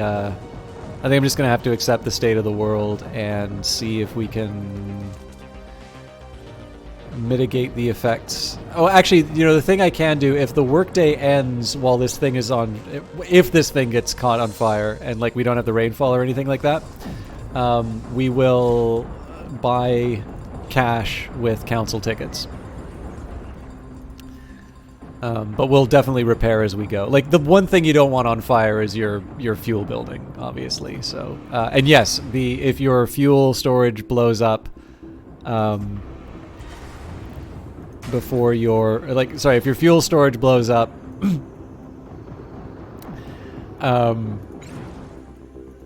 it does do more damage than something that's not fuel storage.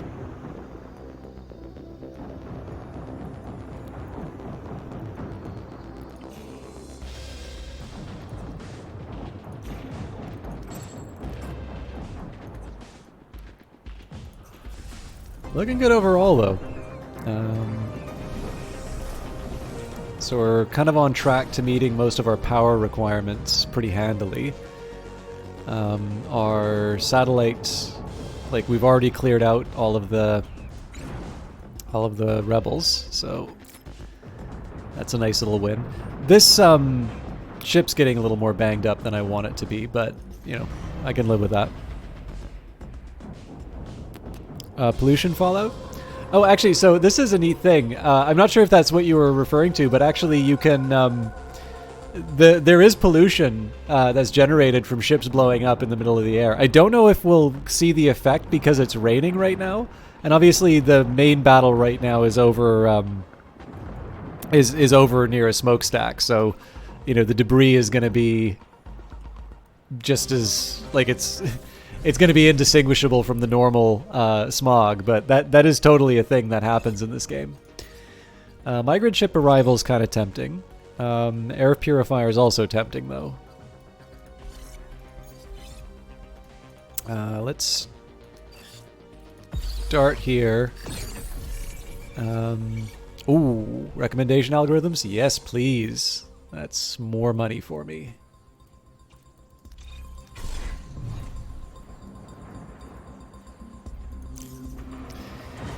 Okay, let's get you back up.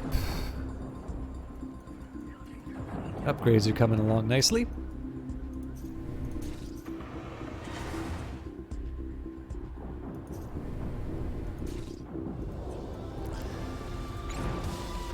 You're a lot Okay, we got 20 minutes before the We got 20 minutes Respect before that we run I out of will be money. back for blood next time. I don't like the sound of that, Founder. Let's make sure we're prepared for their next attack. So we're already underway for this prep. We're going to build a shipyard here. We'll eventually build a shipyard up here. Yeah, so 77,000 credits to pay my people. Now, there is a small temptation to just keep the alarm on, but I will turn it off for the time being. But it would be kind of fun to have all my turrets going at once. And I believe that is actually aligned with a victory condition. Okay. So if I do... Okay, so first of all, I want to see my... okay. So most important thing, I do actually need some kind of coverage for a pylon, although this is a better candidate. I probably should have blown this up first, but...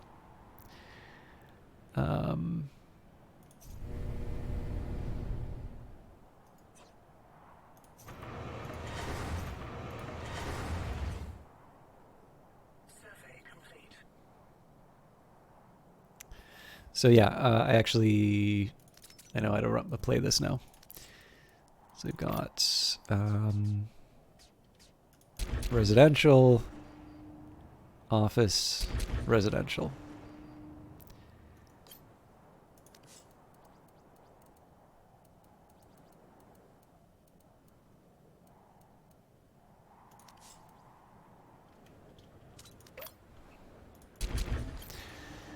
So there's going to be a bit of playing around just with upgrades and such, but I've got 2 of the offices that I needed, and I believe I said I needed 4. Well, actually, you know, we can verify that once we see everything sort of up and running. I should have got the data point on this, but I've actually the sheet that I had available is kind of full. Say the ship blows up and the fire consumes the energy plant. Would there be a huge explosion with pollution fallout? I don't know if the fuel turbines blow up as much as the fuel storage. I believe the destruction of any building will have pollution. And again, like probably everything's already happened, but even in the terms of things like pollution, if it's raining, you will have areas that were polluted that become less polluted as the rain kind of clears it out. So the game, like, it's not just an idle number that gets assigned to a building. It is actually something that is generated and simulated as part of the game, which personally I think is very, very cool. But I'm sure you've all noticed I kind of like this game. So that's maybe not surprising to say.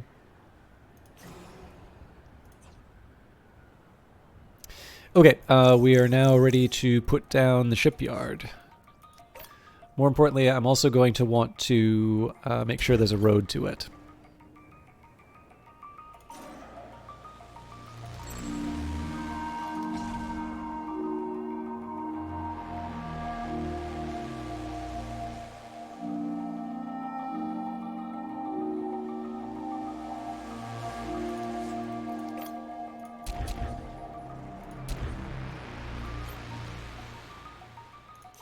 So eventually the plan is going to be to put a storage facility here just so that we've got a shorter distance to travel to get rid of all this waste. And it's one that's still tied to the road, which is an important factor. Although I didn't really leave a lot of space for a fan.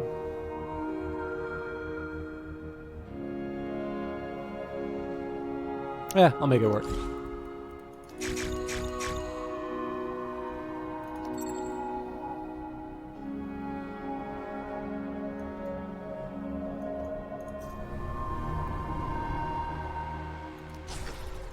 Oh, I should have built that pylon.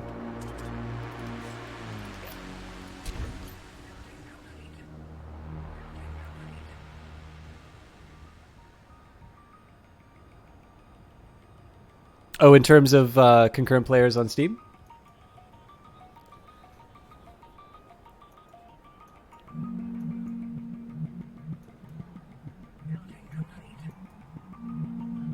Cool.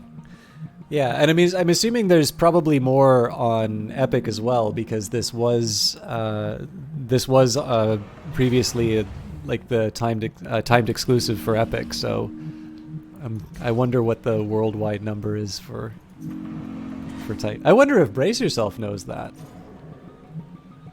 Okay, this is actually really good news. So these are 2 more inert ruins that I can... Oh man, and it's an energy relay.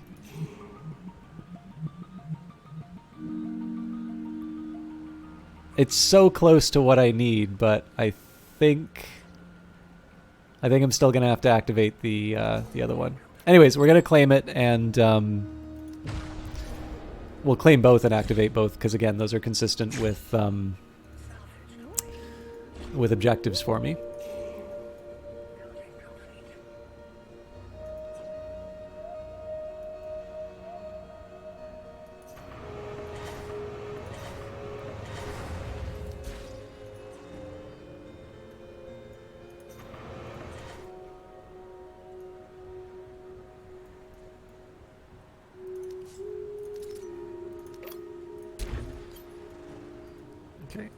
I'm not happy to see artifact patches depleted under normal circumstances, but I am happy to have the availability for another shipyard as soon as I can clear out the isotopes. Incidentally, the goal, or not the goal, but the objective listed is just to have that number of citizens. It doesn't say anything about employing them. I am employing them because right now I am spending 20,000, well, a little under 20,000 more in labor costs than I'm earning. So kind of need to get on that. And if I really hate money, I can train another employee and see how much the marginal cost of an employee is at this point, but yes, that's right. Steam is the only one. I actually really like the Steam concurrent player information because it reminds me how little I know about the games industry. Like back when everybody was kind of talking about how bad Cyberpunk was, you could take a look and see that Cyberpunk was still one of the most played games on Steam. So that's not to say the game didn't have problems on release, but the idea that like nobody was enjoying it was clearly not true based on what you could see inside that. So I personally find it a really helpful tool to kind of check my my know-it-all tendencies. So recommendation algorithms is great for the payday, but as it turns out, it also gives me an extension to my turret range. So I kind of win twice over there. We do need more fuel, but we're ready to bring this fuel turbine online, so that's already taken care of. We've got some tasty new migrant ships, so bring those on board. And looks like we've got some upgrades we can do as well. Oh, don't you dare. You do that with tier 3 materials, my friend.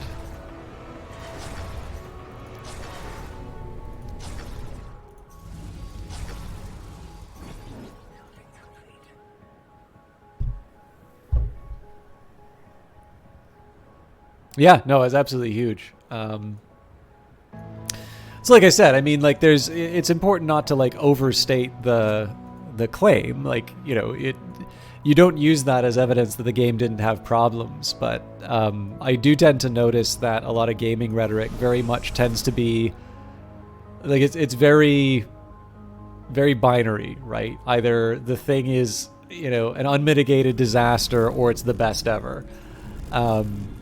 And obviously, so few things in the real world are ever like that.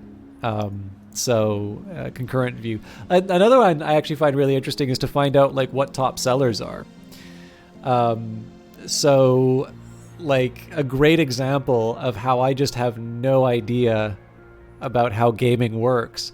For the longest time, Among Us was in, you know, the top sellers.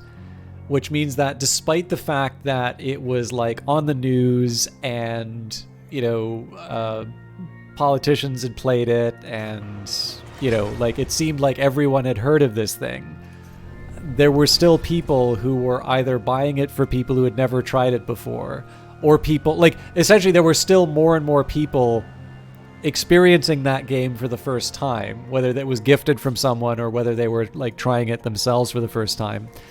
And they were doing so in such numbers that the revenues from this very inexpensive game were outdoing like new releases of like premium games.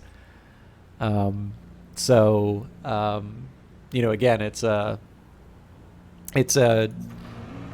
you know, if you had told me to guess off the top of my head, like I would not have assumed that was the state of Among Us.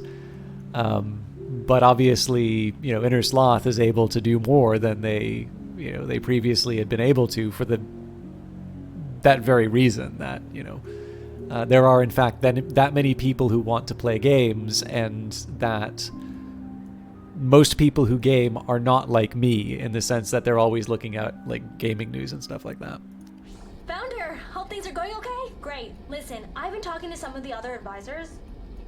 I'll be honest, I was expecting to learn a lot from them, but I think I'm learning more about how not to work. Like, Alexa is a really competent person, but she's just too relaxed. How could you be so confident? If I were her, I'd be more intense about this job. And Lyle gets the job done, but he's always getting in huge fights with the managers in his department. And Vern. I don't know, Founder. Vern doesn't seem like he actually does anything. He's always leaving the office and coming back smelling weird. Like ozone. Ugh. It seems weird that the head of waste management is personally burning waste for fun. So, yeah. I used to think I was a bit of a raw recruit, but now I'm thinking that I'm actually kind of better than these guys. I mean, I am a good worker. I'm a great worker, actually. I've done a lot of important stuff for the city so far. You and I should talk about my career plans sometime, Founder. I feel like getting me a promotion could help both of us.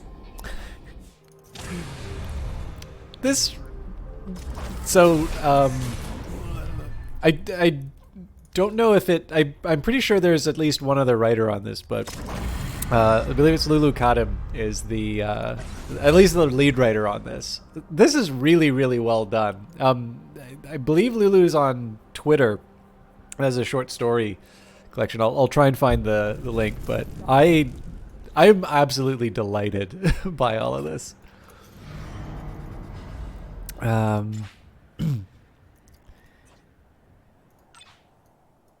There is definitely a side of me that wants to just turn all the turrets on all at once, but I'm really gonna resist that urge.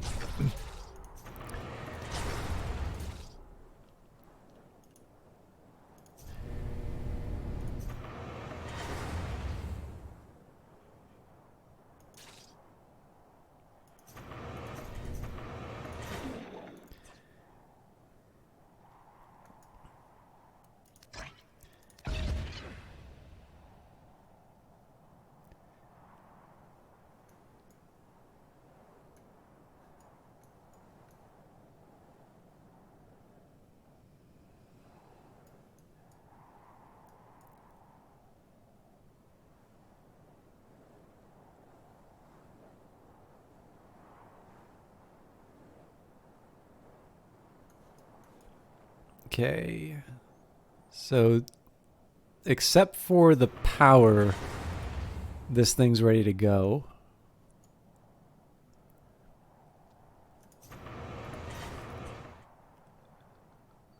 Still need to find my home for the next batch of residential and office buildings. Although maybe I'll just cram them all in here at this point. So, like office, residence, something like that. It's not my, I'll be honest, it's like not my favorite lineup for this, but I think it'll get the job done. So this takes 20 on its own.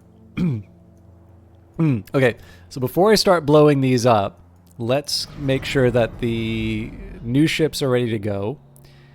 And everything's repaired. That's going to require a work cycle.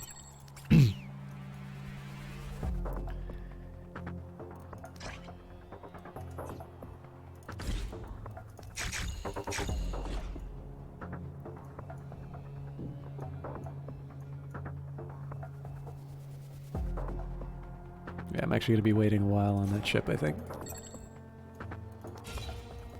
I did not mean to claim that. I meant to survey that. My bad. Okay, first of all, how are we at...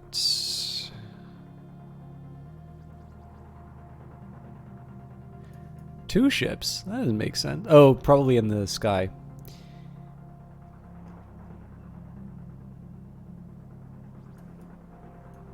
Okay, so if I can find 2 more inert ruins, that'll put a smile on my face. I think I'm going to worry about building the ships I want. So I've actually already got a blueprint here. I did want to mess around with the Gatling guns, but I don't believe I've got a large Gatling gun yet. So in this case, let's just go for the Starved Fuel Arty blueprint. This is basically the same thing that I was running with for all these others.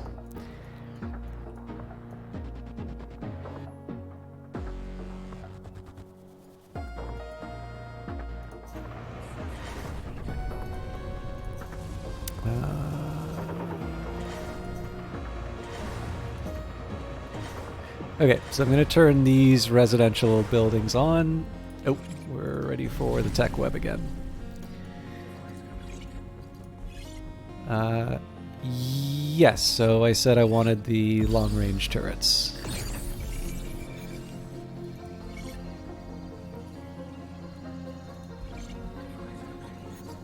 There's a lot of goodies that I want to get here, actually.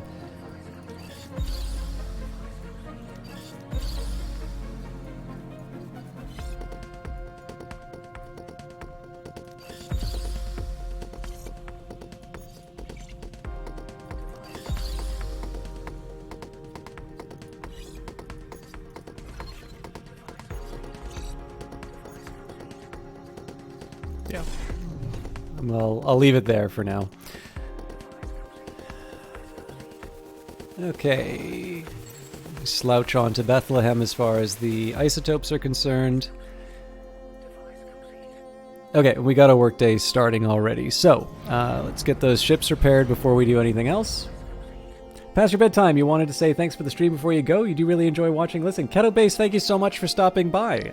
I appreciate the comments. I know a lot of people like to lurk. And I'm definitely streaming later than I normally do. So the fact that you stuck with me for so long means a lot. I hope you have a great evening, or particularly a great rest. This does not have to be such an ordeal. All you And I'm need going to have to do deal is with lay Bahar. down your weapons So and submit. have a great one. Sorry if I ruined your serenity with that.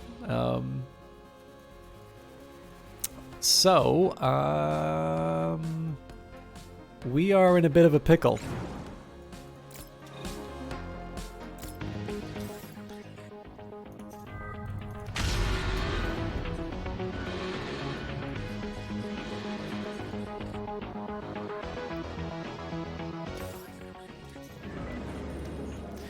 This time I'm actually going to let them fly over this city, just because we really need to take advantage of the turrets here.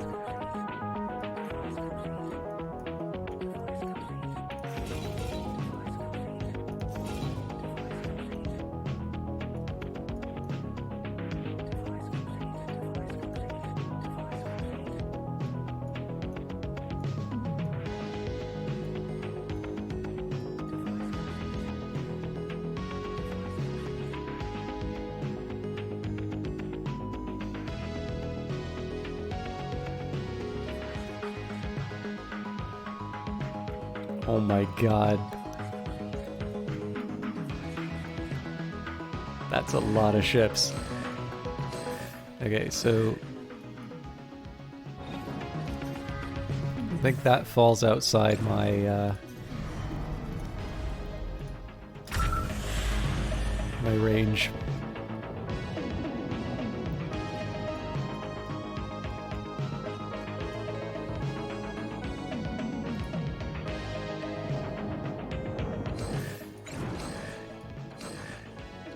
So it looks like some of them are going after the turrets, that gives me sort of a head start.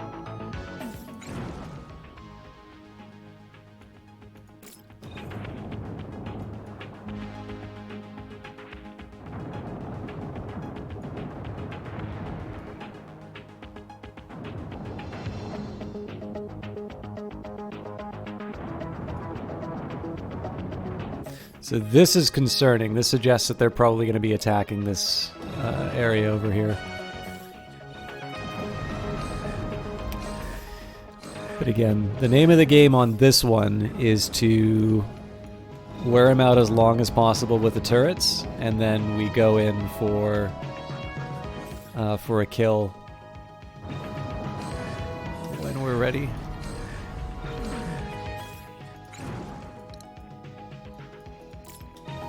So the aim of the little guy here is actually going to be to try and draw fire when we can't sustain.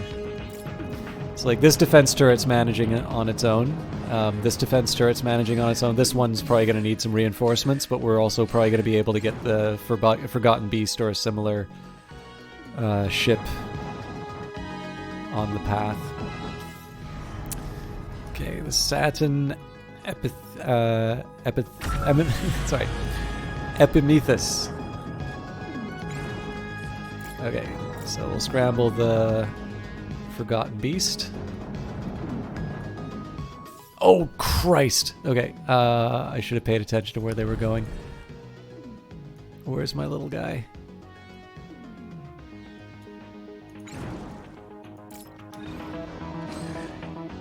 We may be too late to save this. Oh, no! Oh, that's such a shame. I probably should have done a better job of anticipating that's where that was gonna...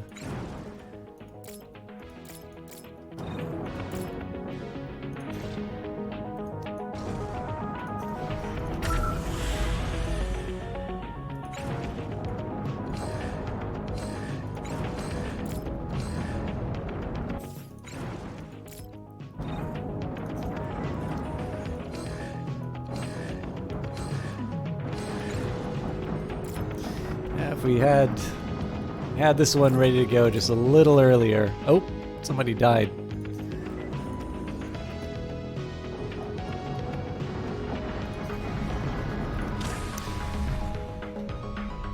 So we're gonna build another ship right away.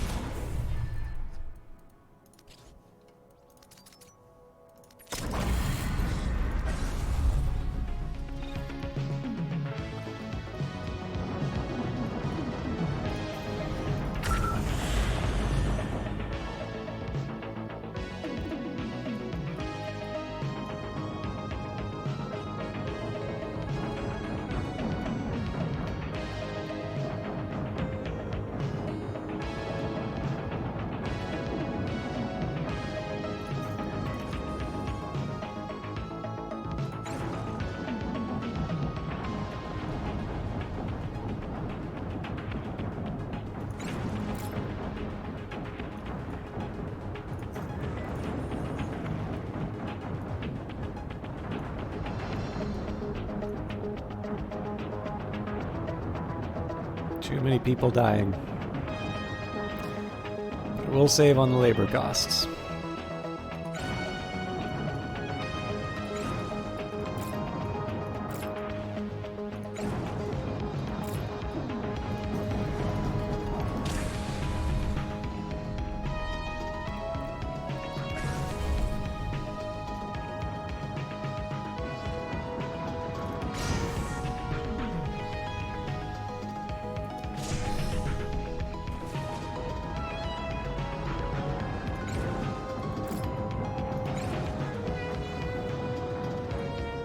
So there's going to have to be repairs for everyone, but obviously we're going to need to wait a little while on all of this.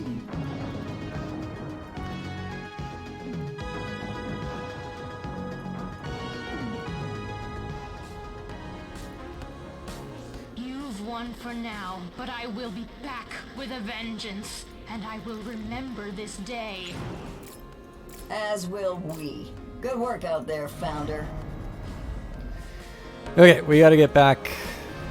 We gotta get back up and running as soon as possible. But we only have an hour before we run out of money. Oh, actually, we're back in the black. So I'm assuming that's probably through Oh yeah, because we had to staff the ship. So with that in mind, well, I'll balance it out. I'll do the repairs first, and then we'll see where we're sitting.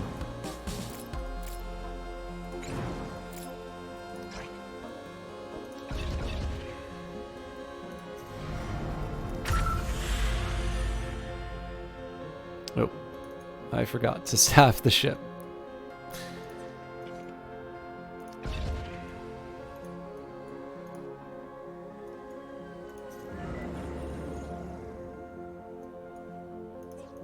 Okay, that ship's constructed, so we'll just do the template again.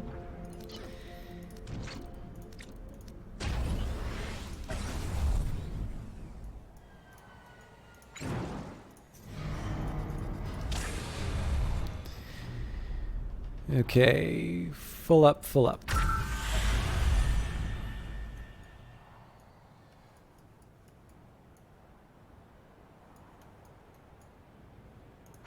So actually, we're going to get started on clearing out this camp.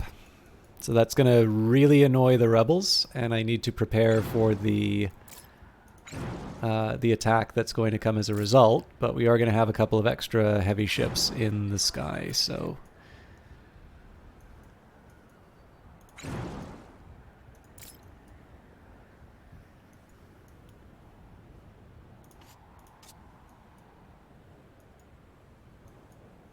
Oh, and we're back to Science World. Okay. New ships are nice and all, but I like the idea of making my turrets a little tougher.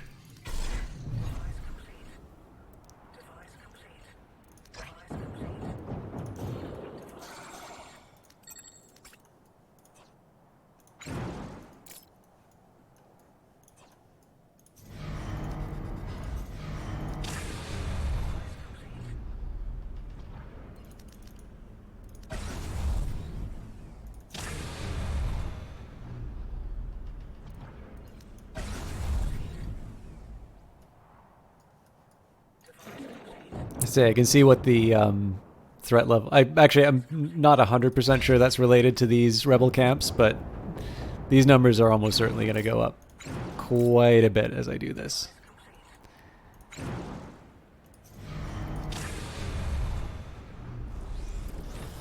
Okay.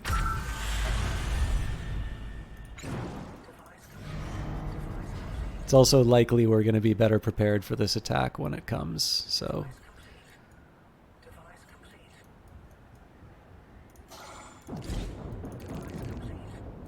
Do I not have tier 1 minerals anymore? Interesting.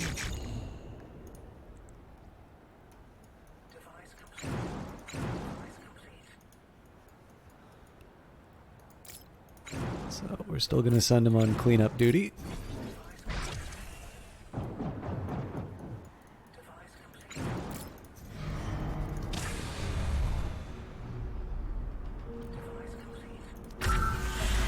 Just trying to make sure that all of the ships have a full crew.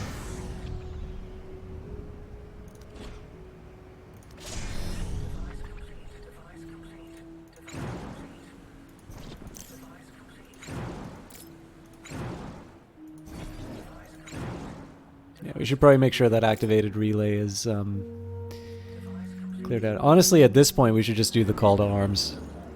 Oh, we're still in the call to arms. Okay.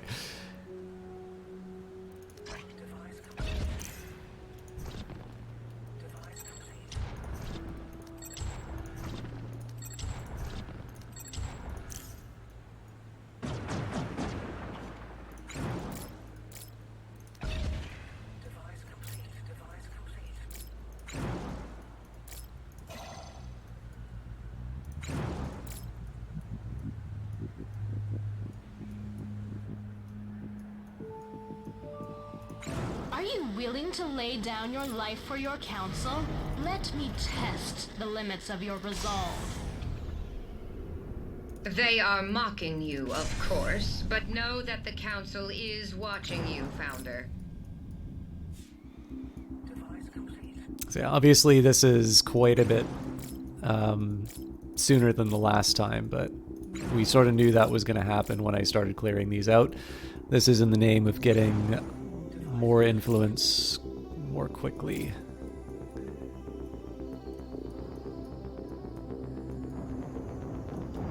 Okay. Gonna start off as best I can.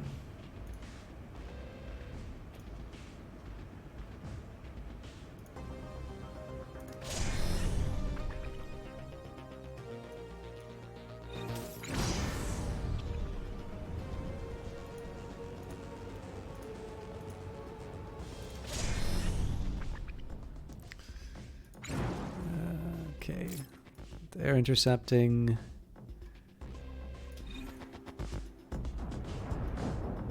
I'm a little nervous.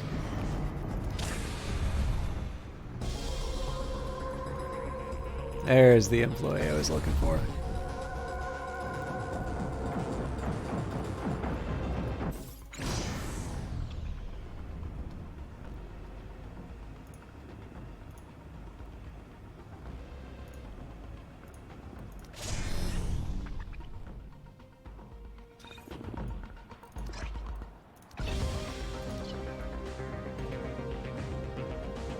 Okay, so I let one slip by. So my little guy should be able to help.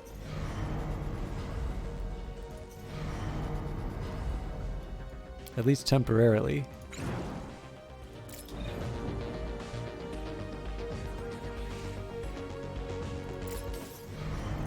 Great, we don't even need to worry about it.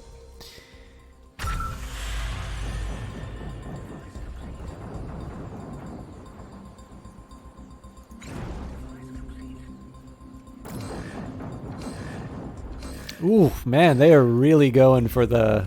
They're really going for the artifacts. I also got to make sure we don't... It doesn't take too much damage for the fallout. Okay, we should be fine.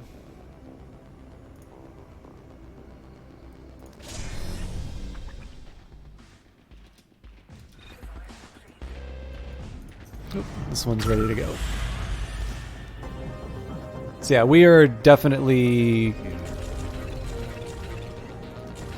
I'll add 6 more, see, we'll take it from there.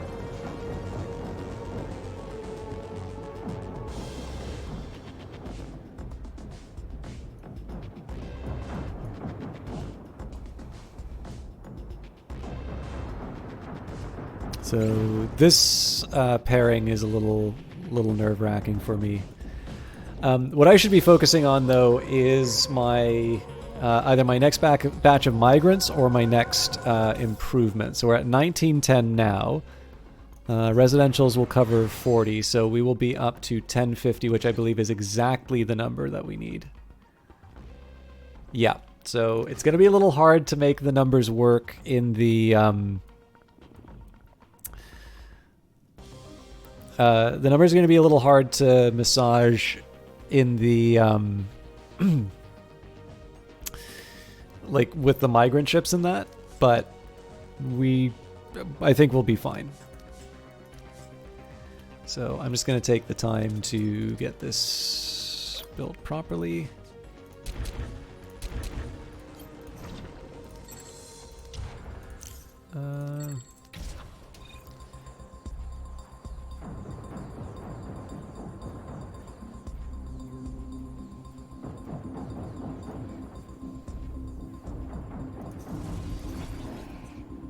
Oh.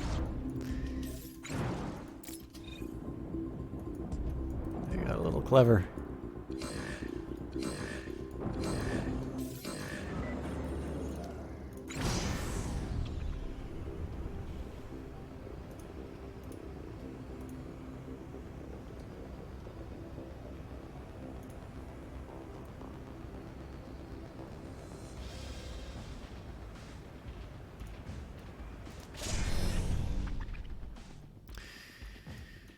Okay, yes, we cannot build more ships.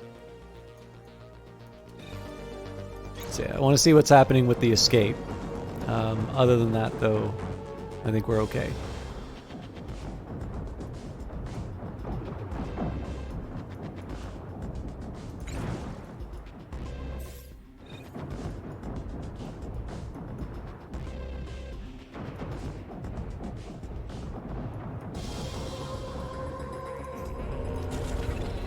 Just replacements.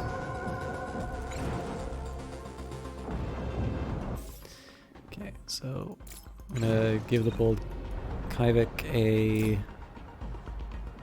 reprieve.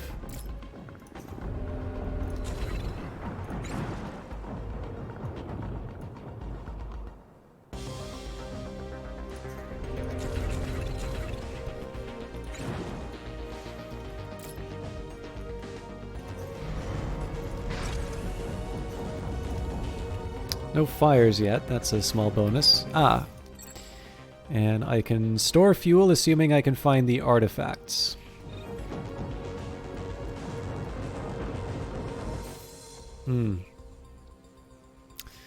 We are definitely struggling against these ships. Yeah,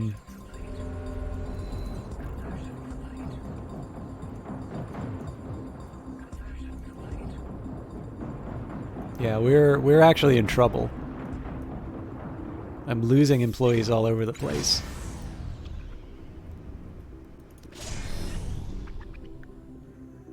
So I think at this point I need to start getting some ships out of the fight.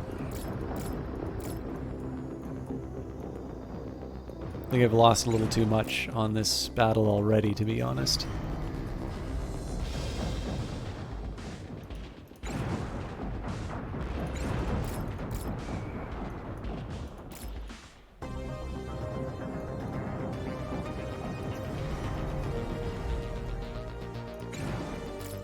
So the next little bit is going to be me trying to find artifacts for replacements, as well as ruins, or like inert ruins.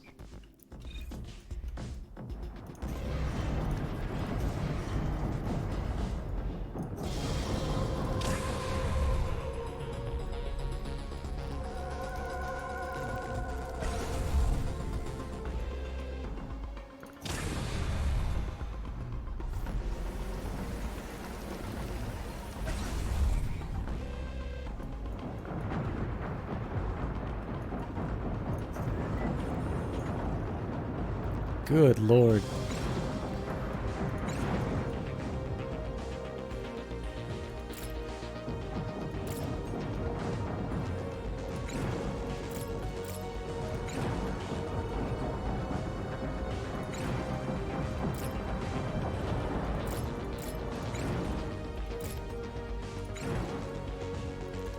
Hey, Founder. Was just checking my mail, seeing how some of my old crewmates are doing.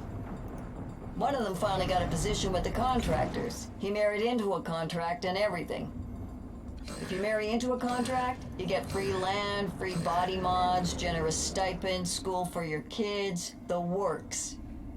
But you also give up a lot. You fight for the council, so you're fighting all the time.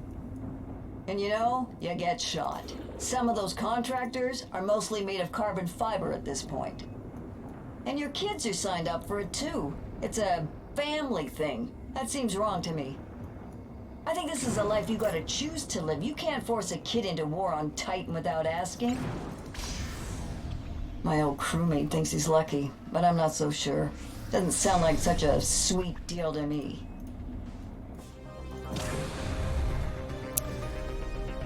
Alright, sorry for the silence. I'm trying to quite literally put out fires.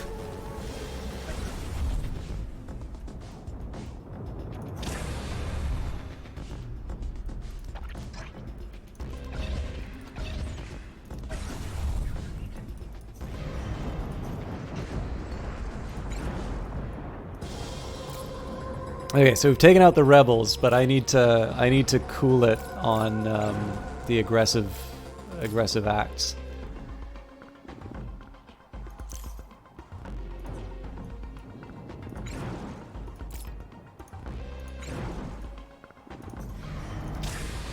Let's just make sure they've got enough employees. Yep.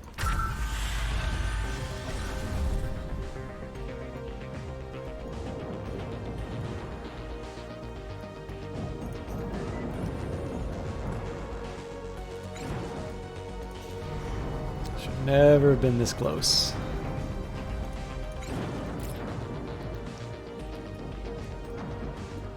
Yeah, man, we just lost a lot of employees off of this one.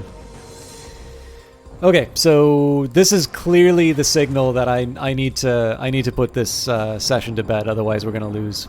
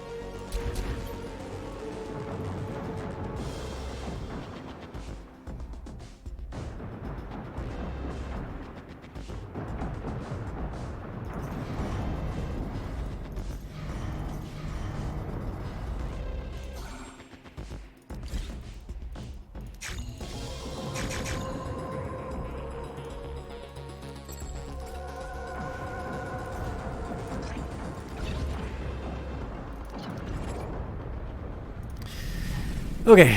Now you've shown me what you're made of, I won't go easy on you next time. That was easy?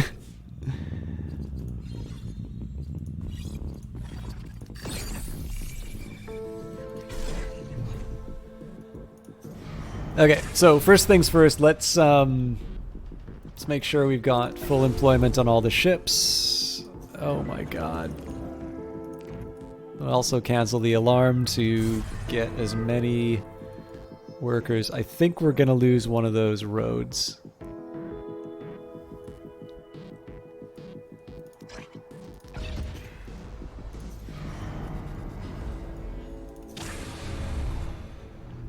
But yeah, so I need to play it cool. Actually, you know what?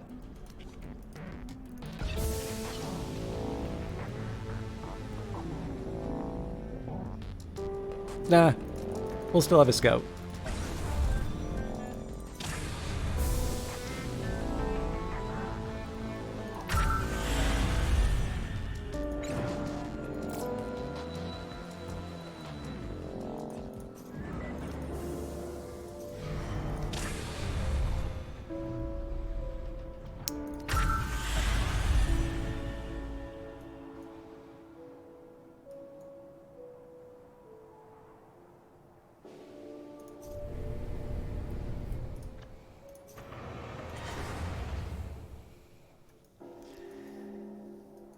Getting close to that magic number.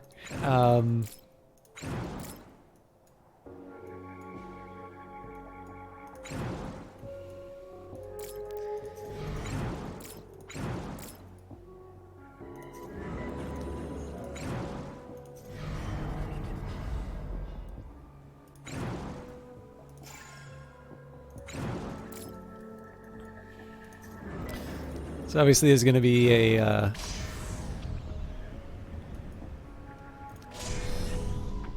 yeah, they definitely are. I mean, I think that's largely a function of just the rate at which I'm like getting credits and stuff like that. But I definitely need to keep an eye on it. So we're actually going to pause for a second and see what the state of play is. So I've got 400 employed citizens. We can probably manage 23,000 CUs of minerals. But in order to do that, I'm going to have to give them up to get those scientists. But I think that is the most likely path to victory for me there. So I should be training up those scientists as quickly as I can. I am definitely going to need to find a source of artifacts as well, because I don't think we can get by with my existing workforce. So this will tide me over for now, but I need a more serious look. So we've got 90 employees. We're on our way to 9 ships. Building conversion centers is not a problem. So Martial Mastery, I think we're ready to go. Now, there's a 1 in a million shot that we're going to be able to get the activated inert ruins. I think the better path for me here. Yeah, okay. So I'm going to go on a program of ruin acquisition. What I need to do is I need to find the most attractive site. Oh.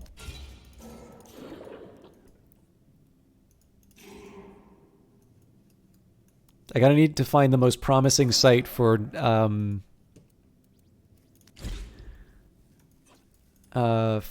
future ruins. Well, we'll let the ships should do their thing first.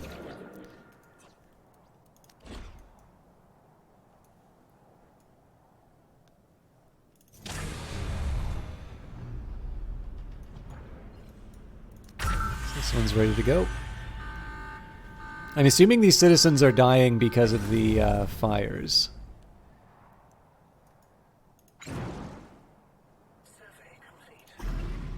11 artifacts, I'll take that.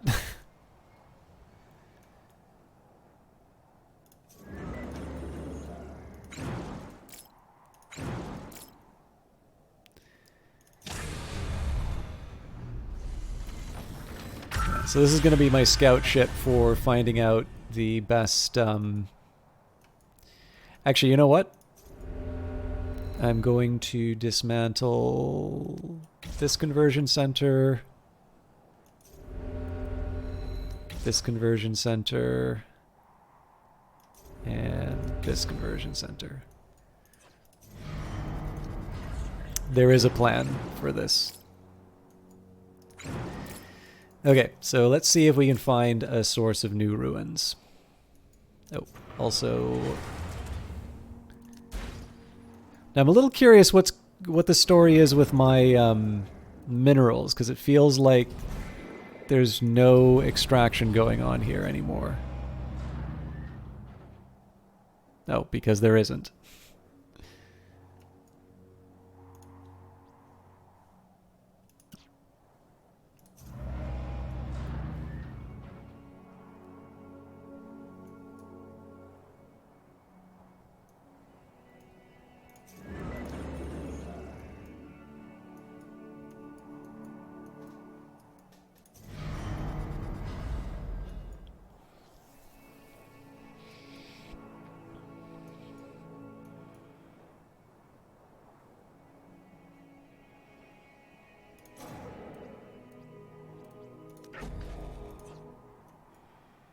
Okay, so I got to put a command center somewhere in here to explore these ruins as well.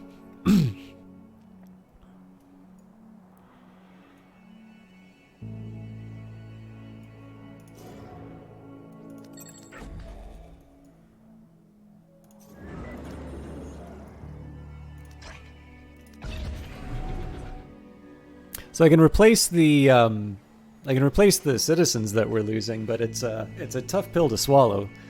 Okay, so here's what I'm going to do just to try and create a little bit more efficiency. I'm going to take my tier 3s and... Okay. So essentially, again, remembering that the requirement is just conversion centers, I'm reducing these to single conversion centers, and as a result increasing the total count of conversion centers while also taking less energy. So it's obvious that I'm not going to be able to maintain anything even remotely close to the staff that I was previously running with. So I want to acknowledge that fact and sort of rebuild the city accordingly. How are we for... yeah.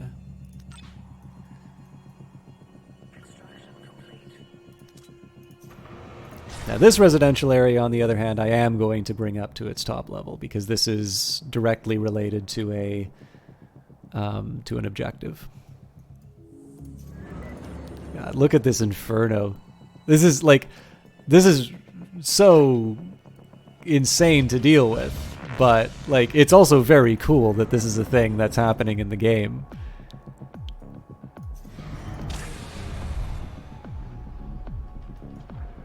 Okay, so we've got a full crew for this one. That's gonna sting on the workforce.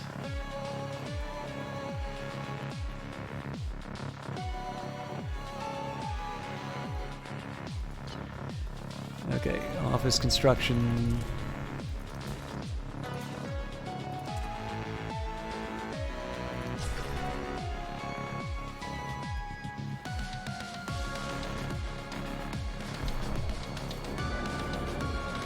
Okay, so most of this stuff's getting fixed now. Let me just make sure that this is ready to go.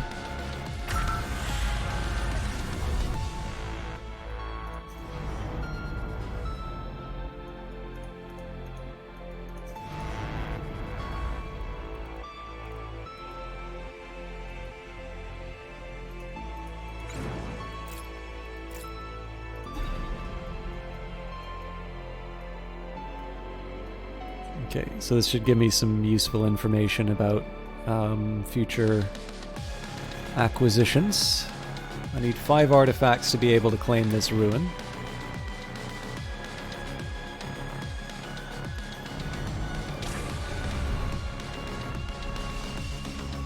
Okay, so our fleet's ready to go if we get into another fight.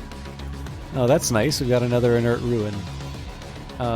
Obviously I need to find more artifacts, but that's putting us on the track for some wins.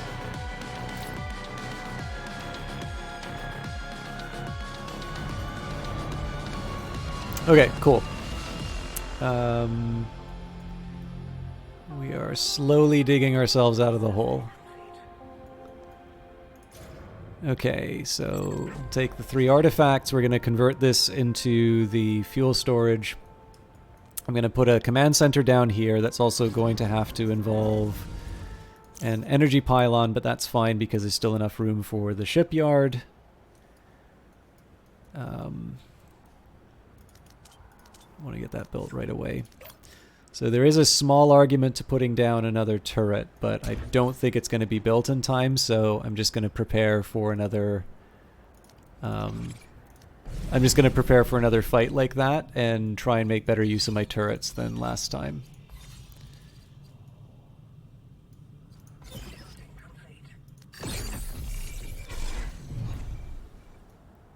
Okay, some encouraging images here.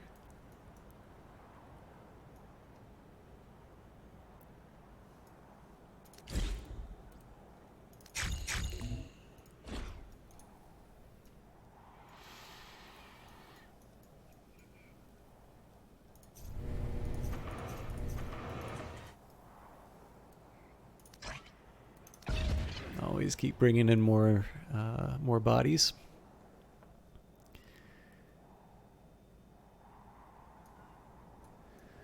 So it's a little bit of a dilemma in terms of how aggressively I want to pursue a bigger workforce. Like I do actually need to improve my workforce writ large, but I have to give up artifacts for that, and obviously that that doesn't set me up for success.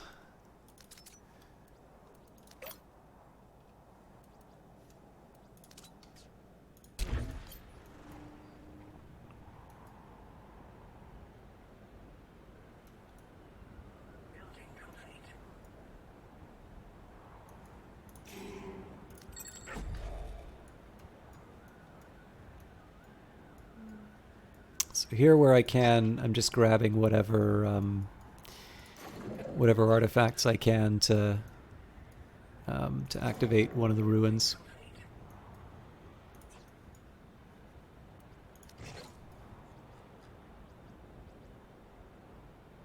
I should probably get to work on those science buildings as well. Okay, so you need an upgrade. So I can't really cheat with the science buildings like I did with the others. For those, I do actually need to, like it's about the employment. So.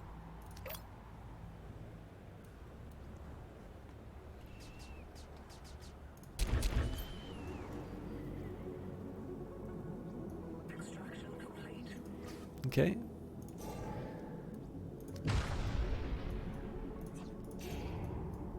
So we need 7 for this guy.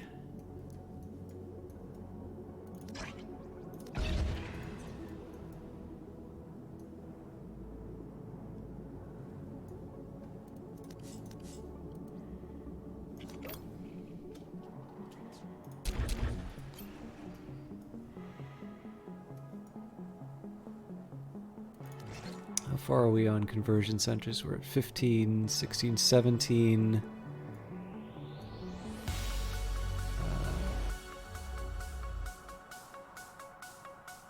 Oh my god, 28. So I'm going to probably need to crack all of these.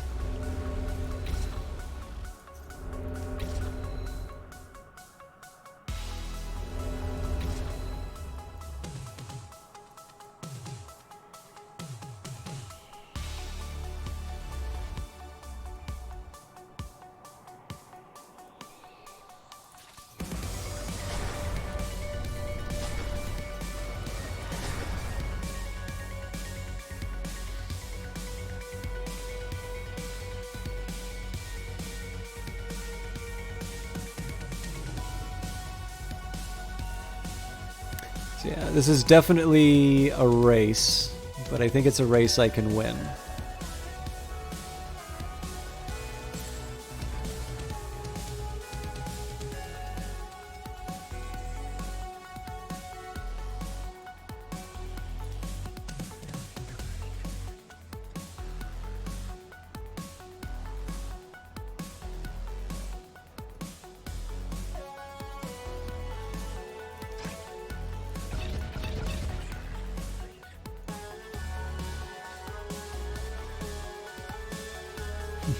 Don't forget photo mode. I don't have anything nice to take a photo of now. This is very ramshackle kind of Citicorp at the moment.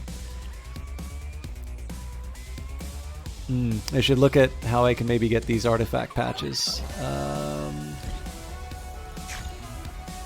Maybe work towards setting up a base here.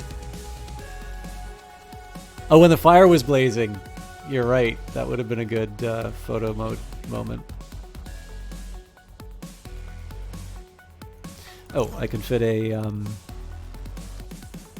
science lab here.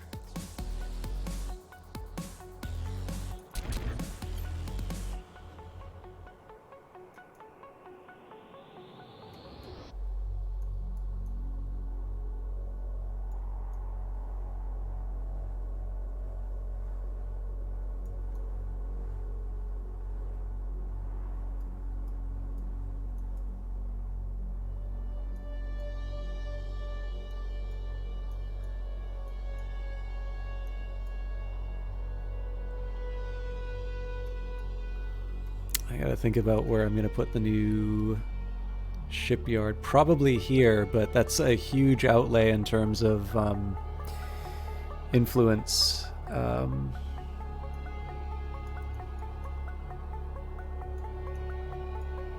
probably have a better chance when I get rid of this large ruin, now that I think of it, because then I only need to get rid of these minerals. I think that's going to be how I approach it. So, buzz that down, put the artifacts into activating this ruin.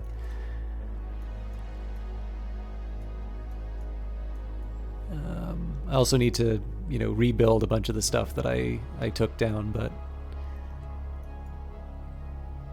do this one at a time. I've definitely put a lot on my employees right now, so I should probably just chill and let them do their thing.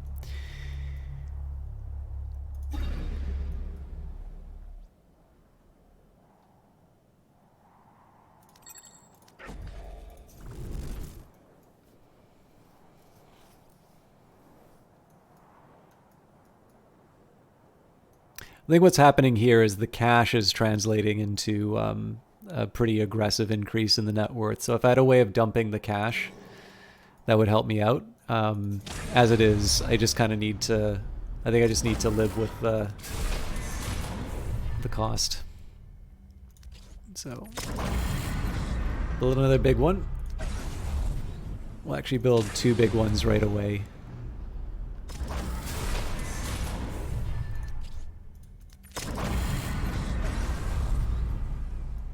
Because I don't think we're getting away without another fight.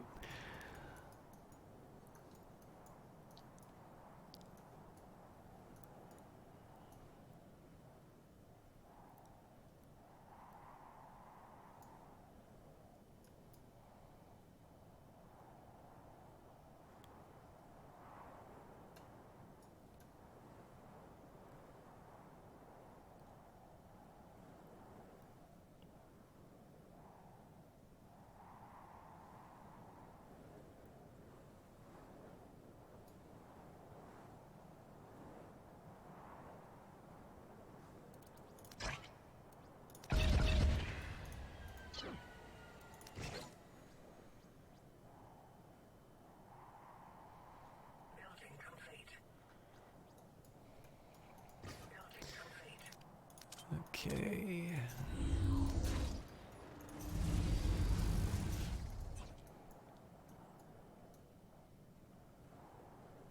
Just trying to remember all the different places that I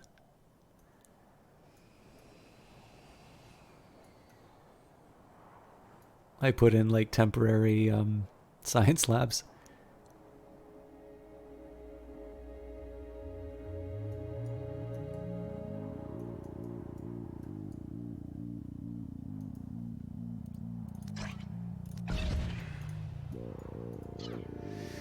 Yeah, I was really hoping I'd be able to dump some artifacts into this inert ruin. That's not how it works, Big Nate. Like I know why you'd think that, but it's tied to the net worth of the City Corp, and that can actually experience very large. Like there are ways that I can actually make that rebel meter go down. It's specifically why I want to put the artifacts into the inert ruin, and unfortunately, I just need to make that number go up. Yeah. The reason why it seems like it's following a regular schedule is because I'm making a lot of money during the work shifts. And you'll notice, like, what you'll probably see is that when this switches to work, this number just ticks up in like ridiculously.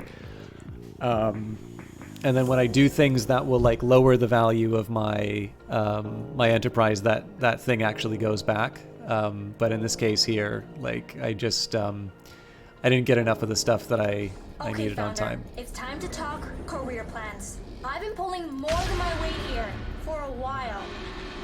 I've built you an extensible, flexible, high-capacity energy system which robustly serves the needs of this proud city. I've also been taking a couple of online training courses for people management and corporate budgeting. I feel like I'm ready to move on to the next stage of my career. I'm thinking direct management of at least 30 engineers. And a much bigger budget. I mean, this city is growing, so we gotta invest in our energy infrastructure. Founder, I did a good job with our first challenge, and I can keep doing a good job. Keep over-delivering, keep exceeding your expectations. And I deserve compensation for that, I think. If we're calling Vern the Waste Management Officer, why can't we call me the Power Systems Manager? Elite Power Coordinator? The VP of Energy Systems? There's a lot of options. Think about it, Founder. If you can't give me a title change, you can at least give me a lot more authority. I'm ready for it.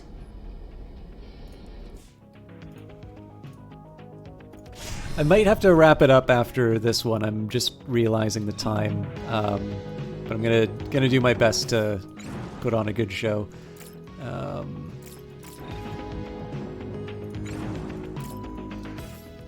Try and set ourselves up for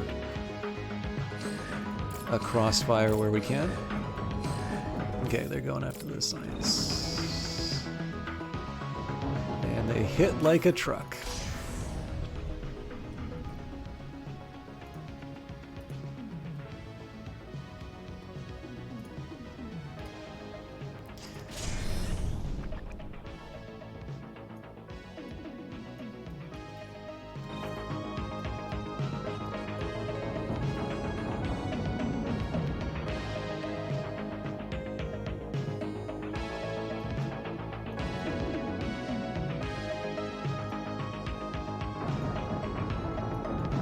I'm a little curious about the citizens dying.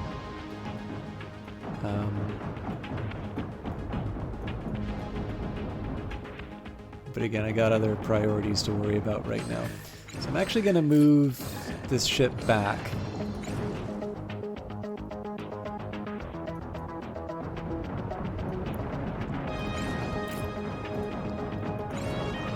So I want to see if we can bait some people into range of turrets.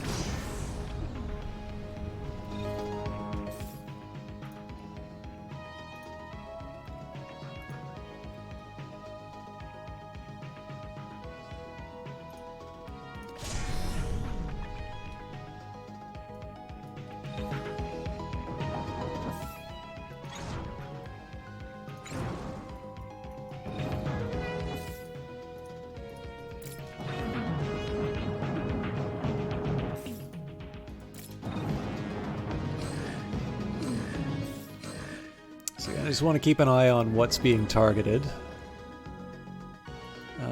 because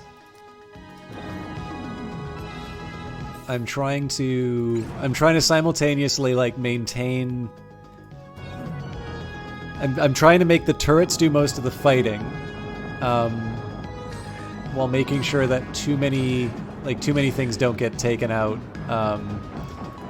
It's sort of in midair. Okay. I need to get people. We're just gonna move everybody to some areas near some fuel, and okay, life support's still working.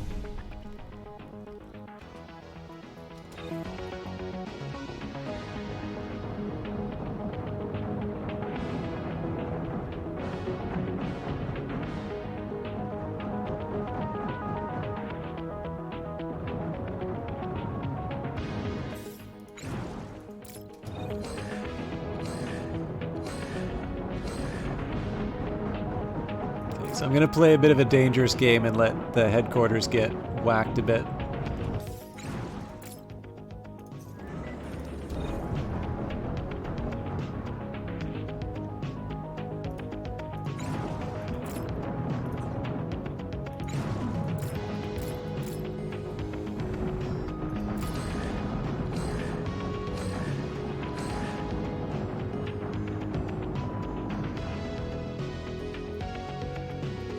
I think we were mostly through the worst of it.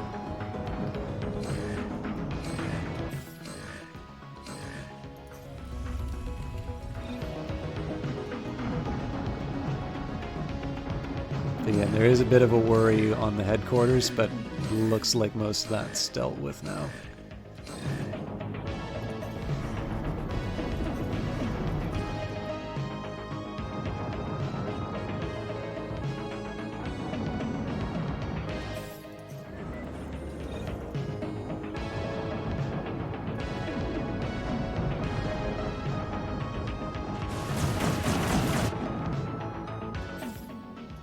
I'm going to throw another ship in to distract the Nomad Alliance. The defense turret's taken some pretty heavy hits.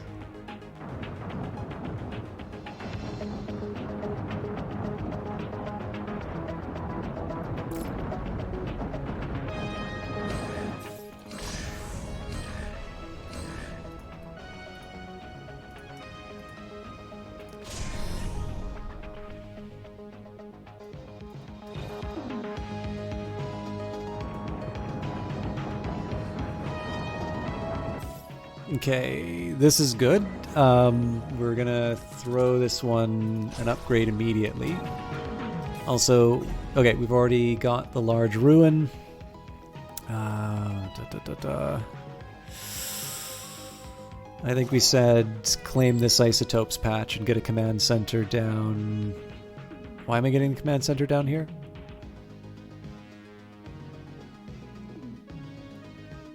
It can't have just been for these. Oh, no. Did I just make a really stupid mistake? Nah, doesn't matter. We'll have command centers on both ends.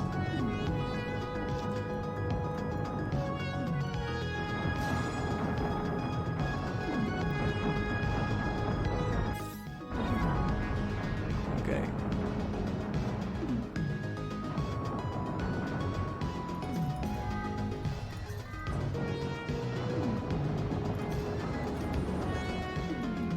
We can see the end. I'm actually going to start repairing some ships.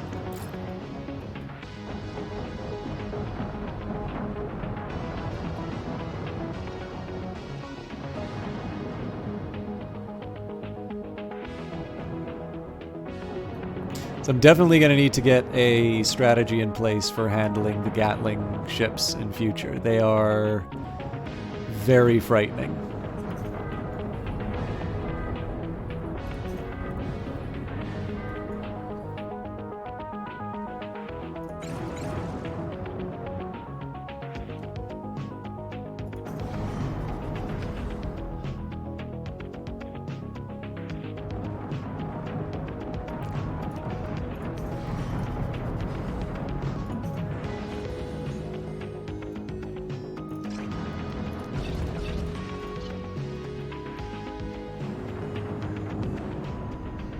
Okay, so... You wound my pride more than my people.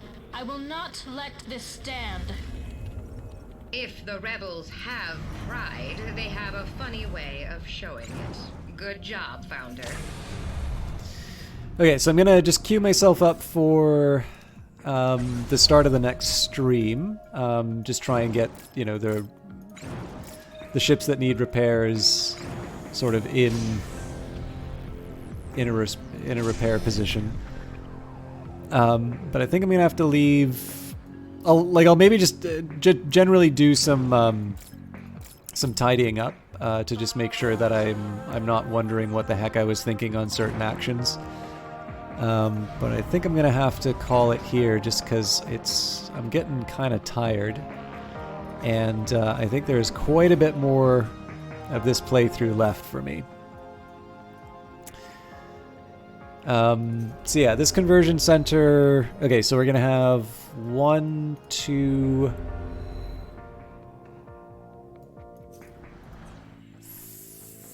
3 new conversion centers. That's not enough. So we're gonna be up to 17 of 28. I need to make 11 more of these freaking things. We've also laid the groundwork for 2 new labs. Yeah, so that's going to be another 6. But I can double them up on here, so that's going to be 9.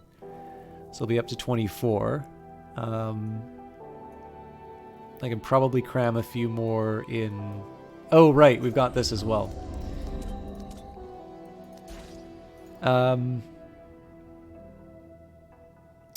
Yeah, it's just the increasing intensity of these waves, but we've also sort of seen that they can be beaten.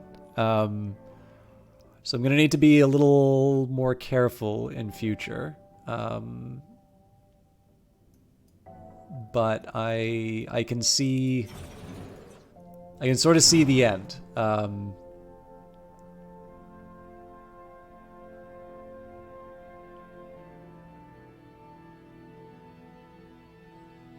And in fact, it is debatable as to whether or not I actually need the conversion centers, all told. So we'll have 19 of the 20 inert ruins. It's pretty likely we're going to find another one. Okay, so let's say we'll definitely have this, we'll definitely have this. And actually at that point, getting 400,000 credits is not that hard. So let's say we're on our path to political powerhouse. Yeah, interesting. Okay. So I need to be maximizing scientists and minerals, and I think just my natural actions everywhere else are actually going to result in the last few conditions that I need. Hey, Beepo, yeah, thank you. My lore.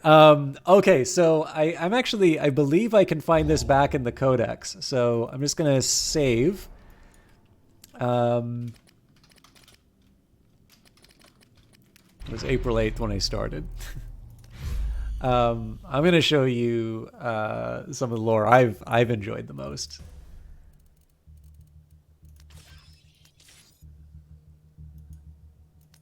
Hey, Founder! Thrilled to finally meet you. I'm Ayana Oak, your power systems engineer. I'll be managing your city's power systems. That means fuel, energy production, energy storage, all that great stuff. It's my passion, honestly. Since I was a kid, I've wanted nothing more than to slam the contact switch on a giga battery and see the sky light up. And after years of school and grad school and VR training programs and dropping out of VR training programs, I'm finally here. We'll do great stuff together, Founder. Trust me. My career is on the line, and you can count on me to take that seriously. Oh, Founder, glad I caught you. I just want a moment to tell you again how grateful I am. The job it's everything I've ever dreamed of, honestly. The amount of power your team is playing with here is very exciting. Most new professionals in my field don't get this kind of responsibility this early. But everyone's got to prove themselves, you know? And the earlier the better, I say. I'd rather flame out the first chance I get than spend years underperforming quietly in a corner. I mean, I don't want to flame out at all, but you know what I mean. Take big chances. Fail fast. Founder, I just wanted to say, thank you for giving me the chance to fail fast. I won't fail, but thank you for giving me the opportunity to fail, but I won't fail. Okay, thanks. Bye. Are you hoping for story time? I actually really like this little this breakdown. Okay, so we'll do some codices then and call it a night. Sorry, I was enjoying a little bit of dinner. Ayana is a brilliant engineer who dropped out of school early to seek her fortune on Titan. She's very hopeful working on this urban venture will be a great mark on her CV. She has some great ideas about how to improve your power systems and definitely wants to make sure she gets credit for all of them, and a couple of promotions and raises too. She isn't afraid to ask for what she wants and isn't worried about offending people who can't compete with her skills.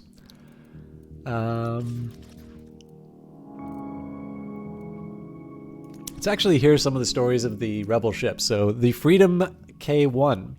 Previously a passenger ship, due to its surprisingly roomy interior, it's often used to host rebel parleys. The Hammer. The Hammer was a starship of the Arquebus Manufacturing Corp until a rebel faction destroyed them and stole their tech. The CS Unity. A fearsome artillery unit that has specialized weaponry that sourcing replacement parts is just as difficult as eradicating the council. I think it should say sourcing replacement parts 4 is just as difficult as eradicating the council. The Rainbreaker. The Rainbreaker model is based on an older Martian ship model that fell out of favor over a decade ago. The Dog of Hope. A rebel's best friend, this ship deals a healthy amount of carnage with every outing. The Penance. The Pulma rebel faction used this ship to take down Confenza Incorporated, the very corporation who designed it. The Nomad Alliance. Rumor has it that the rebels don't just use the Nomad for fighting, but as a living quarters for their new recruits too. The Escape. Don't be fooled by the exterior. The ship has a surprisingly luxe interior that's often used as a meeting place when it's laying waste to when it isn't laying waste to council-backed cities. And the final one that we've seen, the Solar Clipper. So large it can blot out the microsun. The Clipper has most corporations racing for cover.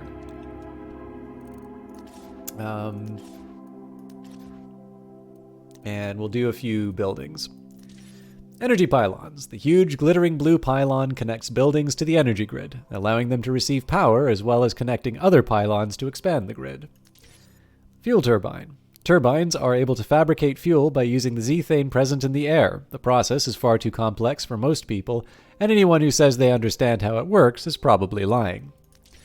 Residential building. A living space for citizens that lowers the risk of pollution-related sickness and death. The interiors were designed by Yolin Creative, famous for their low-budget options. Not exactly a luxury penthouse suite, but better than nothing. The office. Generates credits quickly by hiring idle citizens to watch ads. They earn a little scratch, and you get a big kickback from the ad companies. And we'll end on the shipyard. Build ships of all shapes and sizes, as well as repair existing ships in the shipyard. Plus, it has one of those cool sliding roofs. Who doesn't love those? And on that note, let's find someone to host tonight. Thank you, everybody, for hanging out with me for Industries of Titan. I'm